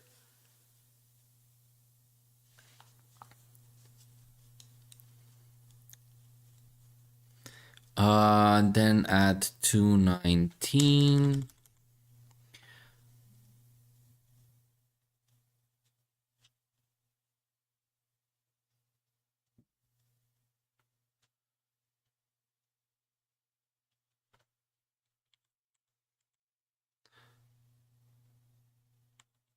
Yeah, Choco is just in comments causing chaos, really.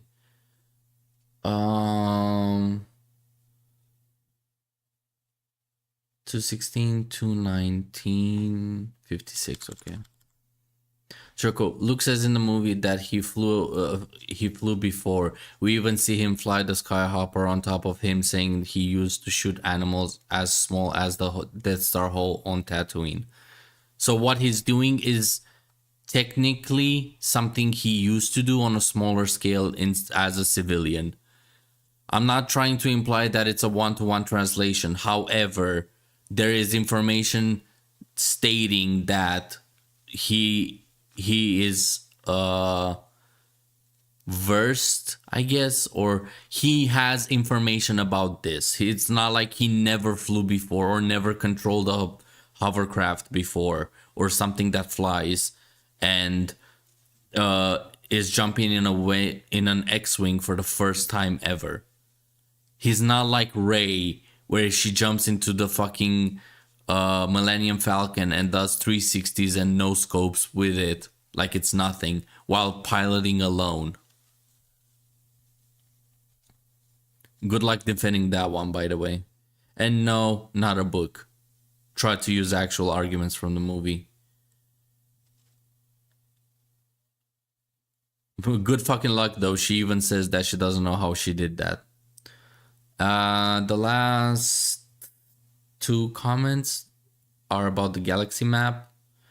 So at 318, something that we mentioned earlier when Max and Eric were around. Basically, the maps are fucking identical, yet you're basically dismissing them. So I make the comment that you don't get to decanonize stuff just because it goes against your arguments, since both are canon and the only difference is the year. It's like saying small roads and cities don't exist when you zoom out on Google Maps. And this is in reference to the map itself, where I think it's here. Yeah, these are the maps I'm talking about. They also make the claim that these, like, if you like squint a little, do you see this darker patch, Dyad? It's right here as well. That is what a sector is. This red patch matches this white patch-ish. You can see the outer rim, the mid rim, the core. And you can even see the corporate sector here. These are the sectors. These smaller lines between the larger, thicker ones It's kind of like the highway system and the main roads leading to cities. These are not sector dividers as you claim. They're sector divides. They're not. Hold on, let me back up to give the full context. The squiggly lines in between are sector divides. No, they're not. You like clean your glasses, Element. I'm sorry, but they're not.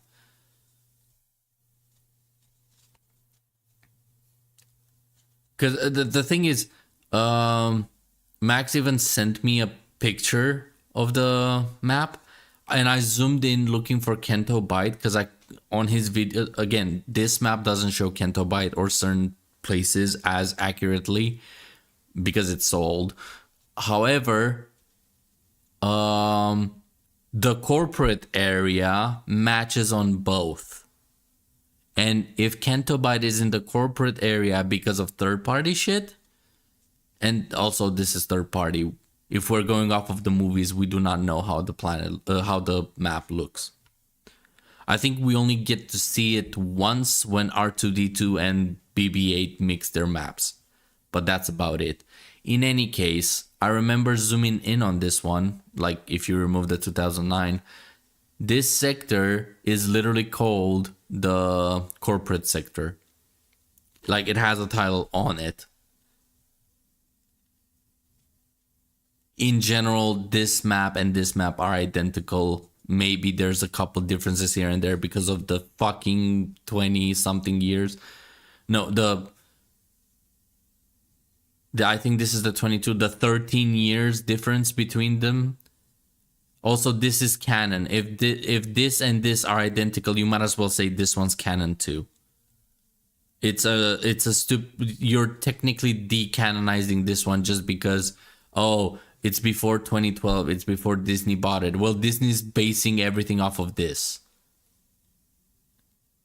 So, again, like really pick your battles. I think that's about it. Oh, wait. There's one more. 3/21/42. It's the last timestamp I have in terms of directly linking to me, or at least in general that I wanted to respond to specifically.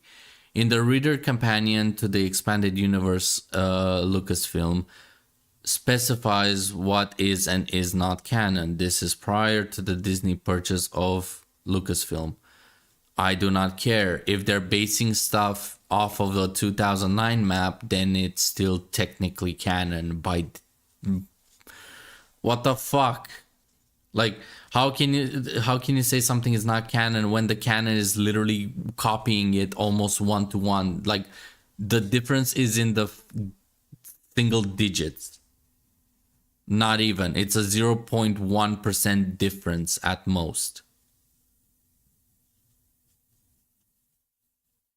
How, again, this is bad faith shit.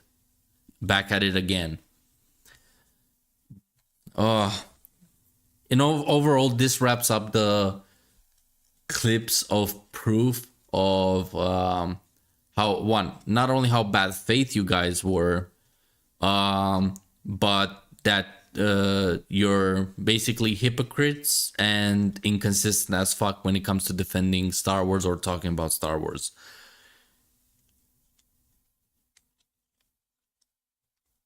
Now,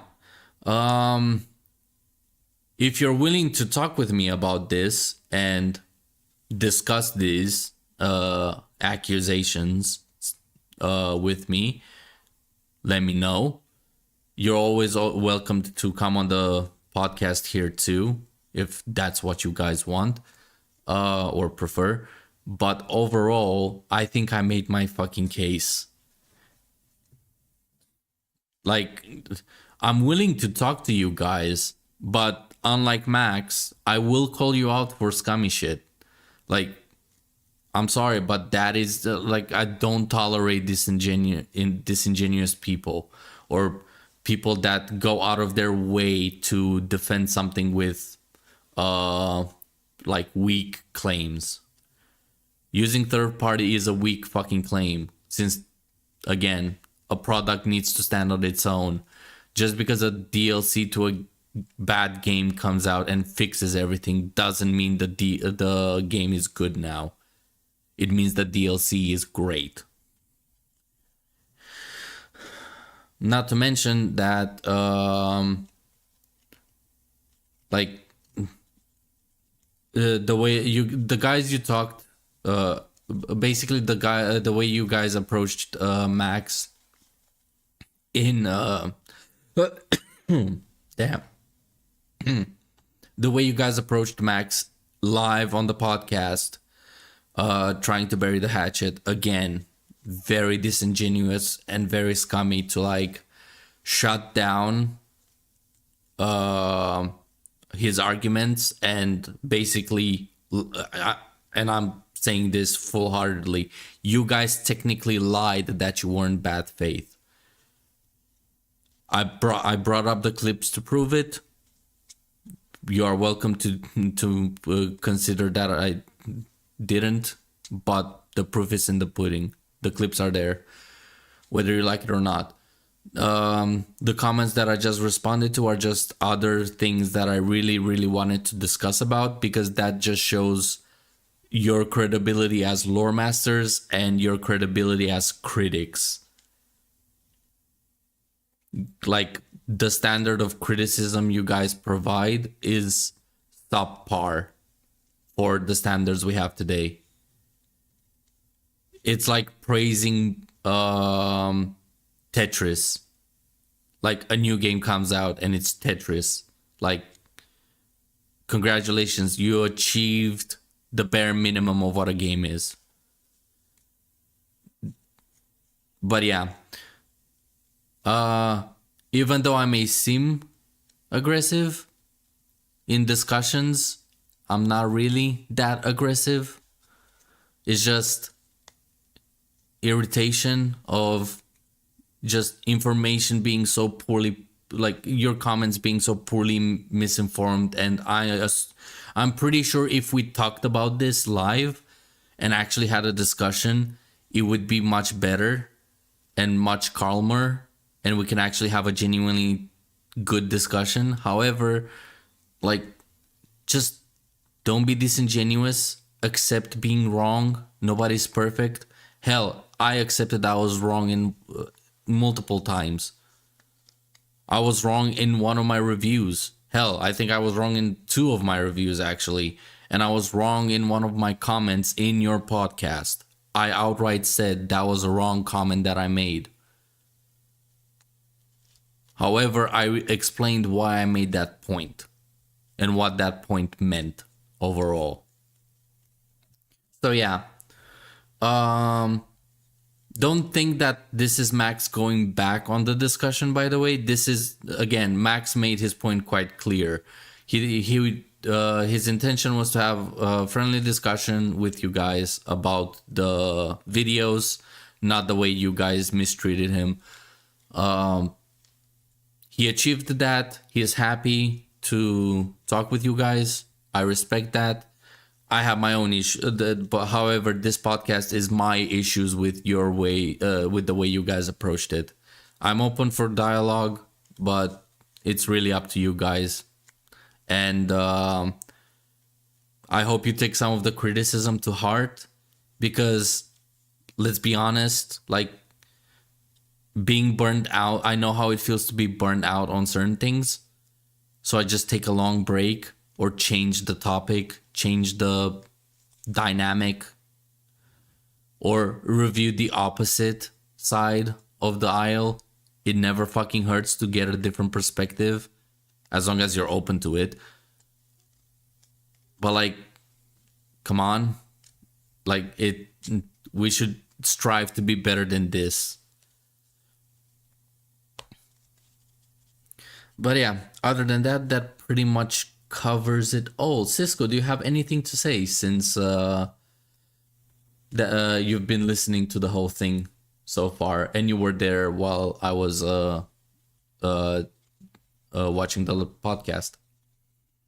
No, you guys pretty much. Oh shit, I tore it gotta turn apart. you up. Since I'm not a fan, like, I don't know the whole story. I was just listening and learning to what you guys were saying. Yep. That's my. But outside of the story parts, like the criticism of them using books to defend stuff that defend movies, which is the topic we're talking about, or defend the fact that they're being slippery with some of the arguments they make with Max. I don't think they ever had somebody that, challenged them enough for them to have full, guess, what do you want to say? Know everything like the lore master they call themselves. Because they're probably just Googling stuff to kind of answer people. The thing is, they do technically fall under lore masters in terms of, yes, they like, it's kind of like their job. They have the information at their fingertips. It's like what they do with that information that's the problem and the issue. Yeah, but since I'm not a fan, I don't watch the movies. I understood the concept of the hyperspace right away. And when I was watching that, the other guy was not. He was trying to dance around the subject. Like, bro, I'm not a fan of the movies, and I know what he's talking about clearly. Why are you kind of looking around like you don't know what he's saying? Yeah, That kind of like pissed me off. And it's something like, that like not using the map type shit, Yeah, I remember the map really drove you nuts. I was there as well. Like, it drove me nuts as well, but you were more vocal about it. Like when they were trying to yeah, the map is not mathing. How can you not understand that? It's the same identical map, but one is from 2009, so it doesn't matter. That map is wrong. Matter. Yeah, like it's what Google the fuck? 5.0. Like, bitch, what? Yeah. Like, a newer map would have more cities, more roads, more ways to travel. Like, yeah, there were so many instances where you were actually vocal about it, even though you're not a Star Wars. Again, Dyad, this is proof that even without being a Star Wars fan, some people can have a bad reaction to the way you approach stuff.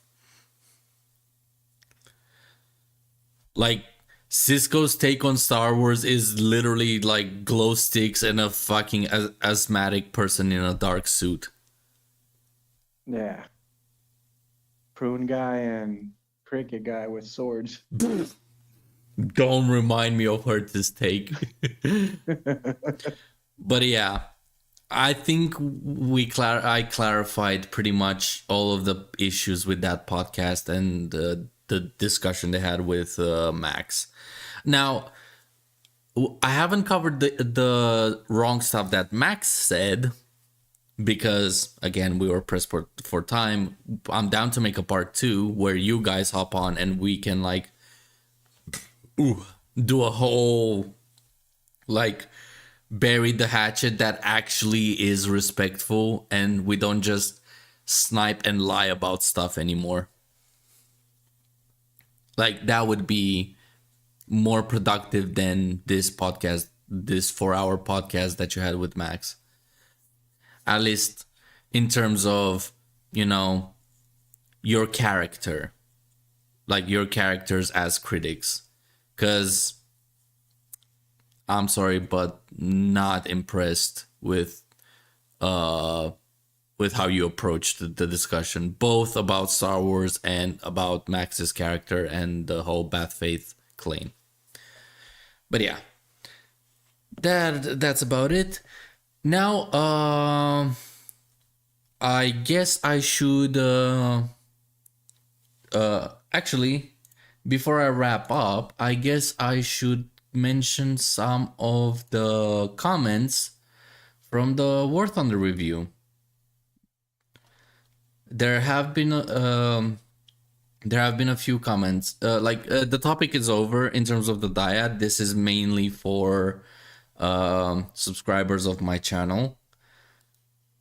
But first of all, holy shit, thank you for the amazing support on the video.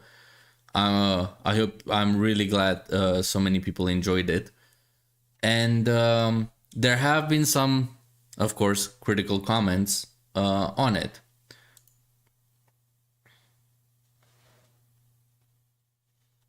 Let me quickly find them.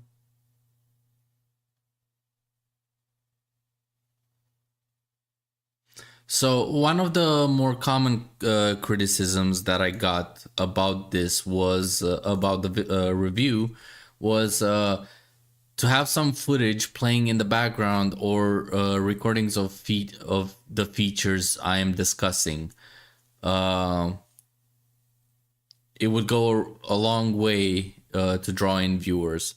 I do agree. That's why I have some footage in there, but the only reason I don't use footage in certain aspects is because it's really difficult to prove the feel of a game with footage. It would technically be me playing footage of Air Arcade or Air Realistic, or Air Arcade compared to Air Realistic, and Ground Arcade and Ground Realistic. I would just play clips of that, and people might not even people that don't even know about War Thunder or are new to War Thunder might not even notice the difference. Not to mention that it doesn't prove anything besides, look, this is how it looks when I play arcade or when I play realistic, whether it's ground or air. And it can also distract from the words that I'm saying, since many people, there have been comments that misunderstood my points about the Russian bias. For example, I cannot visually express Russian bias without it being basically an open invitation to, oh, you just the criticism of, oh, you just cherry picked. Basically, whether I show it or not, it's kind of a hit or miss in certain aspects and certain criticism. It was far more difficult to present it compared to Helldivers. In Helldivers, I do show some of the physics and movement criticisms that I'm talking about because they're pretty clear. However, with vehicles, it's far less easy to pick up on. It's kind of like watching a walkthrough of a game compared to actually playing it. Like on when I first, for example, when I first watched gameplay footage of Black Ops 6, I thought it would look and feel like the Modern Warfare 3 movement system, but I can shift left to right, compared to actually playing Black Ops 6 and the movement system being a pile of garbage.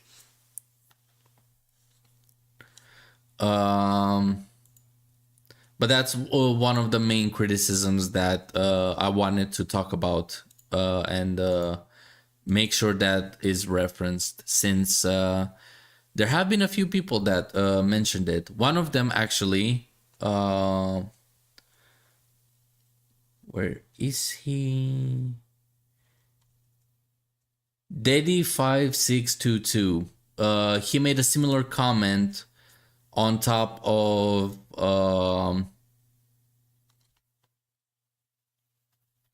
adding a couple other criticisms. So he basically said, I want to like this video, but as someone who has 2,500 hours in the game, it just is not accurate. Many things are wrong, and I disagree with some points. Yes, Gaijin is a greedy company and the game keeps getting worse, but some of these quote-unquote points you make are either memes that are so prevalent they became true, or most of the new player base or extreme. What? Hold on. So, yes, Gaijin is a gritty company, and the game keeps getting worse, but some of these points you make are either memes that are so prevalent they become true for most of the new player base or extreme oversimplifications. Thanks for sharing your opinion, and I truly wish you the best, but as someone who certainly has more experience, I find this video to be wrong. I'm not trying to be insulting, rather just telling you my opposite opinion. Have a nice day. After I replied to his comment and basically invited him in the voice chat, we had, I think, a 3-hour discussion about this, and basically I debunked his entire criticism from start to finish. If you join the Discord server, you will find it in the no mic section or chat, where he basically responded to me while we were in voice chat. He was using text, so because he didn't want to speak. That's fair, I don't mind. And I gave him the time to write his like entire sentences. I did not rush him. So yeah, that was a very pleasant experience and a pleasant discussion with him. And that is one of the many examples of that is the best example of interactions I had with comments that are critical.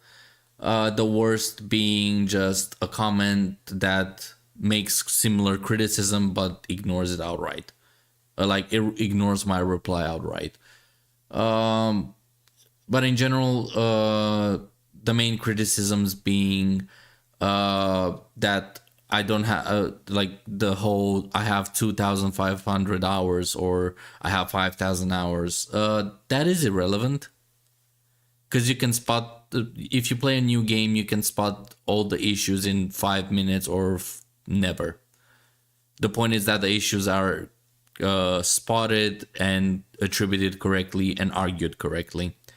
It doesn't matter if you have even only 5 minutes into the game. Again, like the arguments have to be correct. It doesn't matter how long it took you to find them. Other than that, it's I haven't really found many the arguments about arcade and realistic. So there's apparently the belief is that it's actually on two ends. Some people argue that War Thunder was never meant to be realistic and it's an arcade game and its main competitor is World of Tanks, which, let's be honest, it's not. Well, to be more specific, yes, technically World of Tanks or the World of series is its main competitor, even though I compare it with DCS, Arma, and Steel Beasts. The difference is, however, that War Thunder sells itself as a simulator. And some people in the comment section would agree with that. They're like, yeah, War Thunder is just a realistic, more realistic version of World of Tanks, or far superior to World of Tanks in realism, which I disagree with. The only difference in the only difference is that World of Tanks has a health bar, while in War Thunder you have a crew inside the vehicle that kind of determines your health bar. So do with that as you will. But in terms of the realism, in comparison between War Thunder and World of Tanks, I mentioned it in the video. There's barely any difference. But yeah, I've seen comments coming from both sides that War Thunder is arcadey. Why do you compare it with DCS? Or War Thunder is realistic. Why are you comparing it with World of Tanks when it's far superior? Yeah. I explained it in the video, so I hope the criticism kind of follows what I'm saying throughout the video and comes to the arrives to the conclusion that War Thunder is in an awkward middle because of the bipolar nature that it's in. It could be both, but that would require War Thunder or Gaijin, to be more specific, to put in work and create two separate physics systems and movement systems for the game. But nah, microtransactions and pay to win. Oh yeah, speaking of pay to win, I've had some pay to win comments like War Thunder not being pay to win because you don't outright buy vehicles that are better than the vehicles in the tech tree. You're still paying for, if you're paying for premium at least, for example, or certain the vehicles one is kind of incorrect. It depends by it comes from vehicle to vehicle. The fact that you can grind the entire tech tree with a tier 1 premium or a tier whatever is the highest premium without having to deal with the downsides of the repair costs being so expensive and the tax of research points for going above or below certain tiers. I would argue it's pay to win. And they're fully researched, so you don't have to grind for flares or grind for specific shells and armor. There is an argument to be made for the pay to win in terms of vehicles, but the premium account, the fact that you triple or sometimes quadruple your income in Silver Lions and points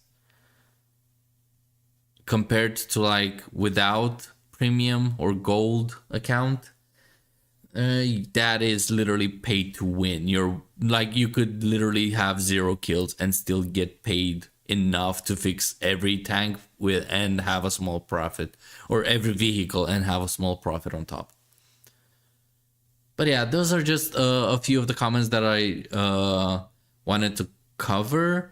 If other comments pop up that are brought to my attention or come to my attention, I will bring them up in other streams, or you can come to the Discord server and like ask for a discussion about it. Like, I'm open to discussion, really. And Dea being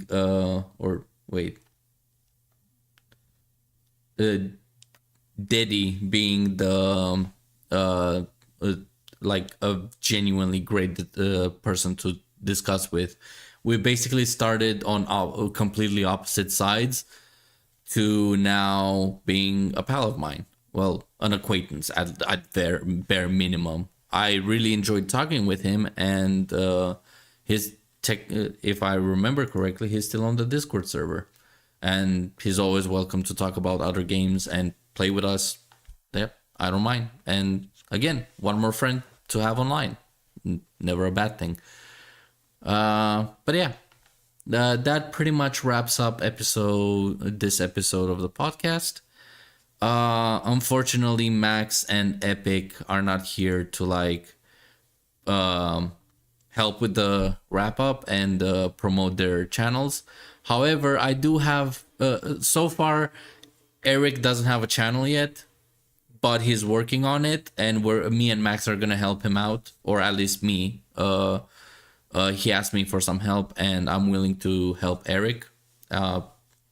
I'm actually interested to see what he has in store for content, since he has a pretty unique approach to it, or at least the type of content he wants to do. It's a bit controversial, and I'm not 100% sure how well it would work on YouTube. However, I'm eager to see what he comes up with. And when Eric gets his channel set up, I will start adding it into the podcasts when he joins. And I already have Max's channel in the description, so go check him out. He has so far he has only 3 Star Wars videos. However, they're very they're well made. There are some arguments to be made about the quality of the information. Like the dyad was not completely wrong. It's like they did make some pretty accurate points, and I did and before the discussion Max had with the Dyad guys, he asked me to give a critique to his hyperspace video, and there were a couple, like there were a fuck ton of problems, but they were not to this extent. They were not to the Dyad's extent of problems in their arguments. Like there were a couple problems here and there, a couple of how did you come to that conclusion? Where is this information from? Small things like that. I wouldn't call them nitpicks, but they're close in terms of a level of issue. I think the strongest one he has right now is the lightsaber one, with only like 2 major mistakes in total. But other than that, like they're still, his videos are still worth checking out. They're pretty entertaining at bare minimum. They're actually very entertaining at bare minimum. I listened to them a couple times already, and yeah, I really like them, and they're worth checking out. Other than that, have a nice one, and I'll see you guys around.